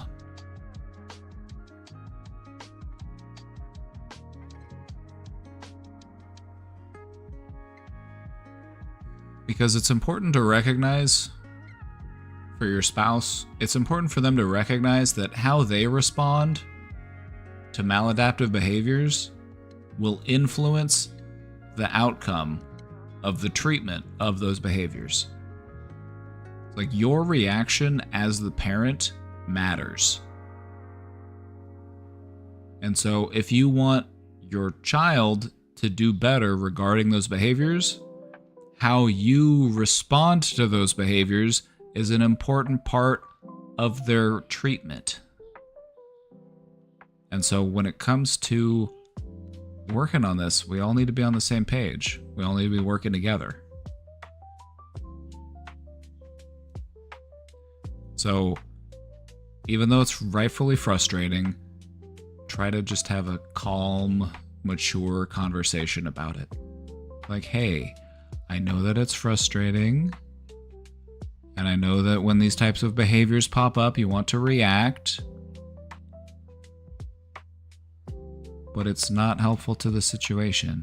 It's only making things, we don't want anything to interfere with the treatment.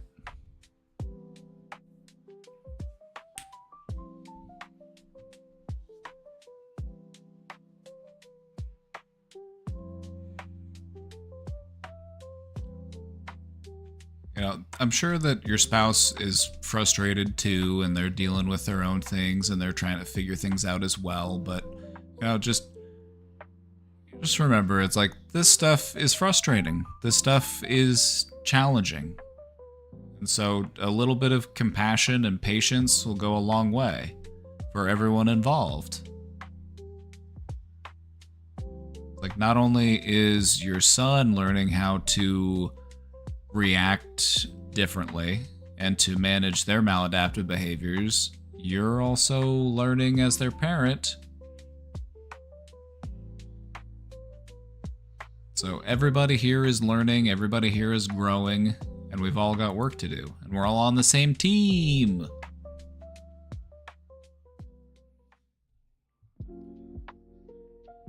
Hi, Papa.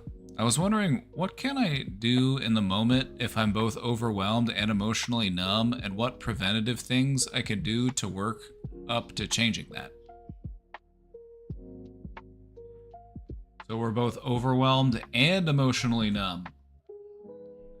Also known as living in America in 2026.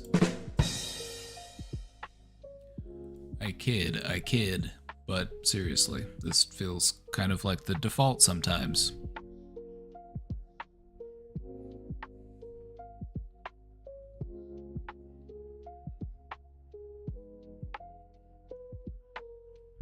In the moment, when you're feeling this way, just be there with it. Just be present. Just be aware. Just sit with those feelings.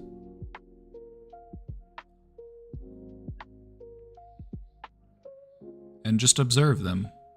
Just see where they come from, see where they go. Cotton-eyed Joe.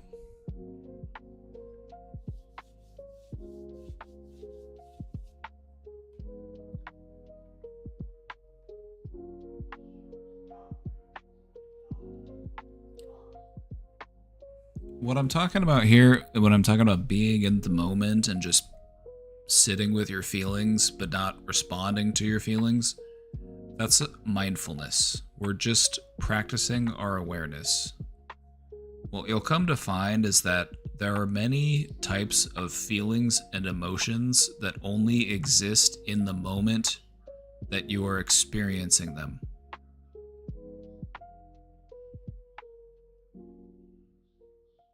So if you feel overwhelmed, that's okay. Allow yourself to feel that feeling. And then see what comes after that feeling.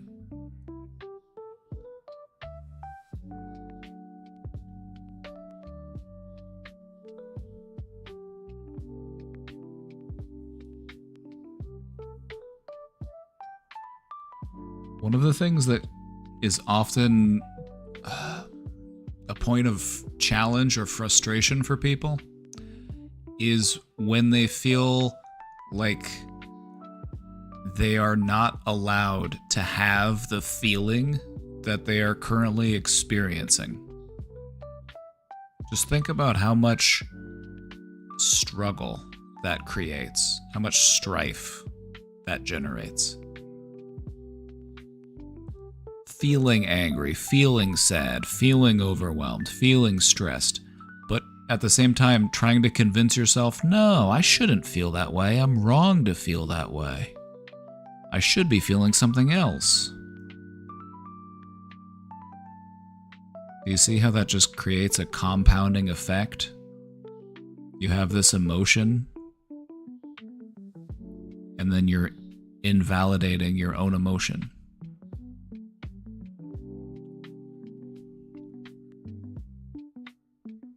And so, in the moment, when you're feeling those things, the best thing to do is to just be present, be aware, and then figure out where you want to go from there.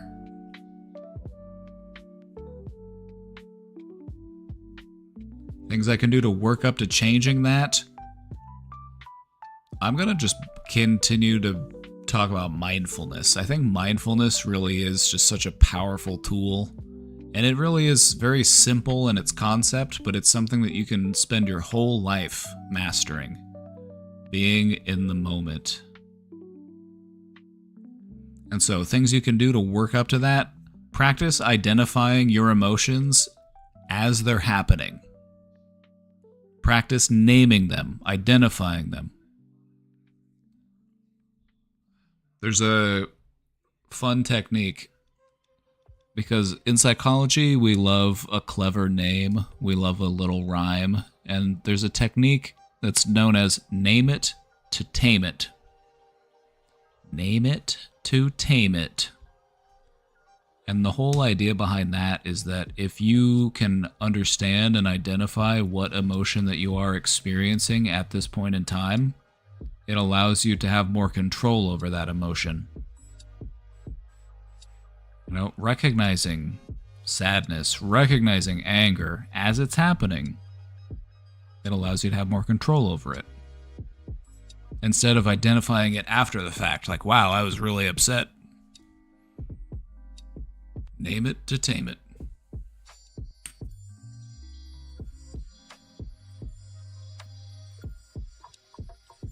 You wouldn't want anyone else to invalidate how you feel. Why would you do it to yourself?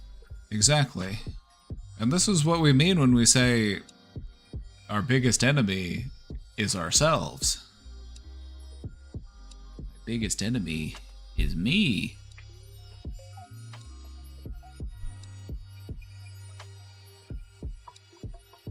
In general, people are way worse to themselves than other people are. We can be very cruel to ourselves.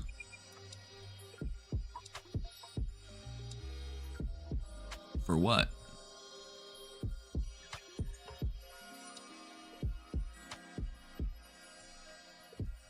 I feel as if oftentimes people will hurt themselves in an effort to protect themselves. We hurt ourselves to prevent feeling hurt by others. Like, well, nobody could ever say anything that hurts me because I've already hurt myself way worse.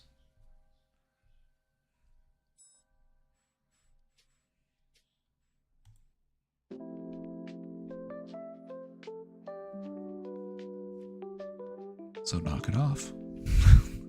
So cut it out.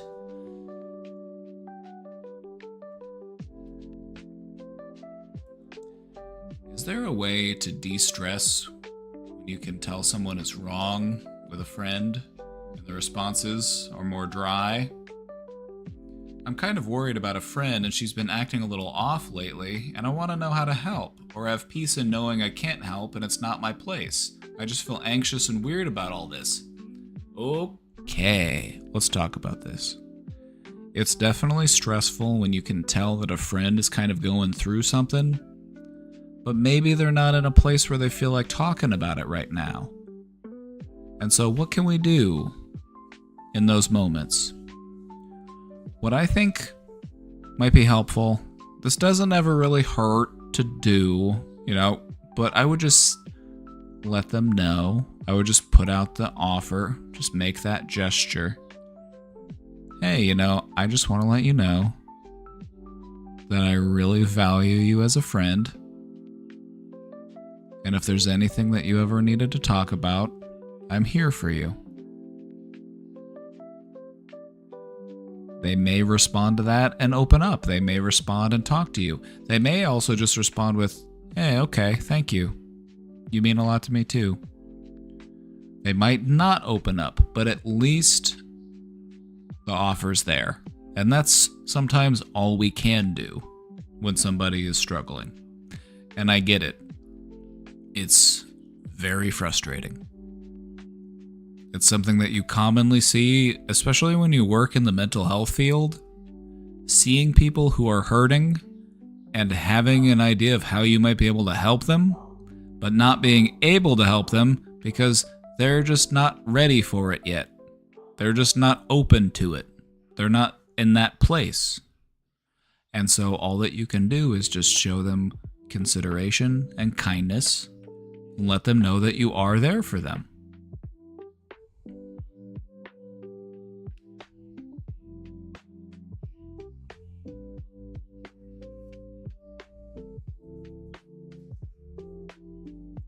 Or bring them food. That also can work.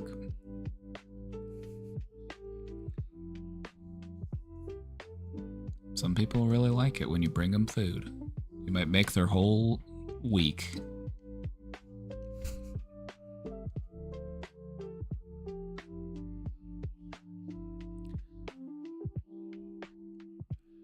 But anyway, the question was, is there a way to de-stress? Well, so the question is actually about de-stressing.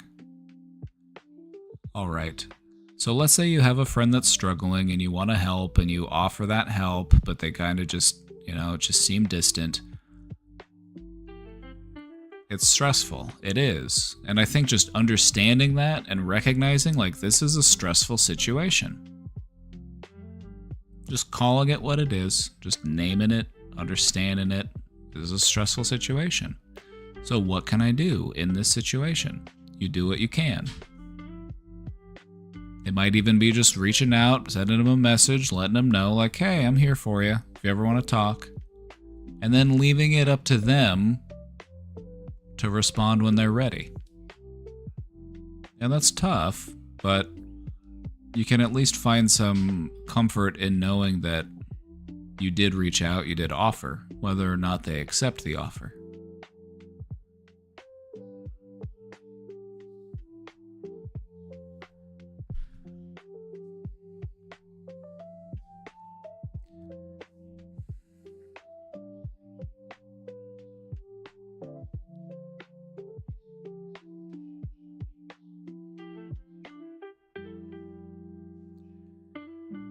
And if it's not you that they choose to talk to, just try to have hope that they find the right person to talk to. Because it might not always be me. It might not always be you. They might have somebody else that they want to talk to. Maybe they found a random stranger. They strike up a conversation, and that's the one they talk to. It's sometimes easier for people to talk about their problems with a total stranger than it is to talk about their problems with somebody that they know. They don't want to feel like they're burdening the other person. They don't want to feel like they risk changing the other person's opinions about them.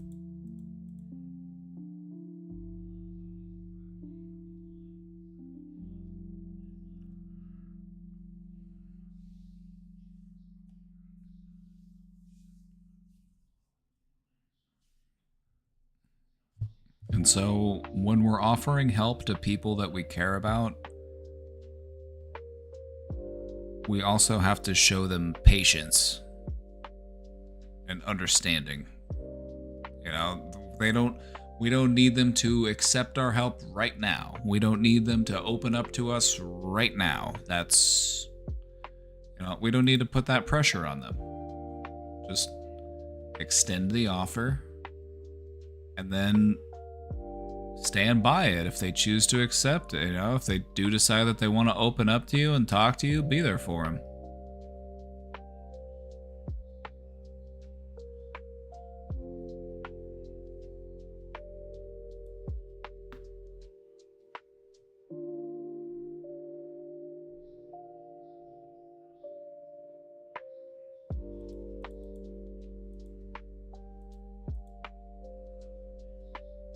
Just let your compassion be your guide.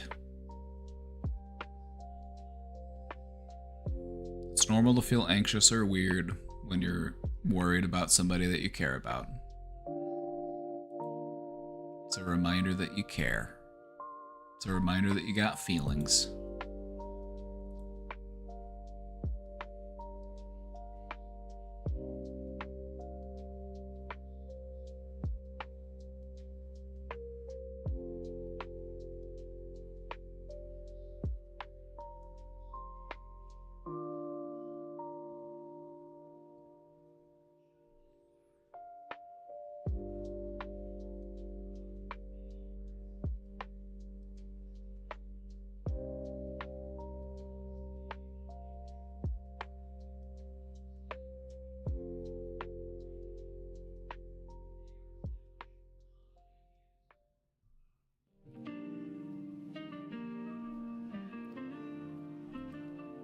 Hey, Shaker.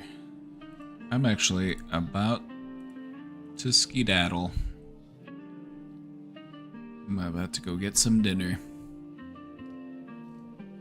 But it was good seeing everybody today. Thank you all for hanging out. Thank you all for being here. We hit our sub goal. I'm not sure why the sub box is broken. I double checked it. It should be working.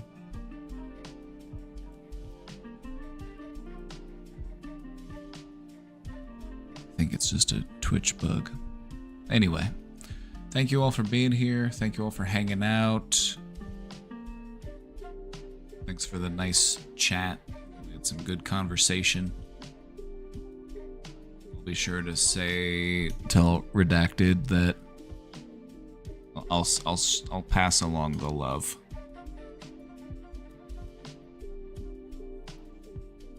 Weekend stream or movie night?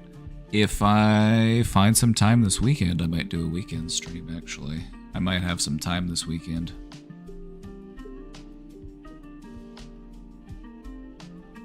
Alright, everybody. Thank you all for hanging out. It's always a great day in the brain domain. So thank you all for hanging out. Be sure to check us out in the Discord if you're not in the Discord already. And I'll see you all next time. So take good care of yourself. Have some fun today. Now do something nice for yourself.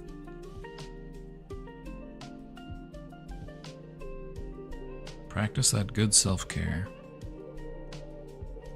It'd make me super happy. Going to use your people-pleasing to help you overcome people-pleasing. People pleasers, it would make me so happy if you just prioritized yourself a little bit more. It would just make me really happy if you took more time for self-care. If you would just, you know, spend more time thinking about or doing the stuff that makes you happy. That would really make me happy.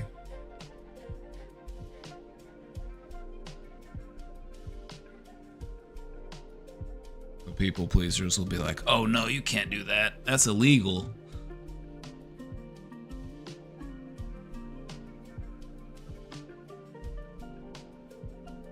And it is. It's an illegal technique.